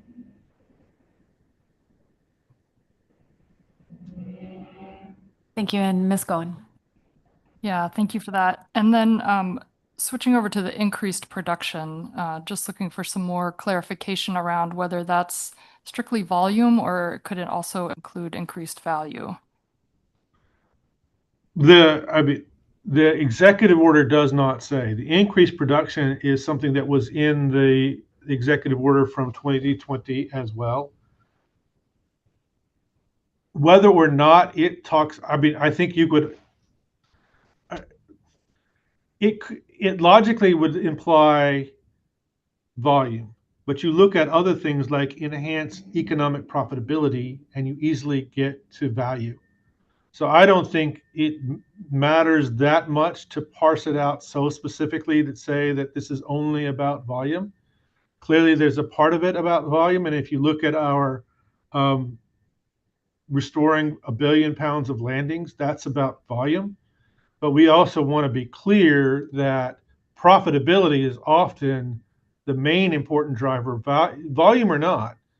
If you're not profitable, you're not making money. And so we want to look at profitability. There's been a decline in profitability in Alaska, and I think the executive order is sufficiently broad to look at those things that would increase value, even if you narrowly view production as volume. That's the way I would read it, but I'm not the president, and I'm sure if I could risk channeling the president, which is always a dangerous thing, I think the president wants to restore the markets, wants to restore the industry, and not be so aligned to what the actual terms are here.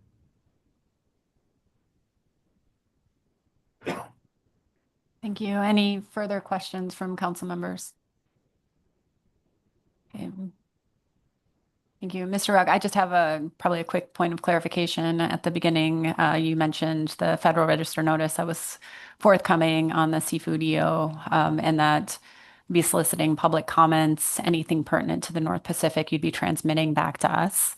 I'm assuming, and as well as webinars that you would be hosting, assuming you'd be looking for some feedback from the council, and just wondering about the timing with that and ensuring that it overlaps with council meetings, so that we're able to have substantive conversations, and also probably compare that to some of the initial work product that we're putting together to meet the deadline that you have for us on September 30th. Yes, I mean, ideally, we would run the public process and be completed with that, and then provide the councils with that as a package. But the 180-day deadline that the president has given us probably does not allow for that to operate as cleanly as I would like. And so I've talked with our Office of Sustainable Fisheries about making sure that as we're getting feedback in that might relate to the North Pacific Council and the other councils, that we are transmitting it expeditiously to the council. So I envision us providing you whatever we have in pieces, as opposed to waiting until all that process is done, because we understand that you are running a process as well. And the president has asked us to do this very quickly, and we probably do not have time to allow our input process to be complete before engaging with you. But we're going to do the best we can to give you as much of the feedback we're getting in a timely manner. Okay. Thank you for that. It looks like we have another question, Mr. Ritchie. Thank you, Madam Chair. Thank you, Mr. Rauch. I guess just a point of clarification. I'm looking at the language here and listening to what's being said. And it sounds like part of the charge of this is to restore that 1 billion pounds of missing seafood landings, but then also it says just to increase production. And I'm wondering if what exactly the charge is, because I think in this region, maybe, restoring to the way things used to be might be not something that's effective in the long run. Personally, I think that we have fisheries that are built on a definite mythos of abundance that we have found might not have been as sustainable or as safe as we thought. And so we've had regulatory packages to fix that. And I'm just wondering if we're supposed to restore production to that point or just increase it from where it is now. So let me be clear, the president did not talk about a missing billion pounds. That is something that the Fisheries Service has discerned from the national data across the country. And in any given year, fisheries are variable, and so different fisheries contribute to that or not. Alaska, given the volume of the landings, drives a lot of that, but it is not the sole driver of a lot of that. So the president did not talk about 1 billion pounds in the executive order. That is something that we're trying to explore as a way to measure effectiveness. What if you're looking at what we're trying to achieve in regulation? Should we be trying to get back to a fairly stable 30-year record of 9.5 billion pounds? But there's no statement in the executive order that we have to restore that, or that that's the target for increasing production. And as I was just talking with another council member, there's a lot of variability in terms of what the goals here are, and for the councils to provide recommendations. If the council believes that restoring U.S. fisheries relies more on other measures than increasing production, we would very much like to hear that input through this process and design a way to implement those other measures.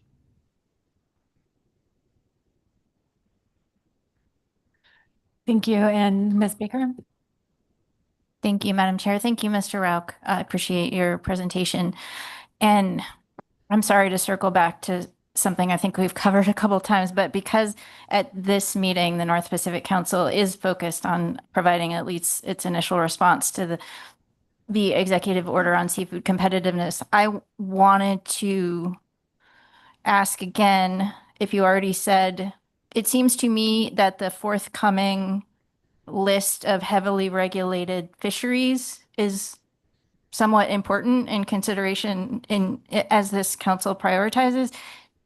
I know you probably don't know for sure, but do you think that list will be available prior to the September 30th deadline for at least council responses to the executive order and maybe the public process?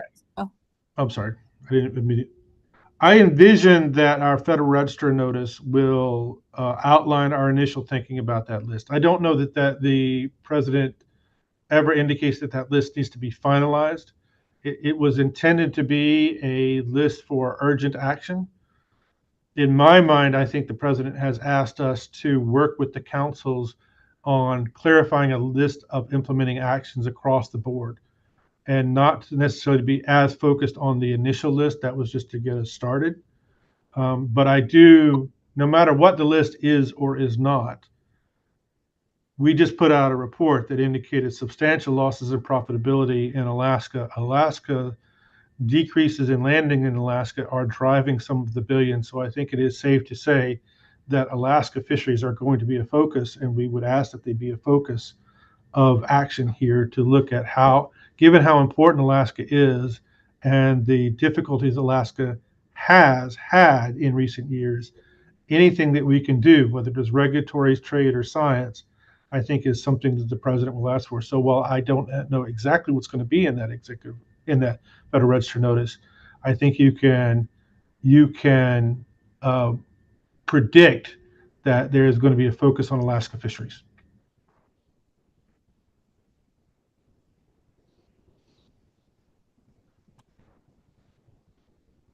Thank you. And looks like that generated another question from Ms. Goen. Yeah, thank you. And I'm sorry if I missed it. Have you given us an estimated date on when that Federal Register notice might publish? Is it like in the next week or two or further out? We've never been closer. I don't have a date. I had expected that we were going to be able to complete our work and get that out. And I think I told the CCC the week after the CCC. Obviously, we didn't make that. We continue to work on trying to get it out as expeditiously as possible. It could be any day.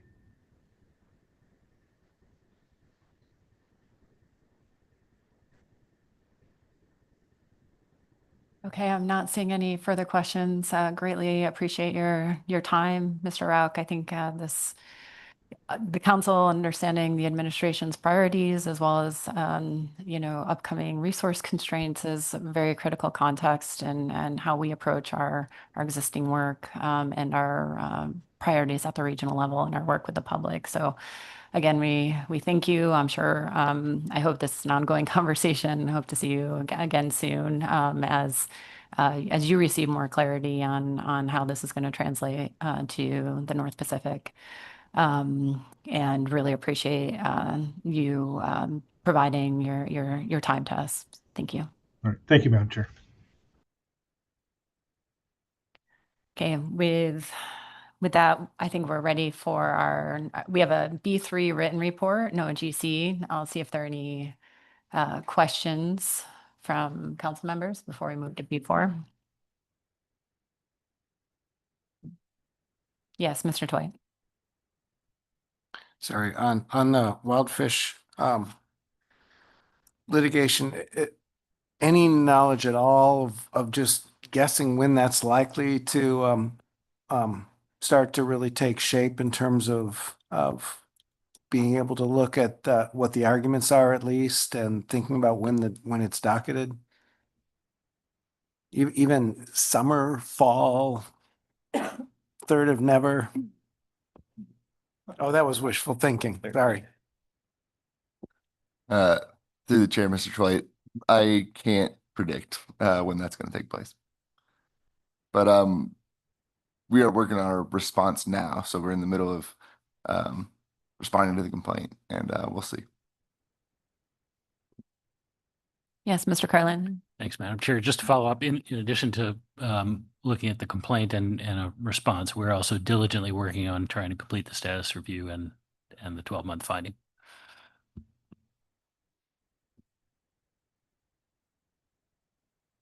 Yes, Mr. Twain. Sorry, to Mr. Curlin then, can you give me any sense of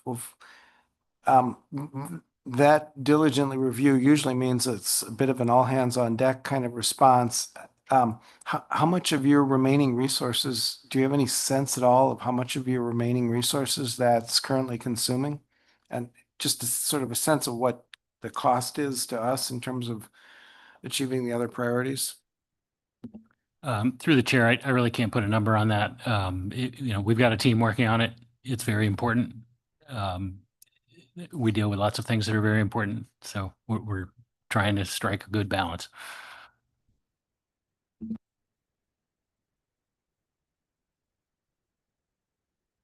I'm not seeing any further questions. Thank you. So I think we're ready for our B4 report.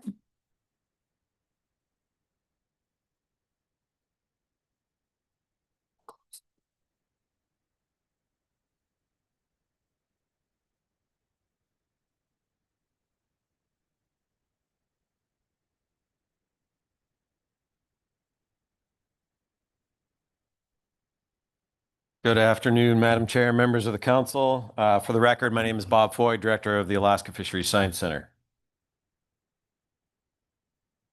With 2 computers this time. Okay, so my goal for this meeting is to just give you a brief.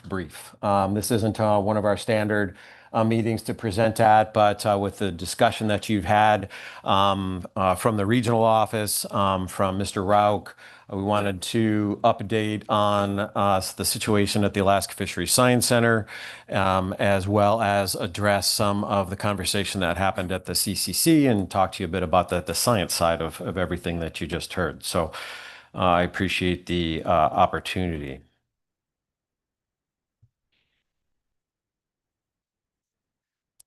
Oops.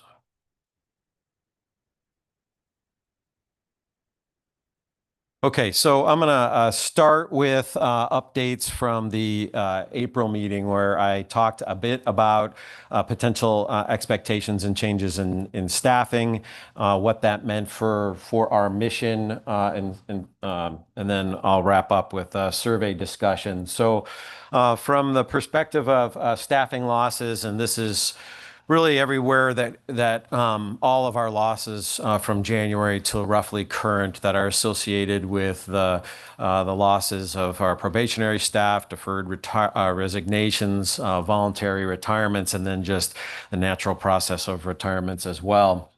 And I'm not going to get into some specific numbers by program. Overall, we've lost 51 people since that January-February timeframe. Those staff losses are between 6 and 30% across what I would call our programs, if you will. So, and I will provide a little more detail here. There were some significant losses to our data collection across the board that I will describe in a little more detail. For instance, on the surveys, key leadership positions for our trawl surveys, expertise in biology and physiology across the center, our salmon ecology program, as well as some of our observer monitoring capacity were all impacted by the staff losses in the last handful of months. So I'm going to weave in some of the mitigation that we're doing in order to address some of these losses.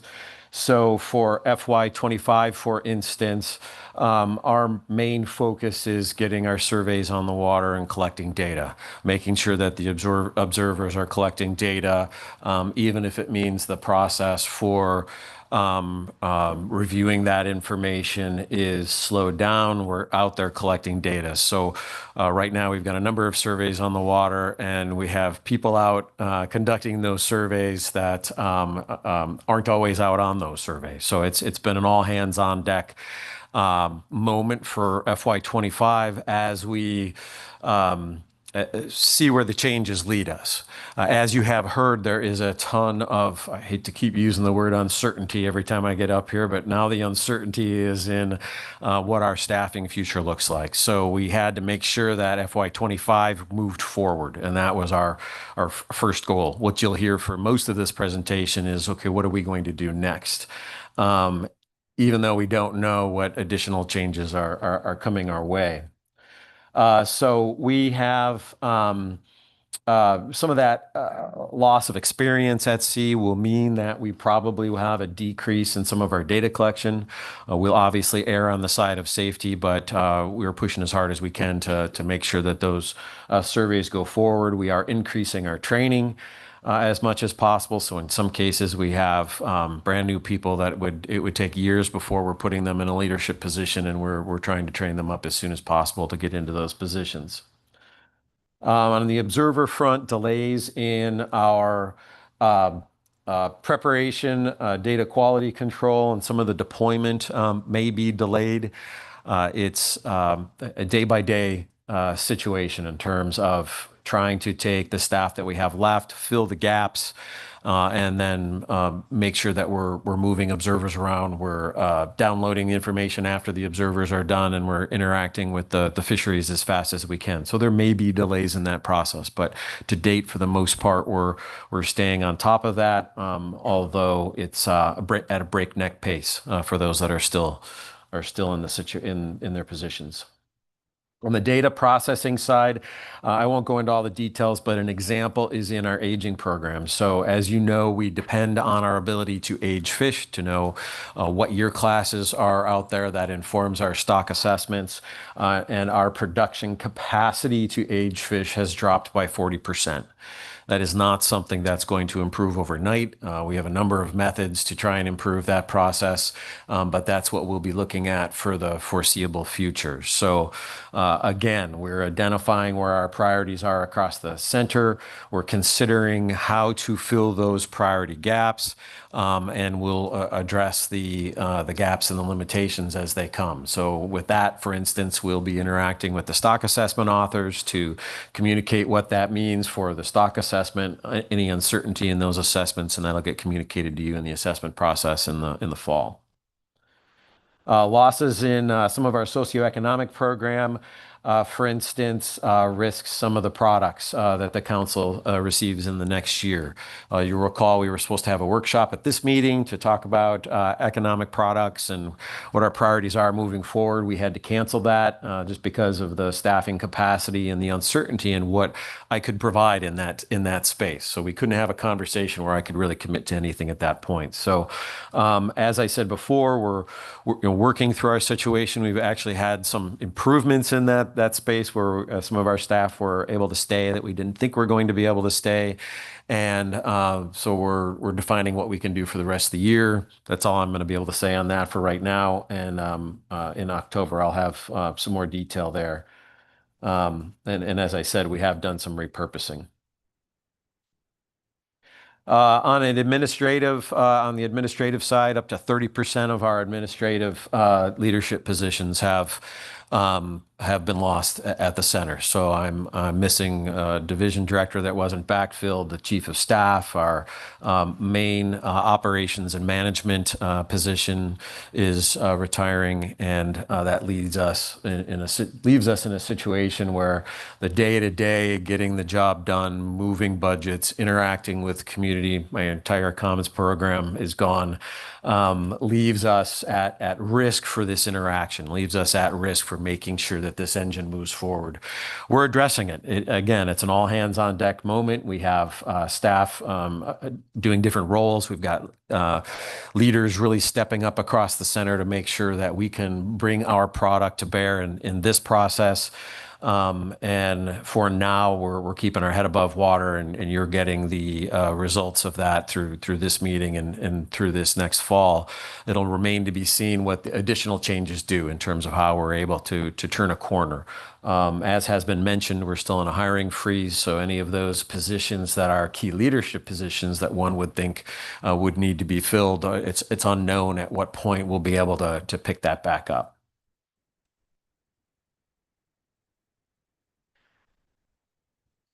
So shifts in prioritization and mission execution. So with losses like this, we immediately start making some decisions, some of them within 24 hours of, again, making sure we're filling gaps and making sure we're addressing our priorities. As I mentioned, we're putting people out on vessels. And I'll have much more detail in this next year in terms of what programs will have to be reduced or be canceled. Again, we're focusing on our priorities of our priorities. And as you know, as I've sat up here in the past, we have already had resource limitations leading into recent staffing losses. So that puts us in a position of the right mindset, if you will, for making sure that we understand what our priorities are. But it certainly puts us in a situation where it is clear that we must cancel some of our work. This isn't a situation of just doing less. We are in a situation, as Mr. Rauch expressed as well, that we cannot continue in the situation that we're in. There's a lot of options here. And I'm going to talk to those, but it does mean we have to change. And only one smaller topic, but important to many, is we're canceling the Little Port Walter research for the FY25, for instance, and that's something that we've done. We have approval for. There's a lot of other changes that are in the works and being discussed, but that's an example of a program that is going to impact some of our salmon portfolio, as we're talking about the importance of understanding what's happening with salmon in the marine environment and its interaction with groundfish stocks. That's a research area that will be negatively impacted in the immediate future. And as I mentioned, there are a number of others that I'll be able to get into at future times. Survey modernization. You mentioned before the importance of survey modernization in your questions with Mr. Rauch. That will slow down as our staff are repurposed to move to just conducting our basic surveys. Having said that, the team made incredible progress in the past year. As I reported at the last meeting, I won't repeat it. So we are hoping that we are just a stall for the next few months this summer while we get our surveys done, and that we'll be able to get back on track. We moved mountains to complete our purchases for this year and get the equipment and collect the data, prior to January. And so we've got a lot of work to do, if you will. So I'm hoping that I can come back in the fall and have a similar positive outlook in our ability to move forward with survey modernization. What it does mean is I can almost assuredly say that this is no longer a 5-year project, but probably moving out and into the 6 or 7 year in terms of, because remember, it's an every other year focus in the field so that we can do the Northern Bering Sea every year.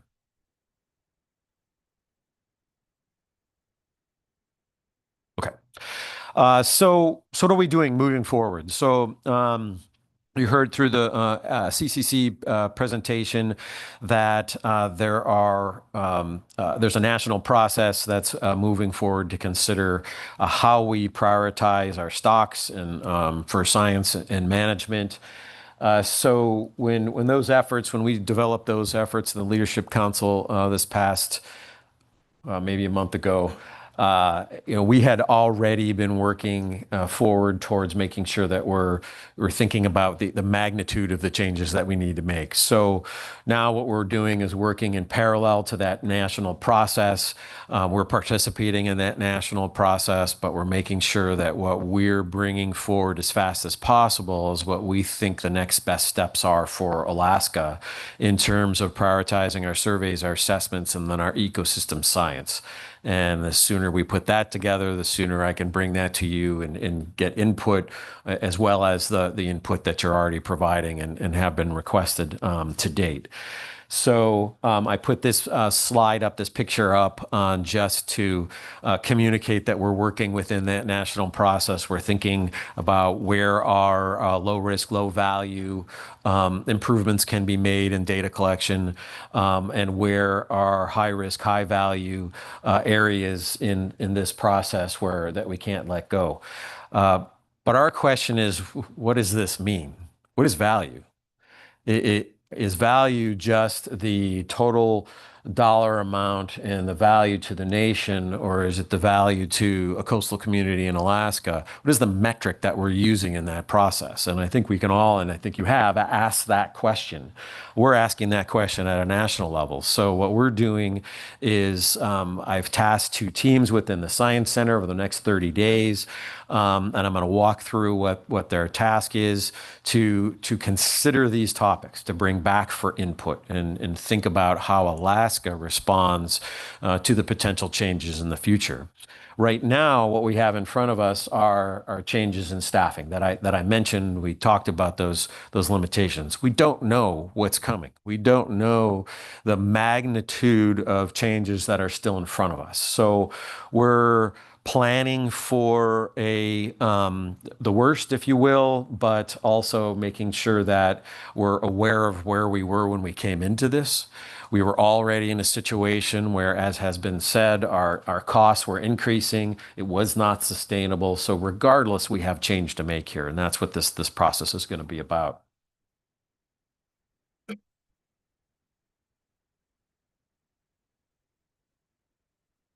So this priority planning and process that's occurring over the short term, the intent is to meet the executive orders to address resource expectations and our staff losses. And the vision is not just to do less with less or more with less, et cetera. It's to move forward on what I think is important to this body. And we have talked about survey prioritization before. This isn't new. You have weighed in on how we should prioritize our portfolio. You have weighed in on the importance of what we collect, how we collect it, when we collect it, and provide it, and our stock assessment process. So this isn't new. We're not starting over.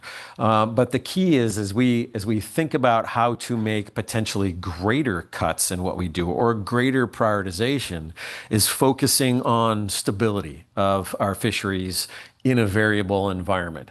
So focusing on stability when there is no stability in the information that's coming in. Very difficult topic, but in my understanding, that's what fisheries want. That's what the management process would benefit from. So taking that and moving that forward into how we're prioritizing our ecosystem and our survey portfolio allows us to move forward in a way that helps us communicate with you. The goal is to develop a dynamic framework that's scalable, depending on what our future looks like. I am holding on to what I have said every time I've come up here, and that is the balance of our portfolio. At the end of the day, ecosystem-based fisheries management is what we have thrived on and what we have succeeded on. So now is not the time to shrink back away from the science component and just count fish. So we're desperately trying to hold on to that balance throughout that process with an obvious focus on Magnuson Stevens. So prioritizing that approach with our most economically important fisheries. And again, it means we have to define some of these terms. It includes monitoring some of the strongest environmental and species interaction issues that we have. So bycatch is important. The environmental changes we've seen, no one knows better than we do what those changes have done to fisheries in the last handful of years. So that still has to be important here.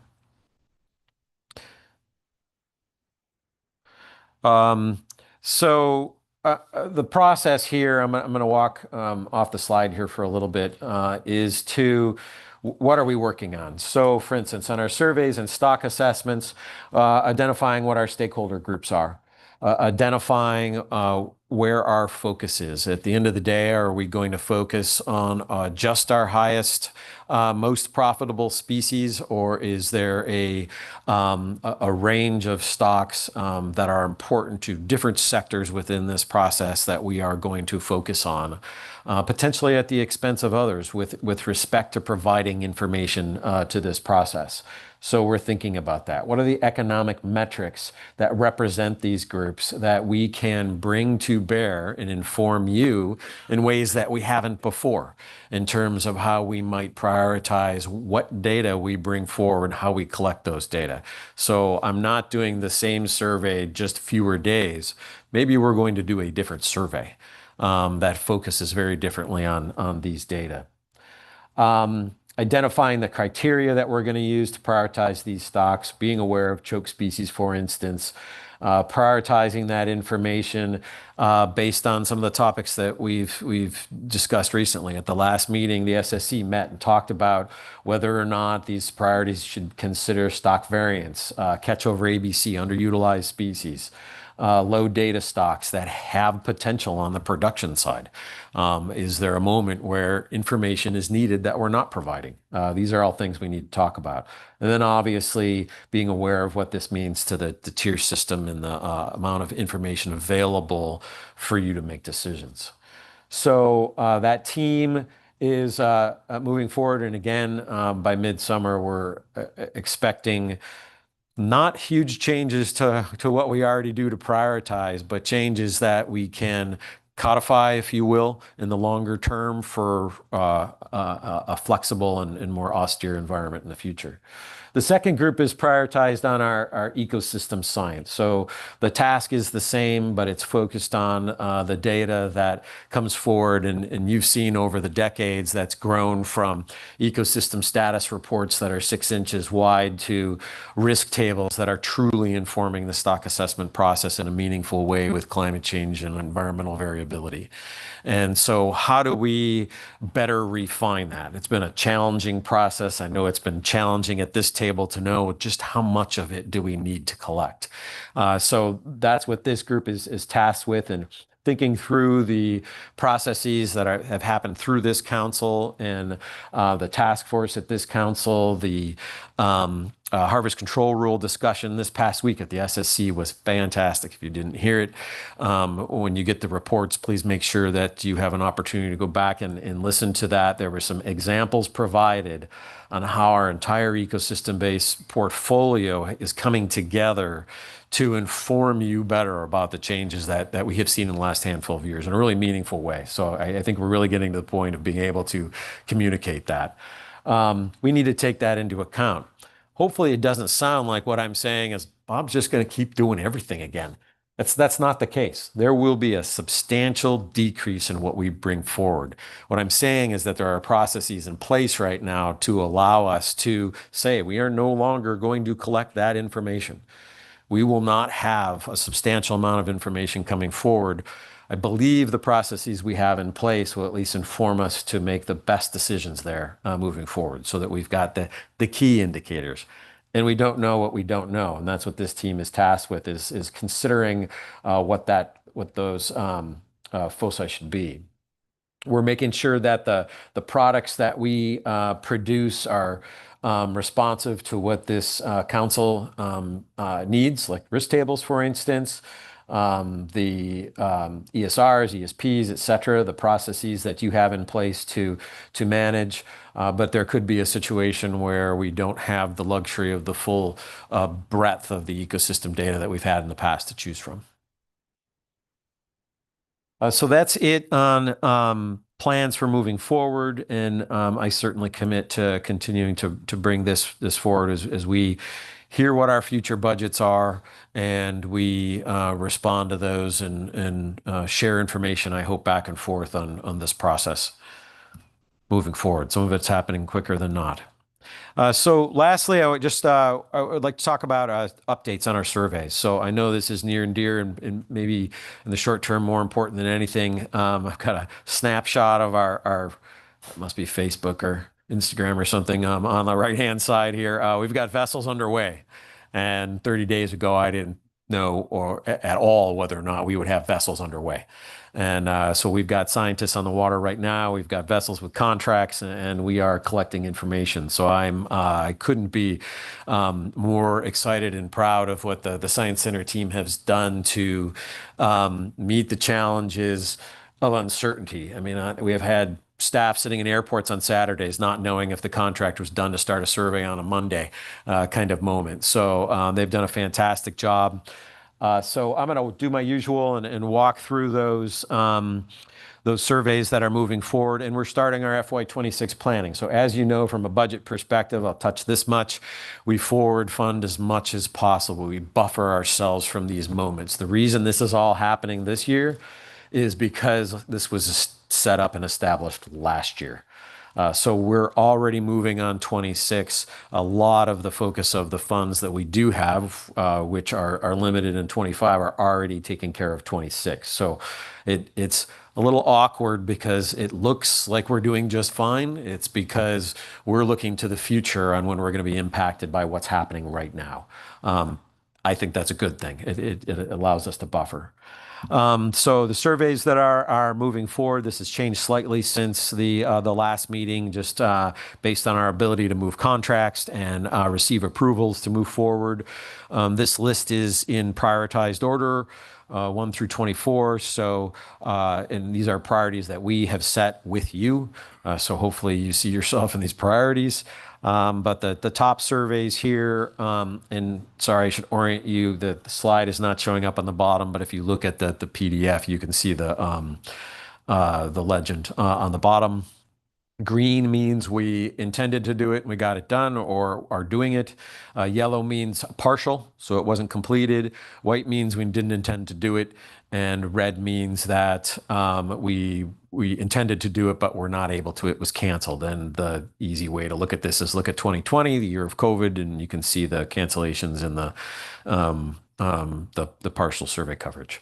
So in 2025, the Eastern Bering Sea bottom trawl survey and the Gulf of Alaska bottom trawl survey are both underway. We've got all vessels on the water, and moving forward, we expect those surveys to be full completion. We expect all the information coming back from them, barring weather. Moving down the list, as you know, I already presented that we were able to complete our Shelikof Strait Pollock survey. The Oscar Dyson was down early in the year, and they did an incredible turnaround to Seattle and back, and we were able to get the Shelikof survey done.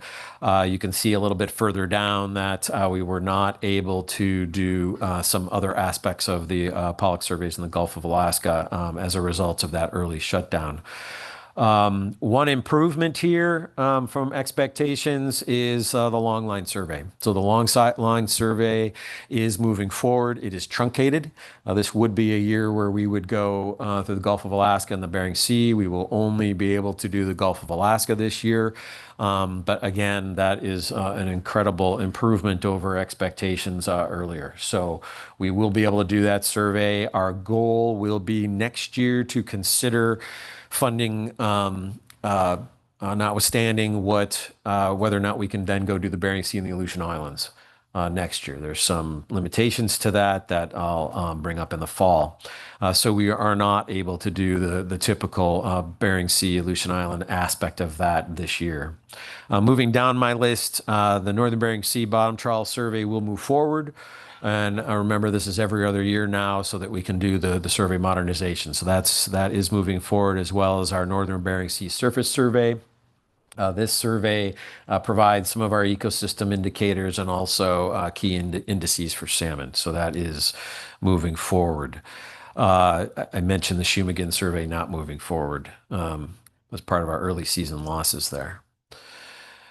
Again, following the far right column for 2025, we just completed the ichthyoplankton survey on the Oscar Dyson. This looks at early life stages. We were able to move forward with that. That feeds some of our models and our understanding of what to expect in the future when you're looking at them when they're smaller. Our partner surveys with the Pacific Marine Environmental Lab that take care of all of the oceanographic moorings that feed our understanding of the entire physical oceanography of the Gulf of Alaska and the Bering Sea are moving forward. One of them is done, and we believe that those will move forward, and there's quite a bit of concern about those in the future. Our surveys in Southeast are moving forward. The two reds here are the juvenile fish survey that would have been conducted on the Oscar Dyson, and then the summer acoustic trawl survey. And we're not going to sail that survey as we had planned. We continue to work with NOAA on the overall prioritization of the entire suite of our surveys. Remember, this is the survey we've talked about for over a year now. I've already talked about the prioritization and how that summer acoustic survey fell out in the prioritization. So this one shouldn't be a surprise. And then the rest of those surveys we haven't done in quite some time. So that's all I have, Madam Chair.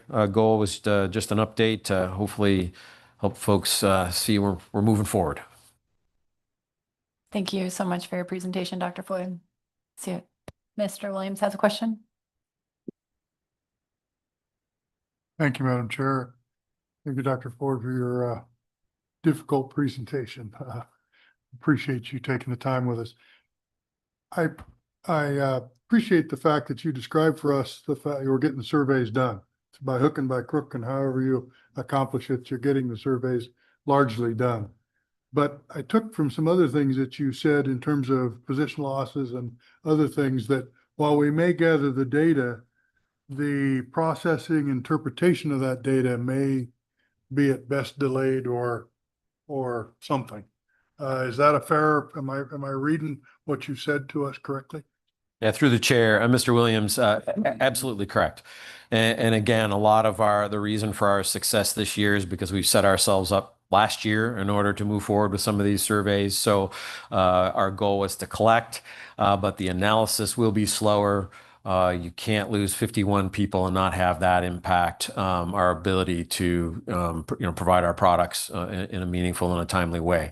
Again, our goal won't be to slow this process down. We'll still have our stock assessments for this process. We'll still have our surveys, but all of the data that feeds those assessments might not be there. And that remains to be seen, just how we're able to pivot in this process. Part of the recognition here is that in the last few months, it's all hands on deck to get the information collected, and we have to be cognizant of the impacts on that. And it remains to be seen. But yeah, you characterized that very well. Thank you. Thank you. Thank you. And we'll go to Ms. Baker. Thank you, Madam Chair. Thank you, Dr. Foy, for your presentation. I'd like to go back to the first part of your presentation, the priority planning to meet the intent of the executive orders. And I appreciate you laying that out for us, at least what you can say right now. I realize there's a lot unknown, but the process you laid out is that you have, I think you've tasked your staff over, I believe you said over the summer, to essentially do some evaluation of the different things that will go into these considerations of how value and risk and therefore your ability to provide information into this process. And I think you said that you tasked them to consider topics and presumably come up with some kind of priority list for input. And so is that input within your agency, or do you anticipate maybe coming back to the council in October and reporting on your internal decisions, or can you just give me some sense of what you think you might have after that summer time? Yeah, thanks, Ms. Baker, through the chair. Yeah, I intended to make it clear that, in the short term, that input is for leadership decisions, whether that leadership is the board of directors at AFSC, if I'm forced to make decisions on the order of days and weeks. Hopefully we'll have a longer time period to address change, and I will bring that back to this body in October, and we can talk about where we think we're at, and I can identify places for input or topics that might diverge from what we've already talked about. Again, 90% of this is prioritization you have already weighed in on. So the key is to make sure that now that we're talking about something greater, that I do provide that opportunity for input. So and obviously there's a moment where we're working with the national process as well. I want to make sure that we're clearly communicating the differences in the Alaska region relative to the rest of the regions. And while there is an effort to put a national process forward, and we're fully part of that and supporting it, it's important to have all the region's voices in that process as well. So it's a multi-pronged approach, if you will. What I didn't mention is also just how variable this could get. There's a lot of focus on innovative data collection. Should we be putting drones on the water in the short term? Should my survey portfolio get majorly impacted? Am I going to put sail drones back on the water as we did during COVID? Is that a solution? It's not a one-to-one solution. It's not perfect. It's far from it. But there'll be a moment this next year to start to have those conversations as well. And I want to bring that to this body and to the SSC to have conversations about where we see benefit in pivoting to some of those more innovative data collections, and where we see that the risk might just be too great to go down that path.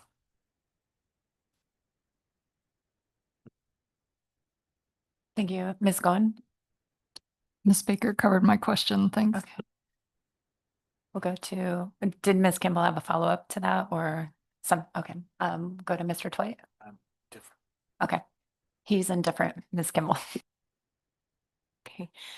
Thank you for the presentation, Dr. Foy. I just, like, how soon do you feel like, and I very much appreciate the transparency on 2025 and doing everything you can there. How soon will we understand what our opportunities are for surveys in 2026? And then my second question is, in this whole prioritization scheme, where do our ecosystem surveys fall? How do we kind of move them into the same level of importance, or at least increase their importance under this rubric? Through the chair, Ms. Kimball, thank you. I'll start with the 26. In October, I will, towards the end of our fiscal year, I'll know what we have been able to move forward and cover for 26 with our forward funding contracting process, which is just our typical process. And that's usually what I bring to this body, is where I think we're going the next year. So I'll be able to communicate that in October. What I won't know is what the 2026 budget looks like, and it'll probably be quite some time.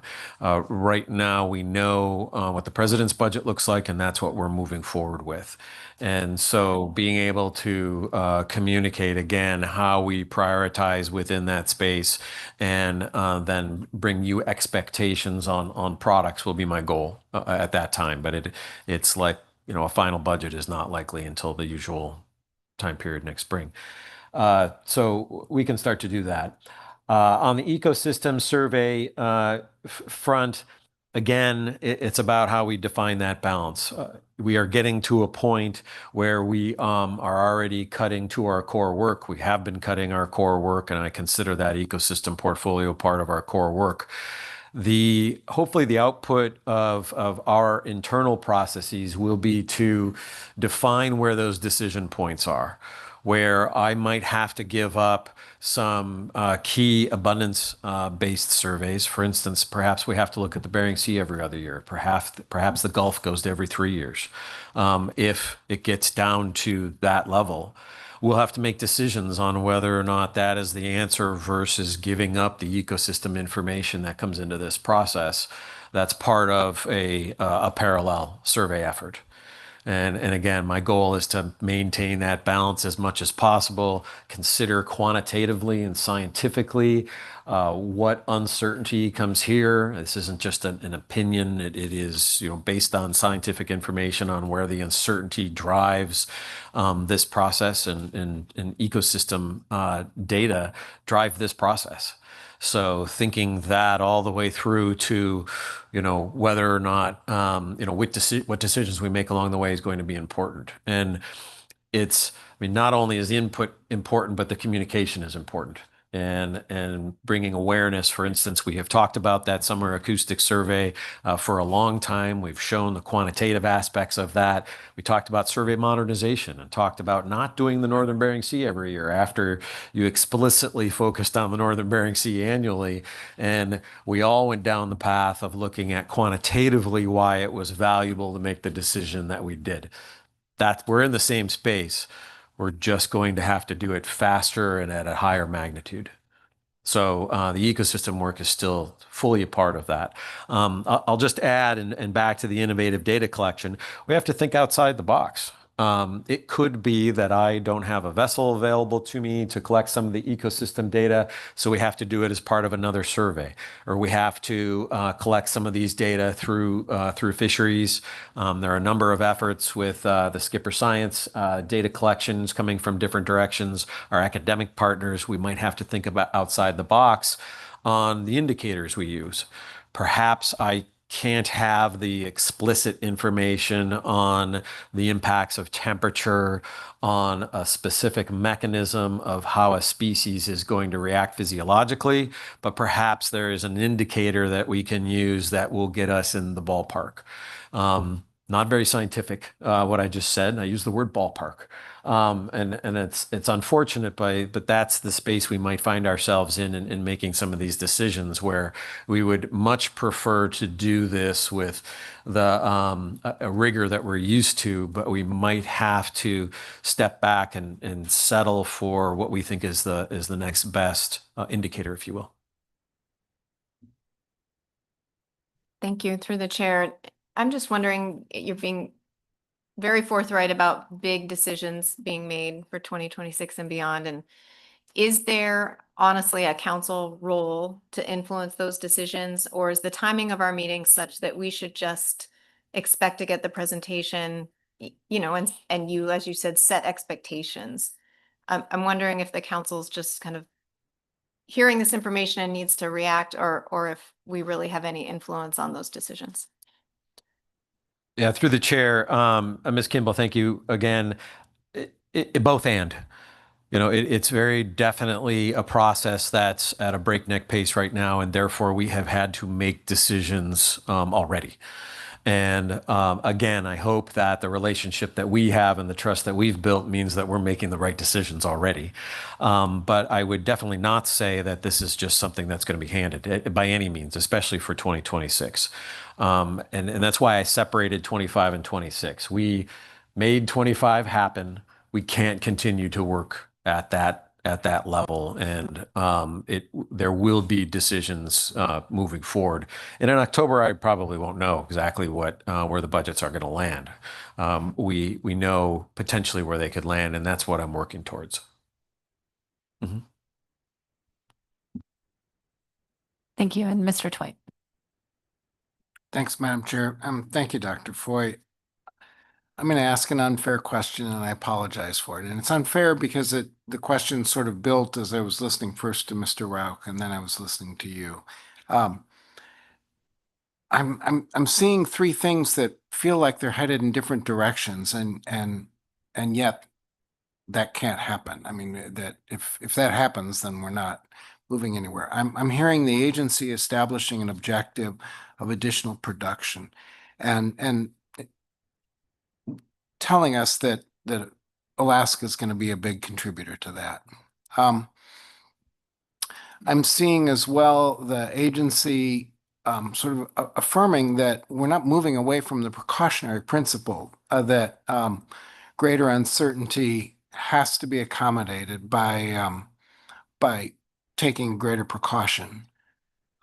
And then thirdly, I'm seeing that one of the elements of addressing that uncertainty through finding more efficient ways of gathering information, more efficient in terms of cost, in terms of staff resources, that's actually, in this case, it's going to be largely through the survey modernization, that's going to take at least a year or two longer than the already several years remaining in that.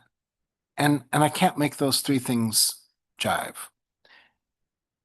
And so I'm wondering what your perspective is on that problem. Through the chair, Mr. Twite, you're right. That was an unfair question.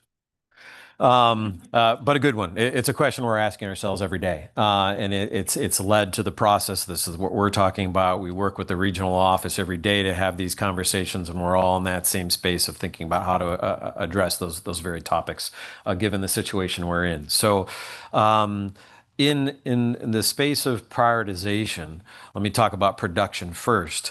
Are there stocks that if we collected fewer data on, we didn't focus our ecosystem portfolio on, that they would have no impact on this process?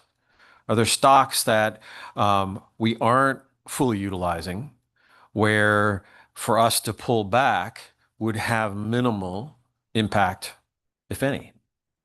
The answer is obviously yes, if you just think about it in that one dimension.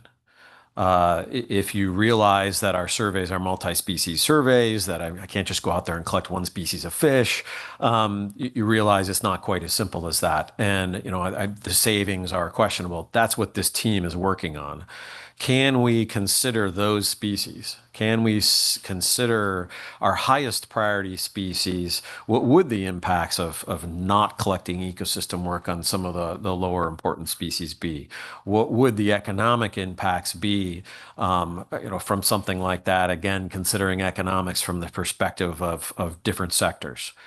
And so I think that's step one. Is there any low-hanging fruit in that space that we can work with? I think the answer is going to be no. Well, not no, but that won't cover the entire need. I do think there's efficiencies in that space, for sure. But again, given the tools that we have in front of us, it will likely require resources to save resources. And I think that's what we're trying to determine. Is this a moment where if we want to get to a more efficient system and we want more productivity in our fisheries, it might take some resources to build out the innovative data collection tools, for instance, and then start using them. But maybe that process isn't a 5-year process. Maybe we're going to go out on the water with new gear and a new survey design, and we're going to do it before the 7-year period when we would be more comfortable with it. That could happen. That could be where we're at right now from a science perspective. And those will be some difficult decisions, but in terms of what it means for the consistency and how we've provided science to this process, but those could be the decisions that we're making in order to balance those 3 topics, in order to minimize additional uncertainty, in order to support any increase in production that we can provide, and be more efficient. I think part of, and I appreciated your questions of others today, part of understanding production is, what do we mean by increased production? And I think the Alaska region is incredibly unique in what we mean by production. Mr. Rauch talked about profit and thinking about how the data that we provide on the science side of the house plays into that process. So it's not an answer, but it's a recognition that those 3 items are playing against each other, but we're aware of it. I do think that we can take this moment as an opportunity. We can collect data better if we had some initial resources to do it. We could put different tools to bear that you have all heard about. You look at our aging system. We've got the FT NERS process. We've reported to you in the past. It's using the spectral analysis to age our fish at 10 plus times the rate we do now. I mentioned 40% decrease in production. There's a moment there for us to use the tool we've been working towards and just start using it and move it faster. The question is just in that space of if we did it right, it would take 3 to 5 years. Are we at a time where we're going to have to take some risk and start using some of these tools earlier? And again, it remains to be seen just where we're at in the need to do that. My goal is to maintain that balance, though. Again, so that we can do 5 surveys perfectly, or we can incorporate ecosystem work and do 10 surveys in a way that's balanced to our needs and weighs those uncertainties.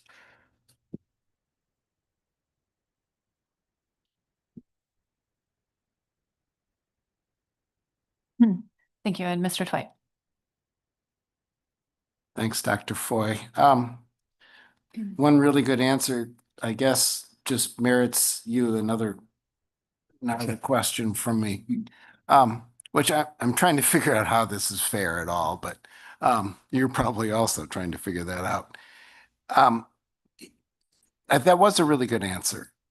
And as I was listening to it, I was also thinking, but this is also coming from the director of his science center who's talking about his staff working at breakneck speed, who's talking about essentially unsustainable working environments for a lot of the remaining staff.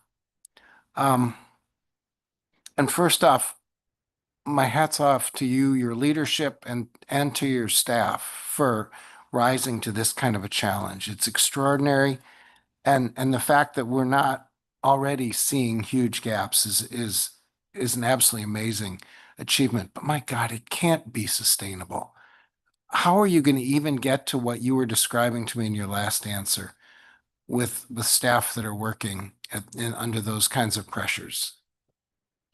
Through the chair, Mr. Twite, thank you for that, and thanks for recognizing the importance of what the staff are doing right now and their future. And the answer is not to say we're going to do more with less. We have been very clear internally saying we will do less. So everything that I mentioned where it suggested that we were going to pivot towards modernization or looking at other tools means we will let something go. And I mentioned one of our research locations. There are, again, a number of other conversations going on where we are removing our parts of our portfolio in order to achieve what I communicated. So again, I think for this process, for our Magnuson-Stevens Act responsibilities, moving forward in this way is our best foot forward. There will be losses, and I'm not communicating those right now. We have to consider how to message them, make sure that we understand what the implications are, make sure it's not just a linear answer, that we're working with all of our partners, across the board. We're thinking about all our funding lines, et cetera. So those will become more apparent in the future. But the only way to do it and communicate without completely stressing out the workforce is to make sure it's clear that we will do less. Some of that less means that what people and scientists have done their entire careers might not be what they will continue to be doing in the future. And that's extremely difficult. It doesn't mean that we're putting people in situations where, they're not able to move forward, but it means that there is a good portion of what we have done that has set up the Alaska region to be some of the best in the country for understanding the changes that have happened to us. No way we have the conversations that you had earlier today about understanding what happened with snow crab without this immense portfolio that has happened all around us. And it is clear that what I will have to remove from our portfolio, if it were 20 years ago, it would mean that you could not have had that conversation this morning. So the hard part is making sure that in 10 or 20 years from now, we're at least keeping a portion of it, or that we've learned enough and we have these incredible models. Again, look at the Harvest Control Rule meeting that will allow us to some grace in the loss of some information. And all of the data collectors behind me and that are listening in are squinting right now because they understand that what I just said makes no sense. That it requires data to address the incredible changes that we have had and are expecting to continue. But we're in a situation where we're going to have to take advantage of, again, the incredible analytical work that's been done to help us model some of this. A lot of people ask, why do you do models? We're going to find out very clearly why we have put so much effort in being able to build out some prediction and indices that help us in that regard.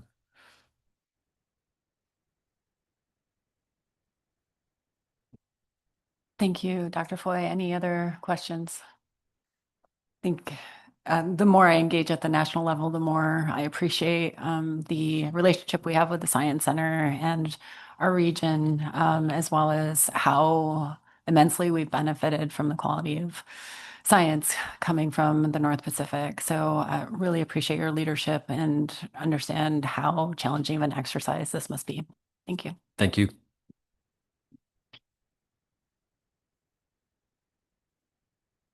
With that, we have a few remaining written reports. So I'll just run through those. We'll ask any members of the public wishing to testify in B reports, please sign up before we make it through the end of these reports, which should be fairly soon. We'll probably take a break right before public testimony.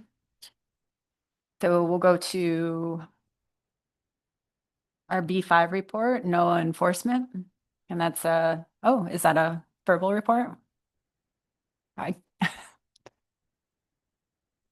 Through the chair.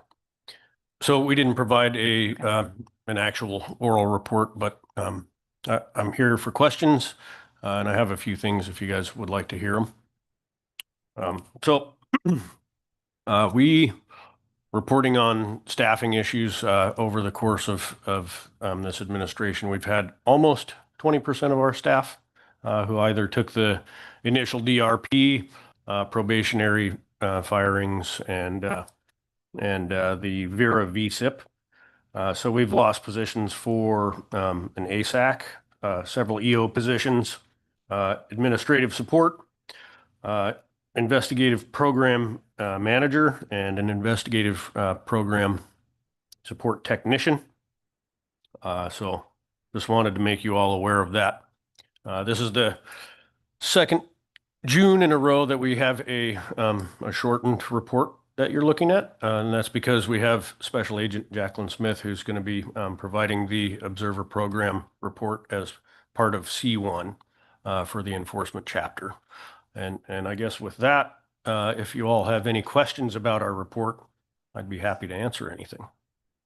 Thank you, Mr. Perry. Any questions on the enforcement report?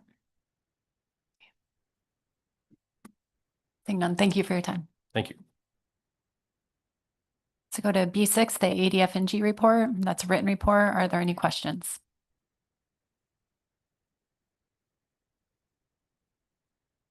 Okay. Seeing none, the B7 Coast Guard report.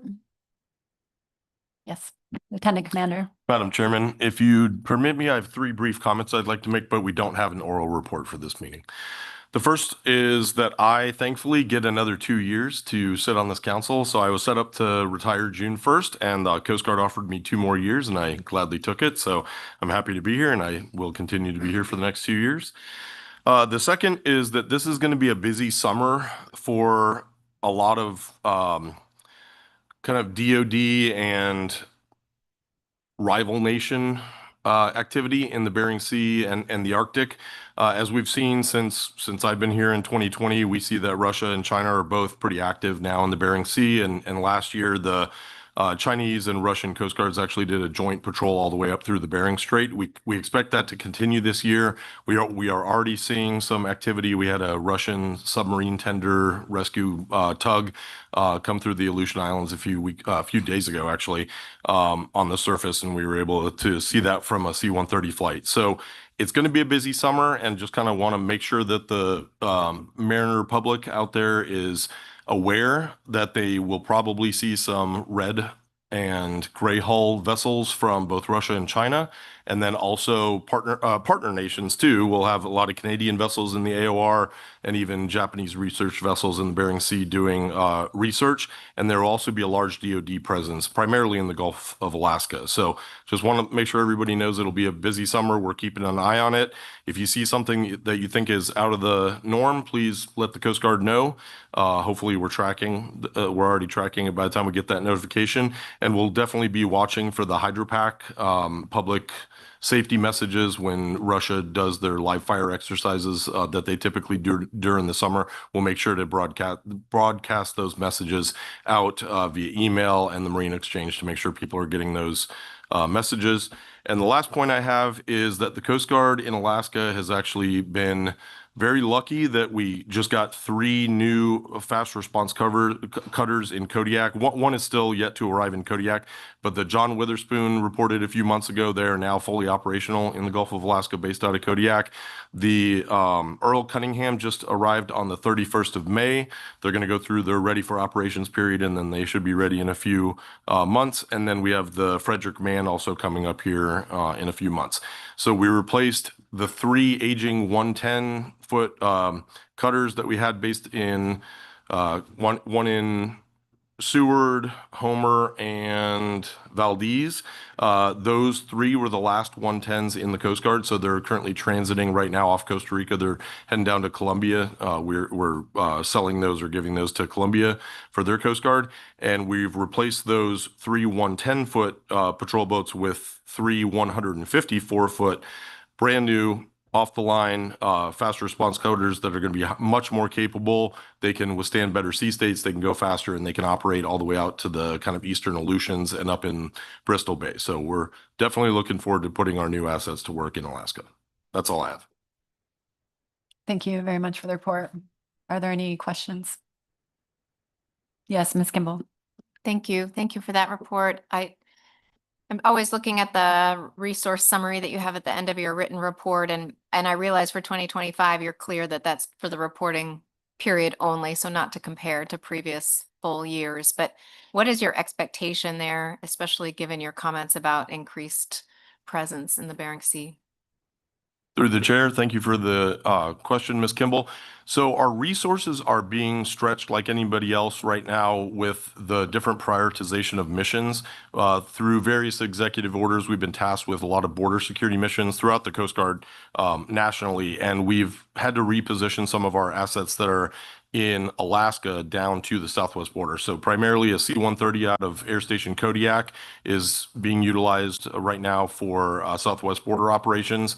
And then I believe, but don't quote me on this, that there might be an H-60 that might be involved. But I know that we are limited on H-60 hours.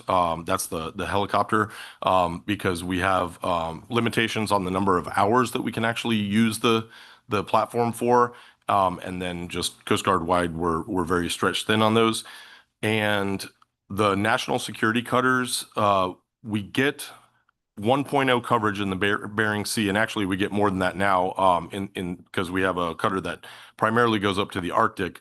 But we'll still continue to have 1.0 coverage in the Bering Sea and Arctic, and we'll have 2.0 coverage at one point during the summer.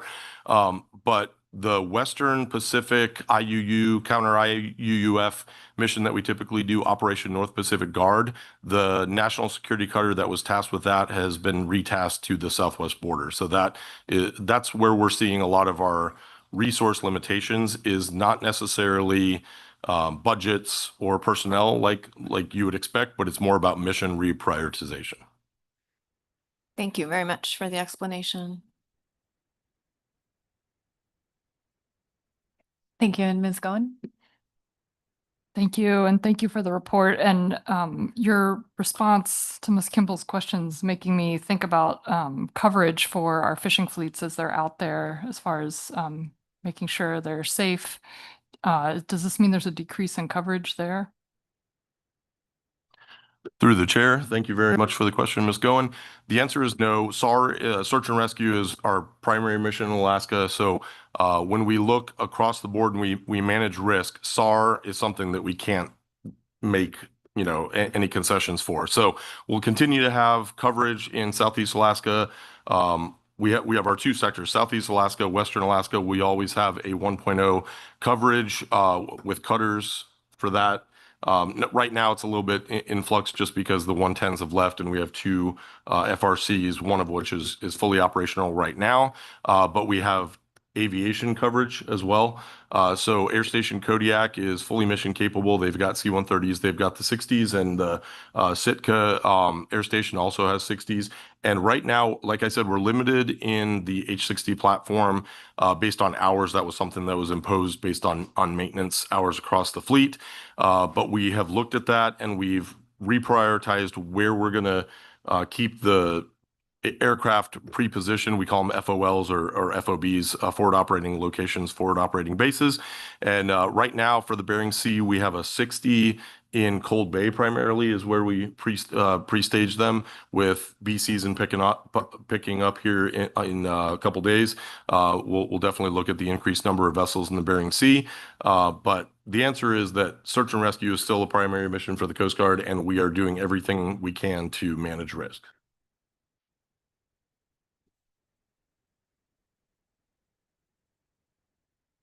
Thank you. I'm not seeing any further questions. Appreciate your report. So our next report is our B8 U.S. Fish and Wildlife Service report. That's a written report. I think Ms. Klein is online for any questions. Hi, yeah. I just wanted to test my audio. Can you hear me? Yes, we can. Yeah, well, thank you. Yeah, if I could just make a comment, Madam Chair, I just wanted to say that we regret not being able to be there in person, but we will be joining virtually, and due to some conflicting schedules with our staff, we'll be on the meeting where we can, but we might miss some of the agenda topics. As you mentioned, it's a written report. We didn't have an oral presentation, but wanted to mention the written report covers the topics of migratory birds and also marine mammals updates for those that would like to review it. And we did want to acknowledge that it is the beginning of the fishing season in Alaska, and we'll share any information about any federal subsistence fisheries management in a postseason report at the October 2025 meeting. But we'll be here for questions. Thank you very much. I'll see if there are any questions on the B8 report. Seeing none, thank you. So let's take our mid-afternoon break, come back at 3:20, and we will begin public testimony on B reports. Thank you.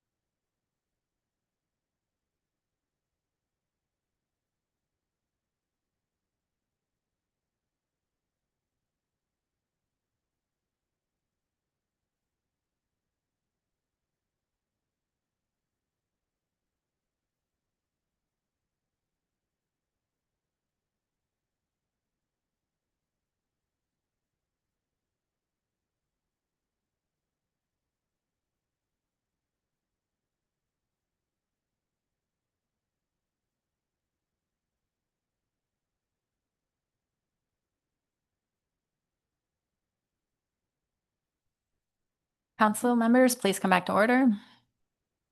Thank you.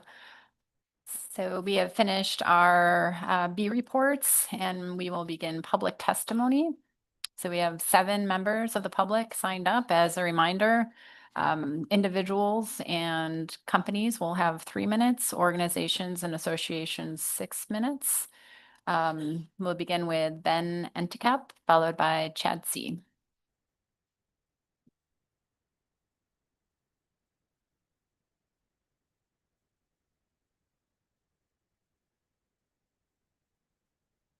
That one. Thank you, Madam Chair. Members of the council, my name is Ben Entekap and I'm representing Oceana. I had not intended to give testimony today, but listening to the B reports has been very difficult. What I have heard is a 24% reduction in staff at the Alaska region, 28 people, a 20% reduction in staff at the Alaska Fisheries Science Center, 51 people, and a 21% reduction in staff at OLE in the Alaska region. This is very concerning. Oceana is greatly concerned by the administration's efforts to cut NOAA staff and weaken this agency. The federal employees at NOAA are highly skilled professionals who conduct critical work to protect our oceans and ensure our fisheries are sustainably managed. We need a strong NOAA. I heard it described as sad and as unprecedented, and it's ultimately disastrous in my mind to the future of our ocean science, fisheries, and wildlife. So I wanted to just let you know that Oceana is taking this very seriously. We are working nationally to oppose efforts to downsize NOAA and roll back our bedrock environmental laws, policies, and cuts to science. And I know many others that are listening in today and here in this room are similarly concerned. We are working to make sure that members of Congress are hearing our voices, and if any of you are interested in collaboration, we are certainly interested in working with you to make sure that our voices are heard, that Congress knows how important it is to fully fund NOAA, and that we can help push back on this. I think that's just absolutely critical. And I am positive that we can ultimately get through this, but it's going to take a lot of people to work together. I do want to say that I was heartened by Dr. Foy's presentation in that, you know, we're lamenting the loss of some really great individuals from the agency, but also planning and moving forward. But unfortunately, it's moving forward with less, as you heard, doing less with less, and that is just an awful position to be in. I also want to say that we're troubled by the suggestion from the CCE meeting that we have to get more comfortable with risk and simultaneously harvesting another 1 billion pounds of seafood. I'm sure you all agree that risking overfishing is a dangerous proposition for the long term, for the health of the oceans, but also economically and ultimately costly to the nation. And so we really don't want to be heading down that path where we're just being more risky in the face of a lack of information and a lack of science. Instead, we should absolutely be more precautionary. So going forward, we hope that this council in this region will continue to focus on the conservation priorities of the Magnuson-Stevens Act. You have to do your job, prevent overfishing, reduce bycatch, protect essential fish habitats. That is going to absolutely still be core. Those core elements of the Magnuson-Stevens Act don't go away because of these executive orders that are out there. And so please make sure that those continue to be your focus going forward. Healthy, sustainable fisheries, prevent overfishing, protect habitat, minimize bycatch. Thank you very much. Thank you for your testimony. I'll see if there are any questions. Great. Thanks again. So next up is Chad C., followed by Eric Velsko.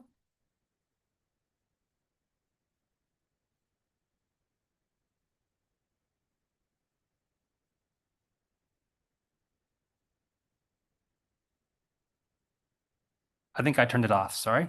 That's not so bad.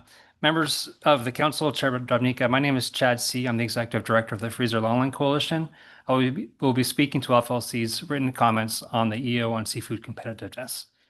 FLC strongly supports Council reasserting its comments on the 2020 EO on seafood competitiveness about non-regulatory actions supporting domestic production, including for fisheries surveys off Alaska and for stock assessments as its highest priority for the agency to address, along with core functions that allow fishermen to go to sea and to maximize sustainable domestic production. The FLC also supports Council's continued attention to ensuring a North Pacific Observer Program that fulfills its obligations to collect high-quality data. This includes the full coverage program, which is facing a crisis and generating a pool of lead level 2 endorsed observers for deployment and to maintain affordability of the program. With the program facing additional pressures on its resources, FLC and our observer provider partners, AOI and Saltwater, recommend a holistic look at measures that can help the full coverage program meet its obligations while creating funding efficiencies for the agency and industry participants to ensure its long-term sustainability. Our comment letter offers some specific regulatory, I would hope deregulatory, and non-regulatory proposals to address this objective. To start, we propose 2 measures to increase the number of platforms to achieve lead endorsements. One, FLC supports AOI and Saltwater's proposal to NMFS, requesting a regulatory change permitting observer experience in the West Coast at-sea hake observer program to count toward requirements for a lead level 2 endorsement in the North Pacific. I'll defer to the provider's letters to NMFS on additional details on this issue. We'll add that NMFS may also consider reverting to their pre-2013 interpretation of the existing regulation to allow for hake experience to count while this interpretation is codified. A second opportunity is to count shoreside plant sampled hauls toward the minimum haul requirement for lead level 2 endorsements. Observers assigned to shoreside plants utilize many of the same skills required on CPs and motherships. Observers are often assigned by providers to both shoreside and at-sea facilities, but current regulations prevent shore plant sampled hauls to be counted toward a lead level 2 endorsement. Next, we suggest actions to collectively improve efficiencies with the full coverage observer program. One, we suggest a more judicious issuance of observer debriefing performance grades of 0. Observers who receive 0 grades are allowed to be redeployed, but they are not permitted to work as leads until they finish another deployment with a grade of 1. We'd ask for a change to observer program policy so that observer errors, short of those that are repeated mistakes or are so serious as to warrant decertification, result in a grade of 1 instead of 0, with the requirement that they attend a one-day focus briefing prior to redeploying. 2, we propose action to make remote observer debriefings the rule rather than the exception for the observer program. With in-person debriefings, observers are often waiting in Seattle multiple weeks to participate in a debriefing. A move to primarily remote debriefings could improve morale and retention of observers and reduce costs for observer providers, many of which are then passed on to vessel operators. 3, we recommend the observer program incorporate long-line lead instruction in all one-day briefings and eliminate the current requirement that observers attend a separate 2-day long-line lead level 2 training class before deploying to a long-line vessel. This would streamline the observer briefings and ensure all observers receive the same instruction, helping them to be readily prepared for assignments without additional instruction. Providers anticipate that this reduction in briefing days could free up agency resources that could be directed to other needs while helping providers to be more efficiently deploying observers onto vessels. 4, we propose that NMFS amend the sampled haul requirements for securing lead level 2 on trawl vessels from 100 hauls to 60 hauls. Relative to Amendment A trawlers, observers who deploy on Pollock CPs can easily need to work 3 or 4 extra months before qualifying for lead status. This delay comes at the expense of observer morale and retention and extends the time needed for many observers to secure a lead level 2 endorsement. 5, we propose granting the observer program authority to waive fixed gear lead level 2 requirements when no fixed gear lead level 2 endorsed observers are reasonably available by a provider to be deployed on a freezer longline vessel. This action would be intended to strictly serve as an emergency contingency plan to avoid a vessel having to delay or cancel a fishing trip. Missing fishing time for lack of an observer can interrupt fishing plans and cost vessels the opportunity to fully harvest their allocation, costing operators thousands of dollars in lost revenues. A waiver option would provide the flexibility to avert vessels not being able to operate. Finally, we propose a regulatory change or changes to allow for a certain number of freezer longline trips per year to be completed without an observer, provided the vessel has a functioning NMFS-approved EM system to use in lieu of an observer. As we've previously reported to Council, FLC is engaged with Flywire, an EM technology company, to test our EM systems on our fleet. Flywire and FLC are also conversing with the Observer Program to ensure their visibility on this effort and to take on next steps, including an EFP, should that be needed. Under regulation, our fleet has two options for meeting observer coverage requirements, both of which involve carrying at least one level 2 observer. One necessary step would be to amend the regulation to provide a third option for a sector permitting the use of EM in lieu of an observer. We believe this proposal is consistent with the administration's emphasis on EM as a means of data collection to support our fisheries, and with Alaska Region's priority to streamline work to approve and implement EM on vessels. While not something addressed under B reports, I will flag that the AP passed a motion under the C1 agenda item to package many of these proposals in a regulatory amendment package and in direction to the Observer Program on non-regulatory changes to examine observer availability issues. We would encourage Council to take up a similar action at the appropriate time during this meeting. Thanks. Thank you very much for your testimony, Mr. C. I'll see if there are any questions. Yes, Mr. William. Thank you, Madam Chair. Thank you, Mr. C, for your testimony. I have just a couple questions, if I might. You identified the difficulties with acquiring lead level 2 observers. Have we had any instances where trips have not gone off due to the lack of lead level 2 observers? Has that occurred in the past? Sure. Thanks, Steve, through the chair. That's, I'm trying to think back in whether that's been a case that we've had one yet or that's occurred. It's been a case of we've had in the past years a few occasions when we have not been able to leave the dock because of the lack of an observer. That has, but I can't recall the specifics regarding that. And so I don't want to give you the wrong answer on that. What I do know is that observer providers are telling us each day that they are working to try as best as they can to just get to the next day on having enough observers. And we've had an observer provider that has gone out of business because he could not afford and be able to provide the observers and do the work that they needed to stay in business. And so we're seeing this as a crisis that is in front of us that needs to be tackled. Our fleet is also taking on second observers voluntarily to provide additional platforms on our own vessels at our own cost, which has been, if I recall, at least $40,000 a year for the last couple of years, 3 years now, to help facilitate additional observers being getting their time they need. So that's an additional cost for ourselves that we shouldn't be taking on, but it's necessary to just keep these observers getting deployed. So. Thank you. Just one question. In your letter, you referenced the alternative of looking at EM as an alternative approach.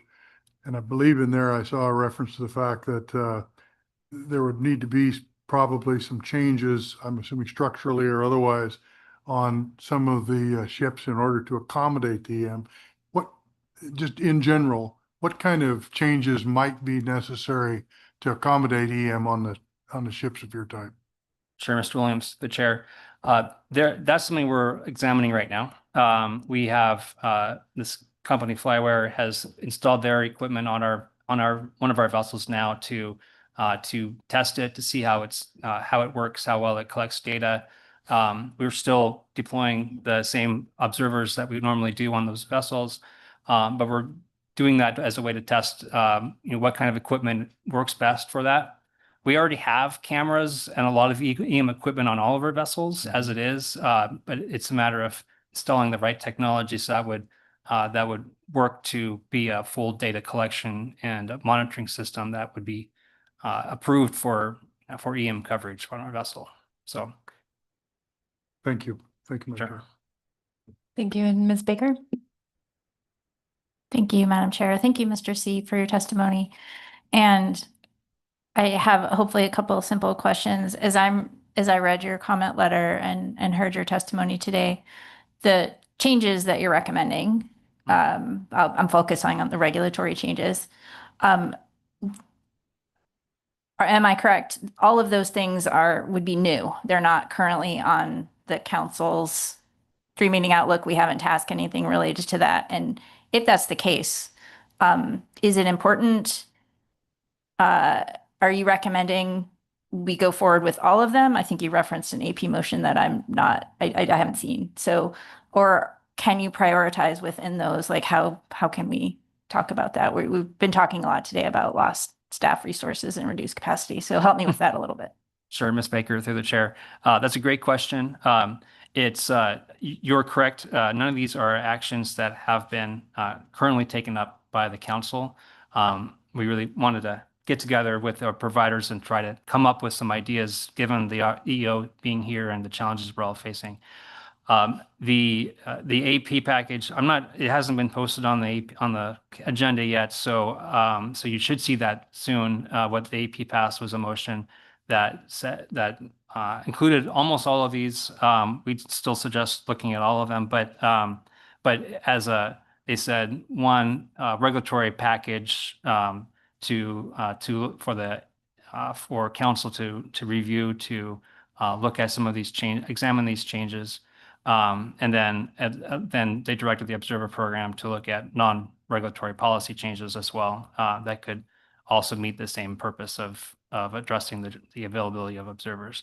So we support that, with the addition of the other item.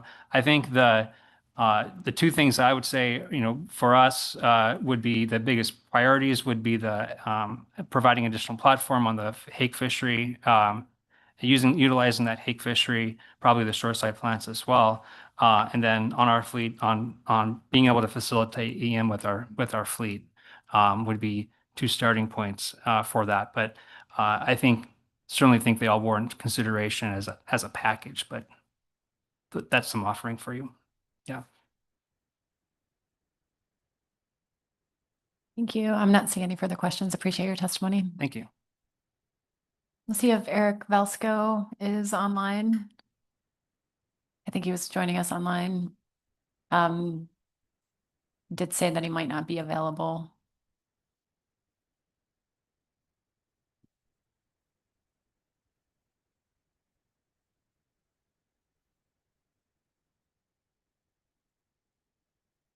Do we see him? No. Okay. We'll go down to Heather McCarty, Frank Kelty, and Matteo Pasaldan, and they've asked to stack their time and come up together.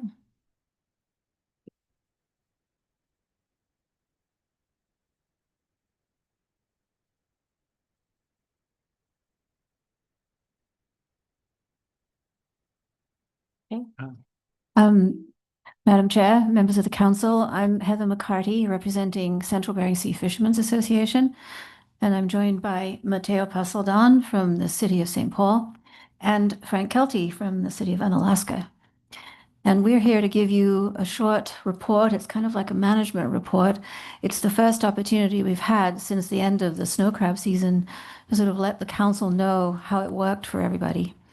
And we represent mostly communities, but CBSFA also represents, a processor and a harvester. We have harvester quota and processor quota. So we were intimately involved in all three legs of this stool that we built to get through the snow crab season. And it wasn't easy. We had the help of ADF&G.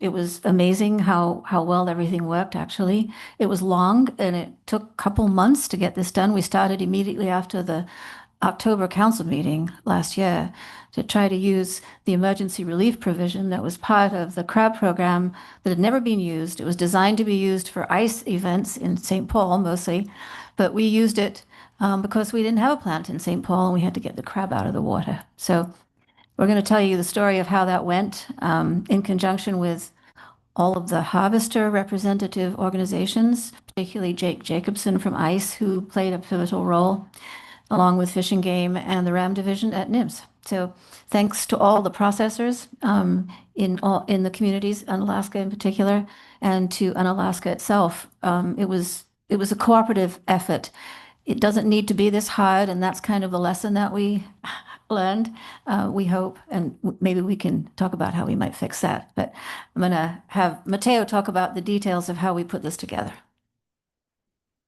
Sure. Thanks, Heather. And yeah, just thinking out loud about some of the earlier discussions having to do with, regulatory reviews and how this process will work going forward. And this is a discussion that we've had in the past. How can the stakeholders, do their part, given the realities. And one of the tools, of course, is that we've discussed as a council in the past, our frameworking and framework agreements, where the agency would basically establish certain boundaries, hopefully at minimal, that may be wishful thinking, but minimal regulatory effort, and then let the parties hash things out. The stakeholders hash things out through contractual agreements, which is what this relief from regional landing requirements is. It's a tool where the stakeholders develop the meat of it, and the agency checks off certain boxes. And so I think there's some good ideas in there that could be adjusted and potentially used in other contexts to help this process out. But going back to this particular tool, as Heather has noted, back in October, we were in a mad rush to try to respond to this opportunity of a small Bering Sea snow crab tack, but which generated a lot of logistical problems, namely being that there wasn't enough tack to justify having processing capacity in the north. And so this council came to us and asked us to use this tool, not a good fit, but to use this tool to respond to this situation. And we did. We did our part. The two communities especially worked really hard to make this happen, but others did as well, especially Jake Jacobson for the ICE Co-op. We given the deadline, which was October 15th, we had to hammer it all out in short order. We wanted to adjust the original framework agreement because the regulations require that the framework spell certain things out. But we didn't have time, so we signed the original agreement as is, and then we all agreed that we would work on an addendum that amended that framework agreement and spelled out the situation that we were facing and what the obligations would be. And just to give you a few examples, the regulations spell out that the framework agreement shall, for example, specify any arrangements for compensatory deliveries in that crab fishing year or the following year. That clearly didn't apply. It would specify what actions the parties could take to mitigate the need for an exemption. That's something that you can do when you have an ice event, but not something that really applied in this situation. So the addendum had to be, created to respond to these factors so that we could move forward. So we got that addendum done about a month and a couple weeks after we finalized the framework agreement. That was on November 27th, 2024. And then after that, the stakeholders focused on the second regulatory aspect of the the relief process, which is the actual in-season application and exemption contract. So we all pulled together to develop that, and that was filed, and this was all happening during the holidays between Christmas and New Year's, but all that was filed by Jake Jacobson for ICE on behalf of everybody on December 30th, 2024. And then kudos to NMFS. NMFS was very accommodating as well throughout this process, and they got us the exemption on December 31st, 2024, the next day. So this is the first time the tool had ever been used under extraordinary circumstances, and we got it done. And then the final piece really was the compensatory piece, which involved a memorandum of agreement between the two communities on Alaska and St. Paul on how the taxes the northern region, the taxes corresponding to the northern region snow crab would be collected and then dispersed to St. Paul by certain deadlines. Those were spelled out in our memorandum of agreement. And kudos to Frank and the Alaska team. They did most of the work on that because we had different tax rates. Alaska has a 2% tax rate. We have a 3.5% tax rate. So we had to do some maneuvering there to make that happen, but they made it happen, and their city council approved the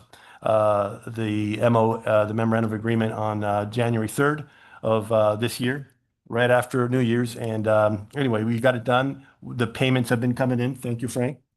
And even though they're not huge, they are symbolically very important to St. Paul from a number of perspectives, but certainly, it protects the stake that St. Paul has in regionalization, which is responsive to a number of national standards, including National Standard 8.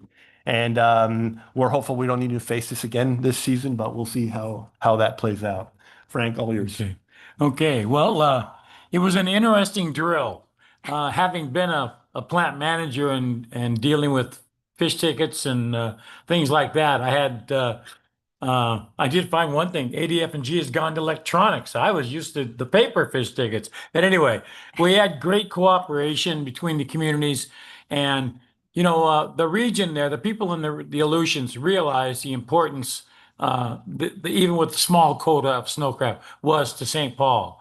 And there was no people that were greedy or anything like that, or questioning that we shouldn't do this. It was all 100%. They were all online to work with St. Paul and try and get this done. Fish and Game was very helpful. They let us put an extra line on the electronic fish tickets of where the North Shares were with the 3% landing tax that they had, and that amount. We made up a form developed for the processors to submit the monthly reports that they send to the processing sector or to the city of Unalaska where the landing tax goes.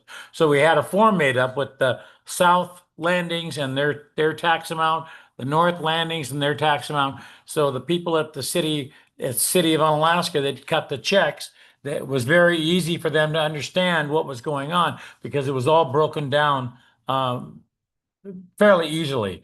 We had a little talk back and forth with some of the people that did the paperwork at the plants, but they were all online and everybody did their best to get this to work. And between I was skeptical that we had enough time to get this together because you had to get all the harvesters online, the processing sector online, the communities online, and get this all put together in less than 90 days. And it was nip and tuck. We got it. I think all the paperwork was done just when the season opened on it opened January 1st, but no, there was no landing. We got the landing, got it all done just when the first landings started to come in for snow crab. And so kudos to Westward and Unicy and all the other PQS holders that had to submit their paperwork in. We got, like I said, they all were able to get it done, and it came through. The only thing left now we have to deal with is the Alaska Fisheries Business Tax, the state share tax, which the check will come to Unalaska. And so, but it's got everything in it, the pollock, the cod, so we're going to have to do a little bit of a monkey business. But since we have the totals, landings, and the dollar amounts for St. Paul, we'll just be able to deduct out the 1.5% that they get out of the 3% that the state shares back to the community. So shouldn't be no problem, but that's another 6 months away. The state's almost 8-9 months before we get the state shared business tax. So I think there is some ways to make this a little bit easier. And I'm just keeping my fingers crossed that the old snow crab allocation is substantially higher next year. So maybe we don't have to do this drill, but at least we know how to do it if we have to. Can I add one thing? I think was it 28 signatures we had to get? And we did, I think, 3 rounds of signatures from all the PQS holders and all the representatives of the IFU holders as well as the community association. So it was a big deal.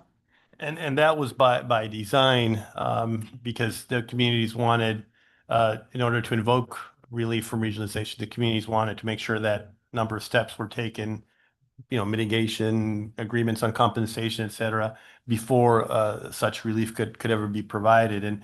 But for this particular situation, and thinking about the earlier discussion with regulations, clearly that's burdensome. Trying to collect, all these signatures, trying to get all these things done to comply with the regulation, which again was established for another reason. In terms of next steps, and this is an example of what I'm talking about, each IFQ holder now that signed the preseason application must submit a regional delivery exemption report to NMFS that includes the amount of IFQ, if any, that they needed to set aside to reduce the need for this exemption, the mitigation measures that were taken, the number of times the exemption was requested and used. They're going to have to do that now. Clearly, that doesn't fit this current With the situation. problem, right? And they're going to have to submit on or before July 15. The IFQ holders must submit a copy of the regional delivery report to the IPQ holders and community representatives that were part of the agreement. And then on or before July 30th, they must submit that same report to NMFS. Just about out of time. Yeah, sure. Yeah. So anyway, that's coming up, but I think hopefully by October meeting, by the time we have another TAC, we might have some ideas on contribute to this process in conjunction with other stakeholders if we can get those meetings to see how we can flexibilize, facilitate, expedite this kind of process in the future. That might involve regulatory deregulation or new regulations. We'll find out soon enough. Let's just say we were glad we had the tool because it got the crab out of the water, but the tool needs to be sort of permanently fixed in order to make it more applicable in various circumstances. It could also be broadened to be applicable to circumstances that were not just regional issues that could be across both regions or all regions. So we have some ideas on that are starting to form, but we just wanted to let you know how it went. And I'm sorry if we went a little over time. Thank you, Madam Chair. Well, thank you. Thank you for the update and for sharing how this process unfolded for the first time, as well as for all of your hard work in making this happen on behalf of the communities and IFQ and IPQ holders involved. I'll see if there are any questions for you. Sorry, Ms. Kimball, did you have? And then Ms. Goen. Oh, thank you. I just had a technical question about all the reporting requirements that you just mentioned were still necessary. Is that something you could clarify a little bit? I don't need you to repeat all that testimony, but there's some reports that I guess I need a sense of whether you think those are really necessary or whether the framework agreement itself can serve as that report.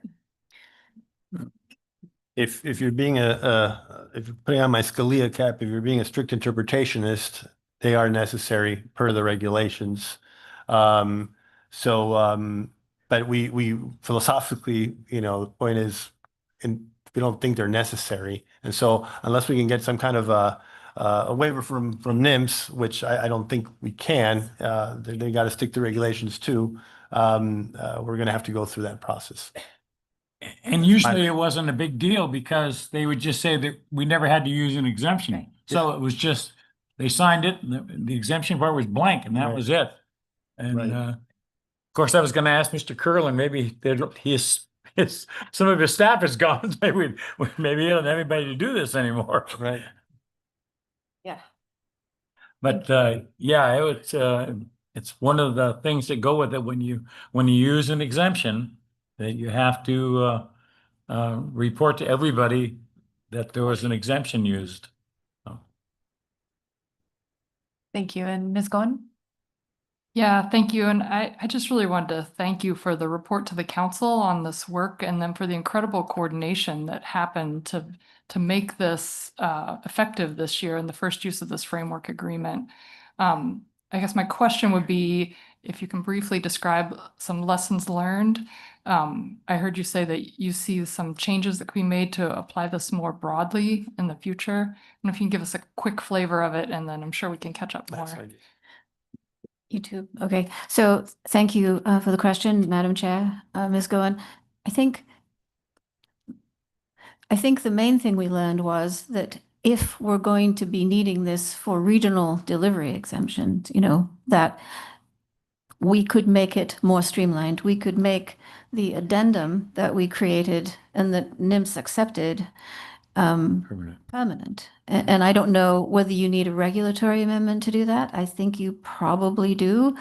But to have to do an exemption and go through all of the signatory stuff every time, if you're going to keep using it, would be, I think, burdensome. And so if we could deregulate to that extent, just to have a simple form that didn't require all that this does require now, that's one thing. And the other thing, we started thinking about how a similar exemption could be used in times of low TAC, because that's basically what caused the problem in the north, and it could cause problems elsewhere. We don't know in the future what the future will bring. And so we could create something that was more flexible so that it could be used broadly to address problems with processor availability in various regions, perhaps. We could use it in circumstances of low TAC that created that kind of situation. We don't have it all written up yet, but we could do that. We could suggest turning this into a tool that's more universal. Yeah. And I have some comments on that too. The council and NIMS empowered us as stakeholders through this process to have a role in how we governed ourselves in these kinds of circumstances. And it works. It worked.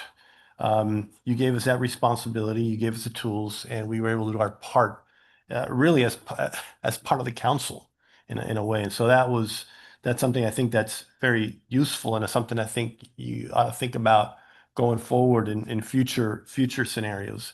The other thing that I think is really important is oftentimes the stakeholders are comfortable with certain situations, even though there's a problem out there and that it's brewing and it's getting bigger.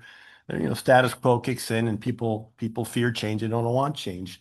But in this particular circumstance, and that happened with us as well, the council said, "You guys got to do it." It was not an ask. It was done nicely, but it was like, we got to do it. You got to use this tool. You got to do it. Otherwise, there's no fishery, and people are going to be angry. And so we did it. We did our part.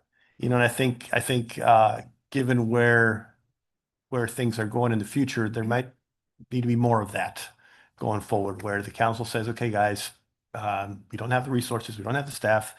You guys get together, working group, whatever, coordinating committee, come up with some ideas, come up with a plan, bring them back to us, and we'll see what parts are regulatory and what parts you can deal with contractually and internally amongst you guys, and we'll go take it from there." And so I think that's one lesson that I take from this particular experience. Yep.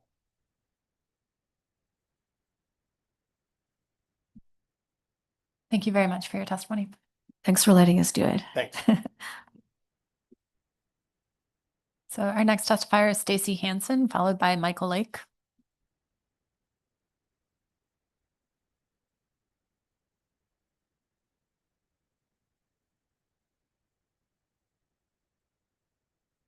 I'll use this one. Good afternoon, Madam Chairman, members of the council. My name is Stacy Hansen. I'm with Saltwater Incorporated. I'm program manager there. We are a Alaska-based provider for monitoring fisheries, both with at-sea observers and electronic monitoring. My comments are going to be pretty brief, and it really is just dovetailing on FLC's letter and testimony given on the seafood EO, which we support, and specifically to address the lead level 2 observer issue, and to also make myself available for any specific questions that you may have about the situation we are in. I do want to say that the lead level 2 problem doesn't just affect the longline sector, it also affects POLIC-CPs, motherships, and Amendment 80. There was a great discussion paper on observer availability presented to the council last year. However, the challenges we are facing really go beyond availability or retention.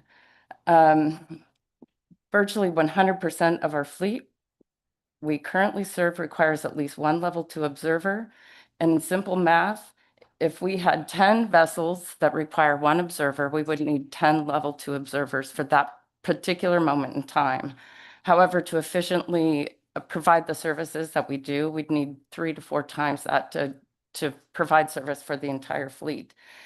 We need that level of the number of people to ensure we have the capacity to efficiently cover those 10 boats over the course of the season, and also to plan for any logistical challenges what we may have with observers taking vacation, getting ill, getting sick, all of that. I'm here to say that we do not have 30 to 40 observers in our cadre of people, and we have more than 10 vessels who required this level of service. As Chad alluded to, we go through a daily exercise to not leave vessels at the dock. And the process we go to get a newer observer to meet the regulatory requirements to become a lead observer is it's an exercise that comes with great cost, and not only to us as a provider, but it's a cost to the fleet as well, because as our costs increase, we pass that on to them. But it also is a cost to the agencies, with burdening them with extra debriefings, rebriefings, and they're already suffering from staffing shortages and funding issues. So I guess at the end of the day, I'm just here to say, if you have any questions about some of the issues we're dealing with, I'm happy to answer. And I really feel we're all in this together in this challenging time, and also to support FLC's letter. That's it. Thank you. Thank you for your testimony. I'll see if there are any questions. Yes, Ms. Cohen. Thank you, and thank you for the testimony. And I appreciate your letter and Freezer Longliner's letter as well. One of my questions was, I heard the piece on allowing Hake observers off the West Coast to qualify as towards the endorsement for lead level 2. Yes. I'm curious if other types of observers could also count towards that. So other West Coast groundfish observers or potentially shore-based observers. So the regulation, from my understanding, is it's very specific that it has to be, the experience has to be in the Alaska program. We believe that a plant-based observer could meet the experience that the agency is requiring to become a lead observer. And in the simplest of terms, a processor that is on the water is not that much different than a processor on land. They are doing the same type of things. It's just one is floating and one is stationary. So I think there's an argument to be made to allow for plant observers to achieve their required level of experience outside of just being on a CP mothership.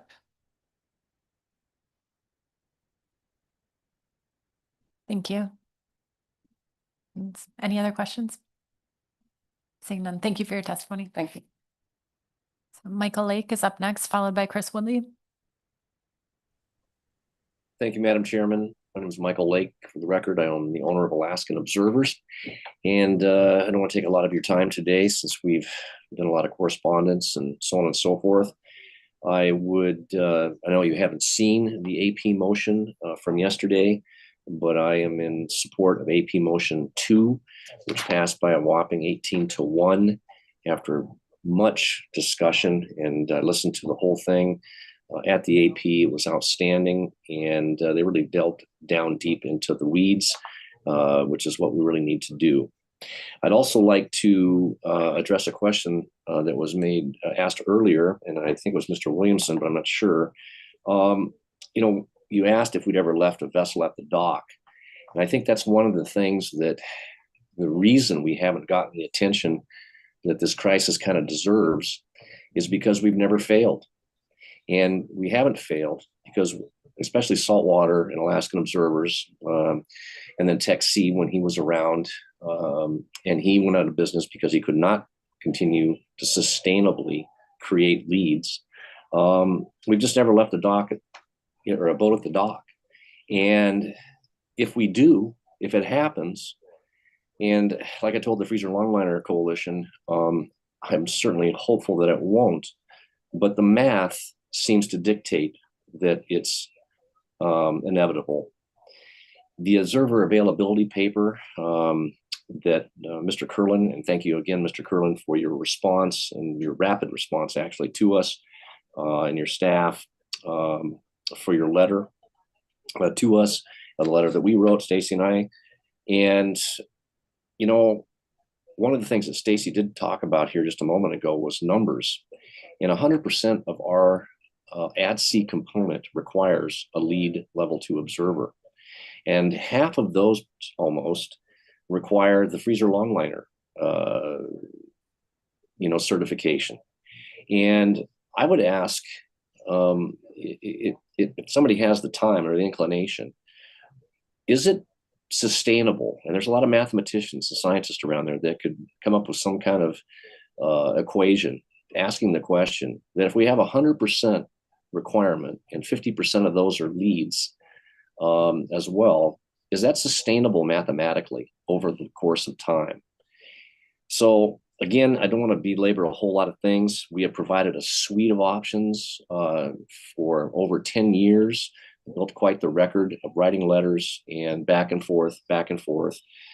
And so of the suite, the FLC, Chad's letter, I think, is just spot on.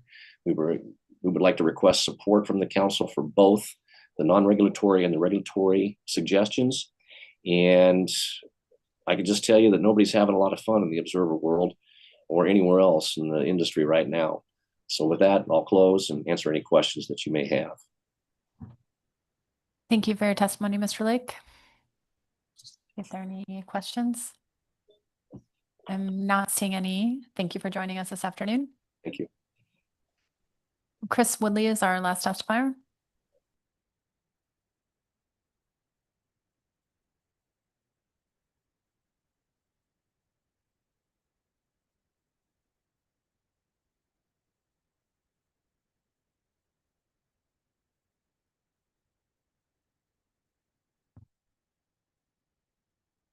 There we go. We're close this time. I don't like this. Good afternoon, Madam Chair, members of the council. My name is Chris Woodley. I'm the Executive Director of Groundfish Forum.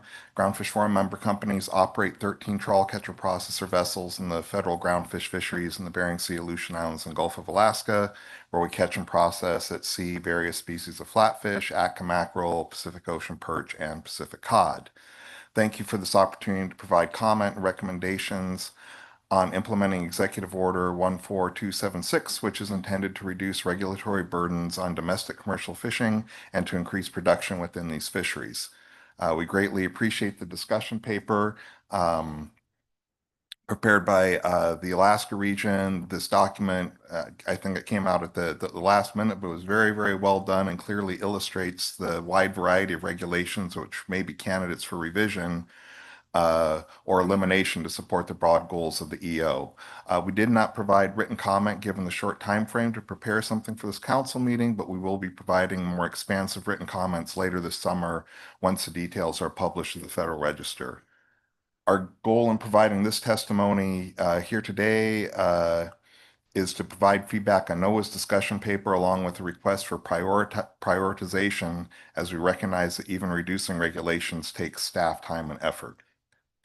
First, the maximum retainable amounts, section 3.1.2 is tentatively scheduled for October 2025.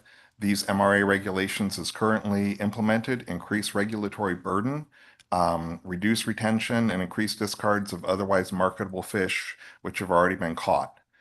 This action would benefit a number of different fishing sectors and has the clear potential to meet the intent of the EO by reducing regulatory burden on fishermen, reducing discards, and increasing revenue and profitability.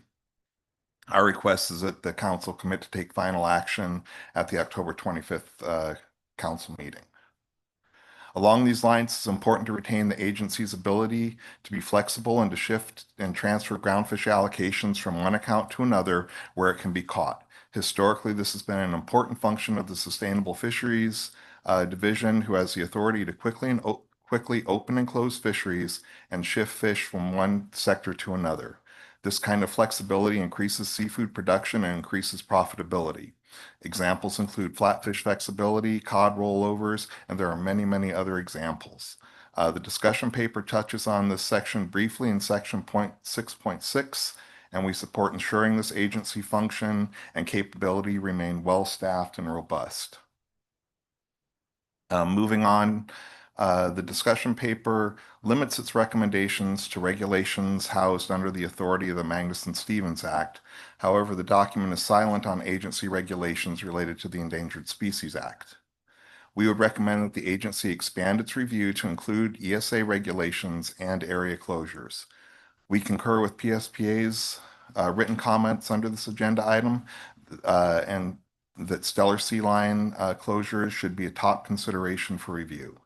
Vast areas in the Gulf of Alaska and the Aleutian Islands have been closed to fishing under the ESA, but the link between these broad closures and the recovery of stellar sea lions has not been established. These closures have not resulted in the recovery of the listed species, but do currently impose burdensome regulations and reduced harvest opportunities for fishermen and as well as decreasing efficiency for those fishing operations. Another area of council prioritization, I'm giving you a lot of priorities, I apologize, needs to be completing actions on cost recovery and economic data reports. At the April 2025 meeting, the council initiated an analysis to consider removing EDR data requirements. EDRs, as you know, are unevenly applied across fisheries, lack clear overriding management needs, and impose significant costs on the fishing industry. We would request that the council promptly take action to eliminate the EDR requirement. Fishermen companies put forth a significant amount of effort throughout the year to keep track of expenses to meet the requirements for EDRs, and the sooner the council can take that action on this, the sooner the burden of these regulations can be reduced. How am I doing on time? For cost recovery, at the same meeting, the council requested NOAA implement cost reduction actions related to the cost recovery fee programs. Collectively, these fees annually impose millions of dollars of costs, which are paid by individual fishing sectors. The type and level of costs imposed in the Alaska region are often considerably higher than other NOAA regions, and we feel that this reduction of these costs would provide immediate relief to affected fishing industry sectors who continue to struggle in the face of ongoing economic challenges. Shifting gears for just a second away from the discussion paper, we support saltwater and the Alaska Observer's Joint Comment Letter. Stock assessments and the Observer Program are the backbone of the North Pacific fisheries. Anything that the council and the agency can do to quickly address the looming observer shortfall just discussed by the last few testifiers should be a top priority. Without observers, there are no fish and there is no revenue. That concludes my comments, Madam Chair. Happy to take any questions, but before I do that, I just want to give a shout out to our hosts here in Newport. This has been this is a great venue. Really have appreciated their hospitality and putting this all together for us. Really enjoyed the gear presentation last night and think they did a great job. So glad everybody put forth the effort to make this come together so well. So thank you.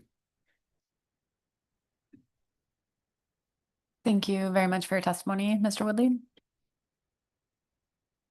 See if there are any questions on your testimony. Thank you. I would just recommend that you maybe warm up your intro next time of saying that you don't like to sit close to us. Oh. I'm just kidding. You guys can probably see like a lettuce in my teeth. I mean, this is a little close this time. All right. Thank you. Thank you. So that concludes our public testimony on B reports. Let's take a quick 5-minute stand down, consider public testimony. We are behind schedule a little bit, and see if the council wishes to have any additional discussion, flag anything for later on in the meeting, or take action. Okay, so we'll see you back at 4:30. Thank you.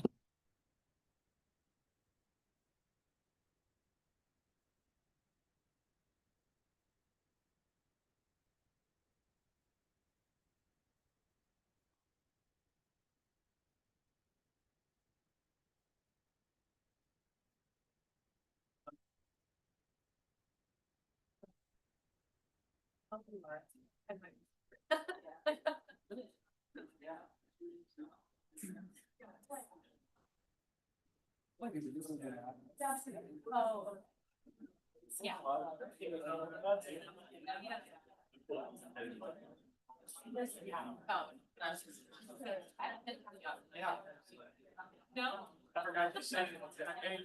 Oh, sorry.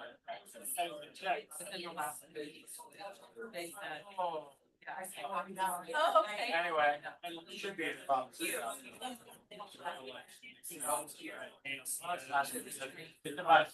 About 90.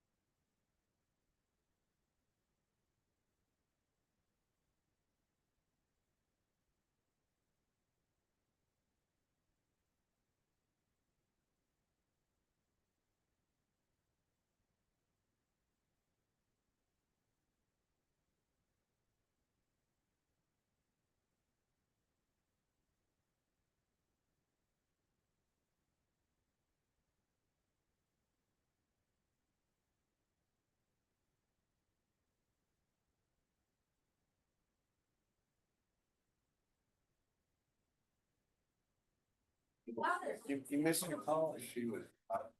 I need you. Who's that woman? Yeah. Where's those steroid pills? Council members, please come back to order.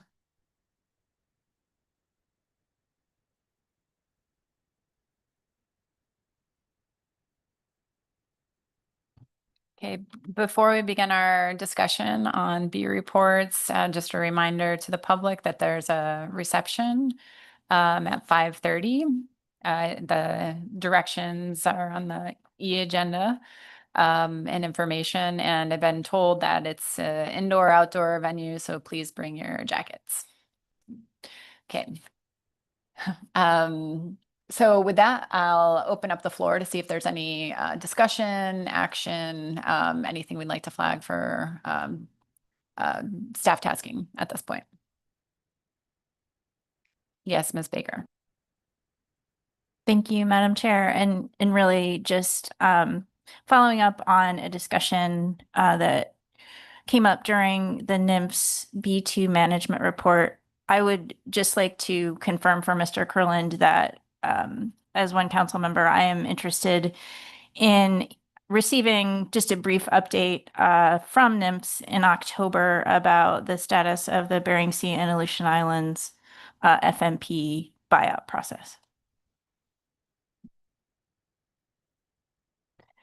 Okay, for members of the public online, we received a thumbs up from Mr. Kurland. So thank you, Ms. Baker. Ms. Kimball. Thank you, Madam Chair. I mean, I suppose this is obvious, but maybe just to state clearly for the public, we had most of our morning and half of our afternoon on the EO and request from the council to address reducing the burden on the fishing community and increasing production. And I think it's obvious that our intent would be in staff tasking to try to address that, be clear and explicit and try to meet the deadline that's provided by the secretary with a little wiggle room to do potential refinements in the first day or two of our October meeting, but to try to do the bulk of the work at this meeting. So that would be my intent to try to do that, staff tasking. Yes, I concur with that intent, and just for the public's awareness, we'll continue to take testimony and staff tasking regarding new ideas. I think a lot of people listen to the conversation and understand the balancing act that we'll have to do with the resources necessary to initiate any of these regulations and go through our analytical process. So we'll be considering that as we develop a plan, at least a preliminary plan moving forward. Thank you, Ms. Kimball. Yes, Mr. Tway. Thanks. I'm also interested in a couple of follow-ups, either October or sort of when it seems appropriate, on two very different things. One is just continuing on the a lot of the discussions we've had, just as there continue to be updates both from the region and from the Science Center about the status of their resources, if indeed, for instance, the possibility of additional reductions comes through. Appreciate status report on that. If that happens, I sort of hope it doesn't. But also just the prioritization discussion is clearly an ongoing and iterative discussion. So opportunity for that as well. And then on a completely different subject, I just hope we would extend the invitation to the representatives from the cities of St. Paul and Unalaska to provide us with their thoughts about maybe how the process could be streamlined as they continue to work through that, but just when they feel like they're ready. I would hope we would extend the invitation to provide them the opportunity to give us some of those thoughts. Yes, thank you, Mr. Tway. Anything else from council members? No. Yes, Mr. Mueller. Yeah, thank you, Madam Chairman. During B reports, we had an invite from the Yukon Goikuk for a visit up there. If I remember correctly, we were going to address that in staff tasking as well. Yes, I believe that would be an appropriate spot to revisit that request after we have a discussion and get an update on our finances in executive session. So thank you, Mr. Thank you. Mueller.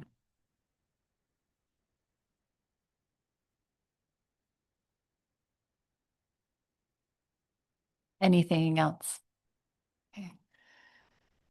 Seeing none, I think we're close enough to the end of the day to break and come back at 8 a.m. Greatly appreciate all of the presentations we received as well as public testimony on our B reports. Again, come prepared with a couple layers this evening, and we will see you at 8 a.m. in the morning and begin our staff presentation on C1. Thank you.